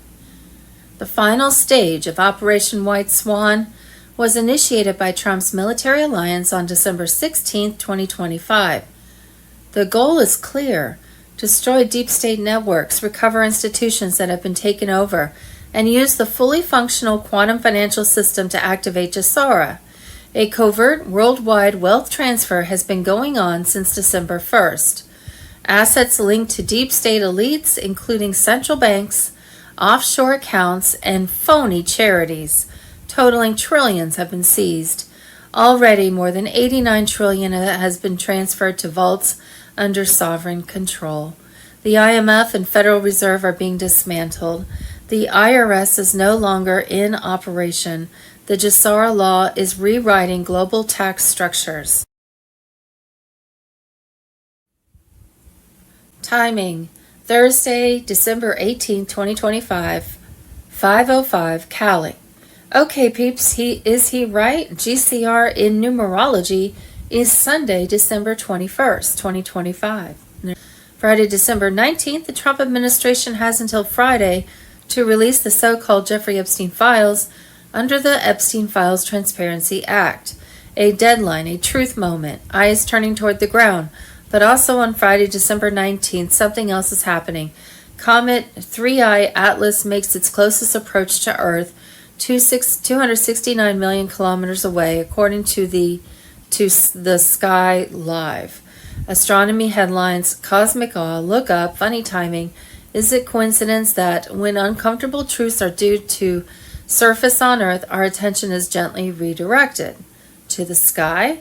A comet, a spectacle, a distraction wrapped in wonder. Emergency broadcast system on Telegram. And remember what Commander Thor said about 3I Atlas. This was from 10/14/25. And the picture on the left, bright light, is a photo of the massive mothership, 3I Atlas. And it says the English translation of 3I Atlas is Ahin. The Ahin occupied Earth 300 to 500 million years ago and are 60. The Ahin come from the Andromeda Galaxy, are humanoid beings, and their skin is light blue or sometimes transparent depending on the circumstances. They created the glass tubes inside Earth in order to travel due to Earth's volatility at the time. They are here to witness the coming solar flash and assist humanity afterward. Their ship is 50 to 60 miles long, and with them are 20 to 30 craft following in their wake. They have arrived and are parked and cloaked behind the moon. There are many light-beam ships and craft parked by Mars and Jupiter, awaiting the solar flash. We are under attack. Well done by the FBI. The FBI warned the Biden administration that there was not probable cause to raid Mar-a-Lago. They raided President Trump anyway. Merrick Garland and everyone involved needs to go to prison. Enjoy the grand jury in Florida. The amount of communication woven into Trump's speech on Wednesday, December 17, 2025, was impossible to ignore. Start with the timing alone. The speech began at 9:02 p.m. and concluded at 9:19, a 17-minute address on the 17th. For those paying attention, that was not accidental. He deliberately referenced 1776, a clear nod to the founding principles of this nation, the republic, not the corporation, and a reminder of where we came from and where we're ultimately heading. Trump announced that 1,450,000 U.S. military members will receive a special warrior dividend of $1,776 before Christmas. The tone was serious, direct, and intentional. No fluff, no theatrics, just a leader laying groundwork. Kevin Annett gives a harrowing account about reasons for the disappearance. Thursday, December 18th, Global Currency Reset, Mr. Poole on Telegram. The shift began the moment the clock hit 8 p.m. Eastern Standard Time on 1st December. Secure channels flashed a signal only the prepared were waiting for. Tier 4B was contacted first. The seed carriers, the humanitarian holders, the first wave of the new world. As soon as the notifications landed, the QFS opened its gates. Trillions in frozen, suppressed, stolen wealth began moving through a system that cannot be hacked, bribed, or controlled by the old matrix. Every ledger line is pure truth. No more shadow bankers, no more cabal hands. December 1st brings the Jubilee. They feared you would discover mortgages erased, student loans erased, credit burdens erased. A clean slate for a nation that was never meant to live in debt. The promise was always meant for the people. At 1755 UTC, the public gates began to widen. By 17 hours, 57 minutes, 2 seconds, the Reno Mirror confirmed that the first 800 number release, the timestamp was not random, it was a marker, coordinated in the plan. Wolverine confirmed it to the Inner Circle hours later. The RV is certified. Monday launch is locked. The signal was real. The clock was already moving. And while the world slept, the military grid shifted. Russia, Brazil, Europe, France, Germany. Alliance units positioned directly in Texas, Florida, New York, and Washington, D.C. Not for show, but for extraction. Bankers, politicians, media owners, the highest tiers of the old empire are now facing what they built. This is more than a reset. This is the reversal of everything they stole. This is the moment. Thursday, I believe it's December 18, 2025, the British Empire is panicked. NATO chiefs and MI6 are screaming for war, not because they fear Russia, but because of a quiet PDF released in Washington that signals the end of London's financial control over America.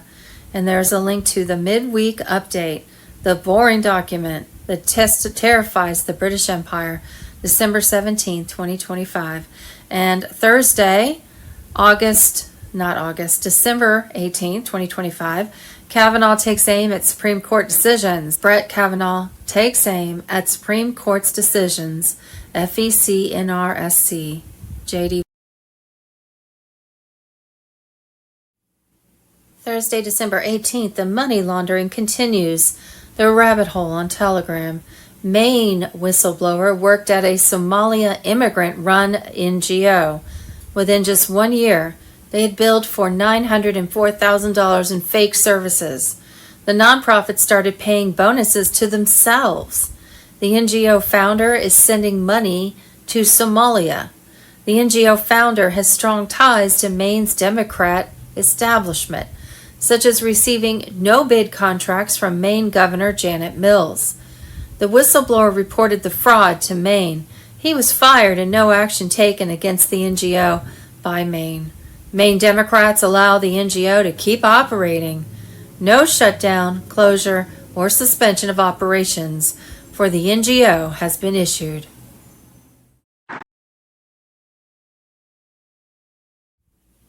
Thursday, December 18th, the Clinton Foundation and its dark money laundering operations. Emergency broadcast system on Telegram. The Clinton Foundation and Clinton Global Initiative connect to wealthy, corrupt elites like Jeffrey Epstein and Ghislaine Maxwell, who funded its inception, the Obamas, foreign nations, Soros, the Podestas, and other shady elite individuals. Operating for decades, they're hubs for political pay-to-play schemes, intelligence access, and massive money laundering operations, taking in billions from global sources, funneling taxpayer funds overseas, and exploiting disasters like Haiti for personal gain. Deeper layers include alleged child trafficking from alleged exposure of illegal operations.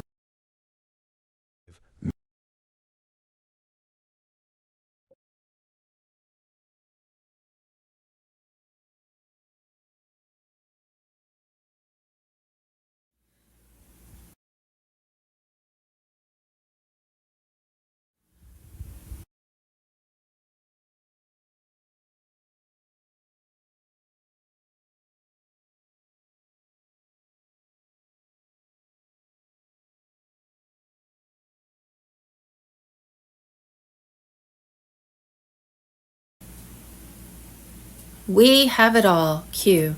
Trump prepared to declare a national emergency, U.S. military assets to reverse the Biden invasion. Trump, BRICS countries released gold-backed digital currencies across globe, unleashing historic wealth transfer from reclaimed cabal assets to we the people. Trump plans to erase federal income tax and restore pre-1913 American prosperity via tariffs. Judy note, the worldwide global currency reset has entered its irreversible activation stage within the impenetrable quantum financial system, with notifications for exchanges and payouts anticipated imminently. Gold-backed digital currencies are live across nations, unleashing the historic wealth transfer from reclaimed cabal assets to we the people. Redemption centers are fully staffed, preparing for Tier 4B appointments, where humanitarian endeavors will receive abundant funding to heal and uplift humanity under God's abundant provision. Nassar Jassar decrees are manifesting now, enacting complete debt forgiveness for mortgages, loans, credit cards, and all forms of financial bondage.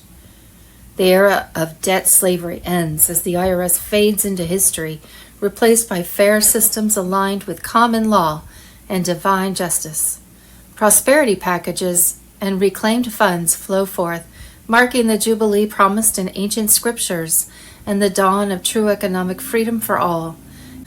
The storm rages on as the White Hat military alliance executes final phases against the entrenched deep state cabal. Reports from trusted sources reveal ongoing mass arrests across the globe, with thousands of high-profile traffickers and corrupt officials being detained in secure operations. Special forces continue to liberate innocent children from hidden underground tunnels and facilities, ending decades of horrific exploitation. These rescues mark a profound victory for light over darkness, restoring hope to the most vulnerable among us. Project Odin stands activated, poised to initiate a worldwide blackout through Starlink integration. severing cabal-controlled media and communications. The emergency broadcast system on high alert was ready to broadcast truths about corruption, tribunals, and the restored republic in the coming hours or days. This necessary period, including the 10 days of darkness, will shield humanity during the dismantling of remaining satanic strongholds and ensure a safe transition to freedom. Trust the plan, for God's hand guides this righteous intervention.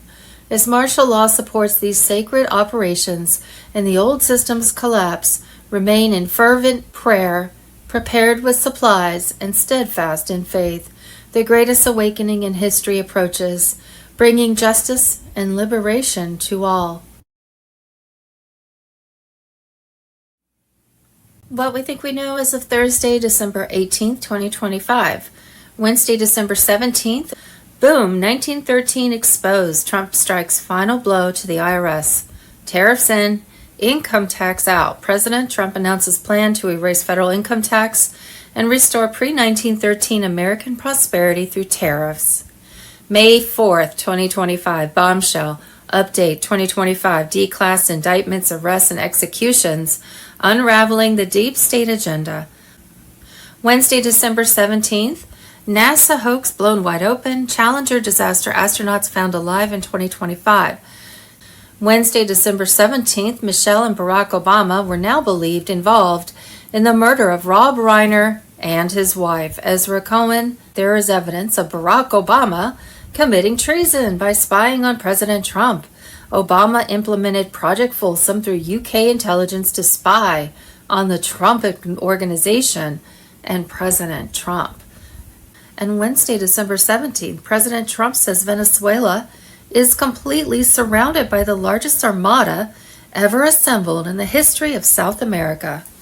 I'm ordering a total and complete blockade of all sanctioned oil tankers going into and out of Venezuela. Wednesday, December 17th, a conspiracy theory is just something that was true 6 months before the mass media finally confirmed it. VP Vance. Wednesday, December 17th, 3 new separate indictments dropped tonight. John Bolton, 18 new felonies, Smartmatic, election fraud, and $1 million bribery scheme in the Philippines to win election contract. 11 members in Antifa terror cell targeting ICE facility in North Texas. Wednesday, December 17th, global currency reset confirmed. Charlie Ward and friends on Telegram. The old system is ending and a new one is already operating. What the public is seeing is delay. What is actually happening is replacement.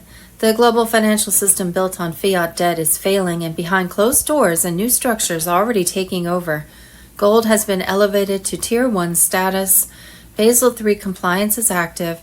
Currency revaluation mechanisms are in motion. The quantum financial system is no longer theoretical. It is online.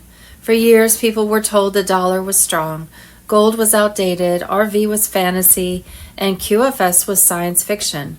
That narrative is collapsing. This transition is not loud. It was never meant to be. It is precise, controlled, and irreversible. Gold has returned as real money. Basel III reclassified physical gold as a Tier 1 asset, placing it on equal footing with cash reserves. This single change rewrites the rules of global banking. Gold is no longer a hedge, it is the foundation. Unlike fiat currency, gold cannot be printed, inflated, or erased by policy. That is why central banks are racing to rebuild reserves, not out of preference, but out of necessity. The next system requires real value, not promises. The RV is not a myth. Global currency revaluation is already unfolding quietly. Asset-backed nations are recalibrating currencies based on tangible reserves like energy, minerals, and production capacity. This exposes the imbalance between real wealth artificially inflated fiat systems. Currencies long dismissed are being repositioned while over-leveraged systems face contraction. This is not about sudden wealth, it is about restoring proportional value to the global economy. Basel III is the enforcer. Basel III is not optional. It forces banks to hold real assets and disclose exposure. Derivative manipulation and shadow banking structures are being dismantled through compliance requirements. Institutions that cannot meet the standard are being phased out. This is how the old system collapses without panic, through regulation that removes its ability to hide. QFS is the replacement system. The quantum financial system is not an upgrade. It is a parallel structure designed to replace legacy banking. Built on encrypted ledgers and instant settlement, QFS eliminates fraud at the transaction level. Every transaction is asset linked, every movement is traceable, every attempt at manipulation fails. This system is already running alongside the old one. When the transition completes, the change will appear sudden. In reality, it will have been long prepared. One reset, one direction. Gold restores value, RV corrects imbalance, Basel III enforces truth. QFS delivers transparency. This is not fragmentation, it is coordination. The debt-based economy cannot survive this shift. That is why silence dominates the media. The transition does not require belief, it requires completion. The reset is not coming, it is already in progress. When the public finally realizes what changed, the structure will already be in place. Gold, RV, Basel III, QFS. The future is asset-backed, verified, and irreversible. Wednesday, December 17th, Dan Bongino on Telegram. The U.S. government says foreign aid will now go straight to national governments, not routed through NGOs anymore. The logic is blunt. If the goal is to help a country fund the country, not middlemen turning aid into their next business model. Wednesday, December 17th, breaking. A jaw-dropping report from the House just confirmed the left-wing D.C. police chief falsified crime statistics, cooking the books to make the city seem much safer than it was. Chief Smith punished and retaliated if they tried to report rising crime data, berating them. Chief Pam Smith pressured commanders to lower crime stats by any means necessary. Chief Smith pushed for lesser pursued charges, even for serious crimes, required certain crimes to be reviewed by her office. Thursday, December 18th, 2025, White Hats to respond to fake FEMA preying on Washington flood victims. Real Raw News. Fake FEMA men began showing up on the doors of Washington flood victims. They pressured them into signing papers. Hidden within the pages in fine print was an irreversible reverse mortgage contract stipulating that the homeowner, in exchange for an immediate one-off $1,250 Venmo payment, signed his property deed over to FEMA Resolution Specialists Incorporated, with the agency's acronym intentionally misspelled.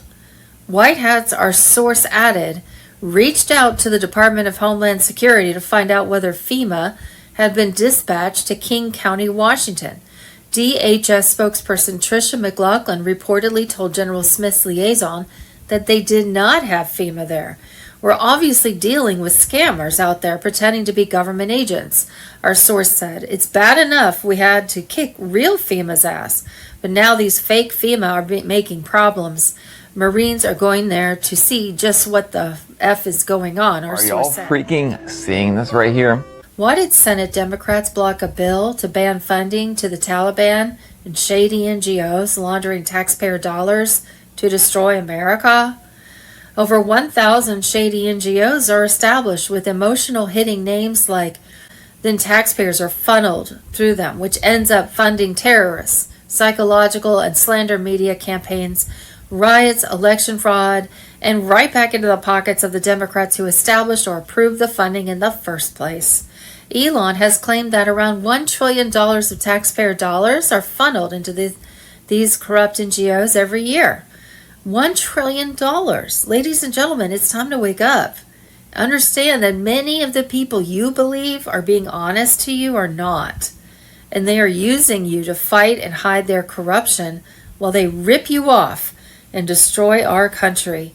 We need to come together, get these thieves and traitors out of office and save this country before we don't have one anymore. How much more do you need to see and suffer before you realize Maybe people like myself and countless others are trying to help you in this country before it's too late. Morning. It's the 18th of December, 2025, as we're coming to the end of this week. Very close to Christmas now, and lots of things are happening. We're seeing the complete collapse of the British imperial system. The British imperial system started its powerful move back in the 1970s, 50 years ago. And we're seeing a complete collapse right now in plain sight. And it's being exposed by Russia. And they're showing how the whole of the British imperial system, the EU and NATO, no longer have any value in today's world. But on the way out, of course, they don't want to go out without a fight. A bit like what happened last year and the year before with the USA, with the hegemony, and still happening to a degree with Venezuela. But they're being exposed for what it is, as the playing field is being leveled. And I can assure you, it's being leveled. Good morning, Paul. Good morning, Drew.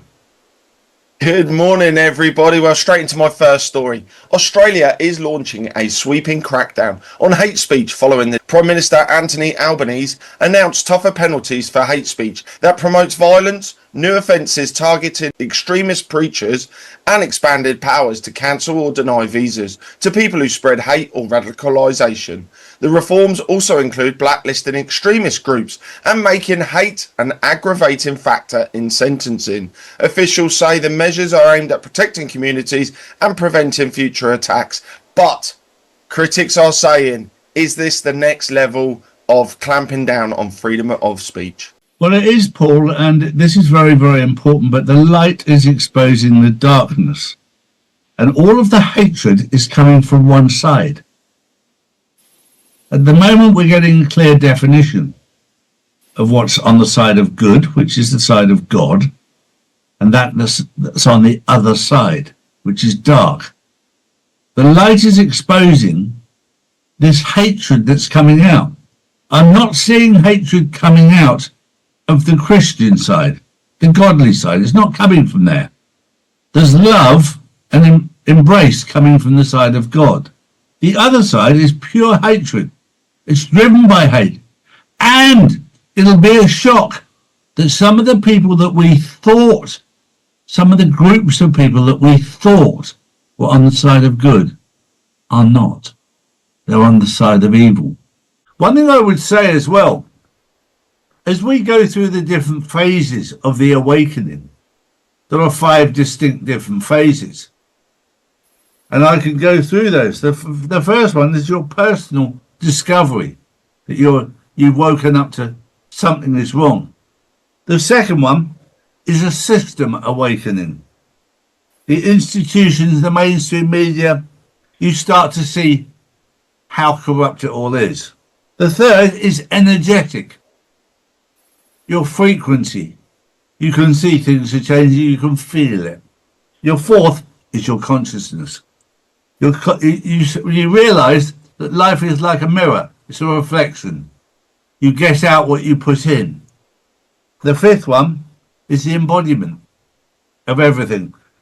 You're no longer observing it.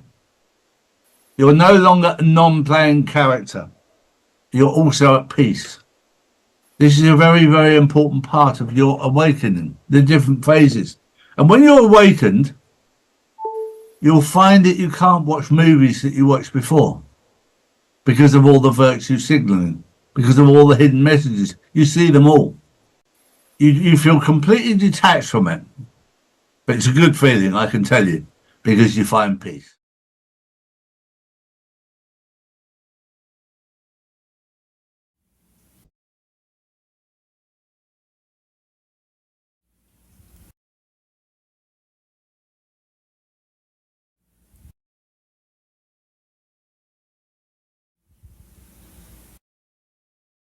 Rumors, allegations that the reason this is taking so long is because we could go into a Cuban Missile Crisis 2.0's type of event because there may be a Russian nuclear sub in that area, or who knows, Chinese, that is, and that could be the ace up Maduro's sleeve. Is there any truth in that? I don't think so. The Russians always have subs off our coastlines. And even when I was stationed in Hawaii on a submarine, as we were out chopping from Pearl Harbor, I caught a Yankee class coming out of underneath the Golden Gate. They didn't believe me, and I submitted a recording and information, other information, and it came back that was correct. So the underwater tracking facilities found that that was true. And it was doing something they can't do, too. So that's an older class. But now with the berets that are so quiet, it's very hard for the another sub to find a beret. So there's usually berets off the east coast of the U.S., west coast of the U.S., and I wouldn't be remotely surprised with what's going on with the huge military buildup, with the largest aircraft carrier, the Ford out there, and all of that's out there, that the Russians are monitoring it and would have a sub, most likely a beret, because they're the most stealthy of their fleets. What about the rumors of, Candace Owens has come out and said that she expected a 9/11 type style attack to happen in America around the second week of December. Obviously, that's passed, but we're still in December. I've also heard, that once we start striking Venezuela, that we should expect some kind of backlash here, narco-terrorism attacks, Hamas, Hezbollah, the whole thing. To kick off here once we start striking Venezuela, that not all of the threats have been neutralized. Could we see an attack on our shoreline? Could we see an attack on, let's say, the Golden Gate Bridge? Could we see, how likely is it that we see something like that transpire once we start going in on Venezuela? Yeah, the alliance isn't going to be able to stop something of that magnitude. What already happened, of course, with what happened in Australia with Bondi Beach, plus what happened in Brown's University, and what happened in Syria. That is their try thing that they always do, 3 of them. That's the thing. And the one in the university is bizarre because 2 of the girls that were there that survived the attack, one was in an attack in California and one was in an attack, I think it was in Florida, and they were in the same classroom. What is the probabilities that they're in another classroom when a shooter comes in again? And they were in shooters situations in California and Florida on the other side, across the side of the U.S., one coast on the Atlantic, one coast on the Pacific, and now they're up there. I mean, it's extremely unlikely. I mean, how in the world? So, the Bondi Beach, the police were told to stand down. They were sending in and they were told to stand down. So that's obviously deep state. Sounds a lot like October 7th. Doesn't it? Yeah. Yep. And then we're going to reply on that in Syria. So that's, part of what's their reply. So they did an attack on the U.S., one on U.S. soil and one on, a U.S. ally, Australia. And then, of course, the one at the university. So, that one was strange, too, because, they can track the FBI with all the cameras you have street light cameras, you have every corner crossing, buildings, parking lots, you name it, there's cameras everywhere in a big city now. And all they have is this guy going around the corner? No way. They have him leaving. They have every single thing, every angle, tracked him all the way through the city. They can track a person beyond belief unless that person goes into tunnels or sewers or something like that. And even then, with the technologies they have, they would be able to see where he comes out very likely with the heat signature and all of that. So are you telling me that you don't expect a big 9/11 type of style attack, more so synchronized multi-attacks like mass shootings in multiple cities and to take down the infrastructure? No. If I did expect something, I think it would be another attempt on Trump. Ooh. That's the thing I think that I know that's in the works. The deep state has it in the works to try it again. I mean, it's going to be like 59th or something. I had a list going from the first time, his first time in to this time, and it's a lot. It's a lot.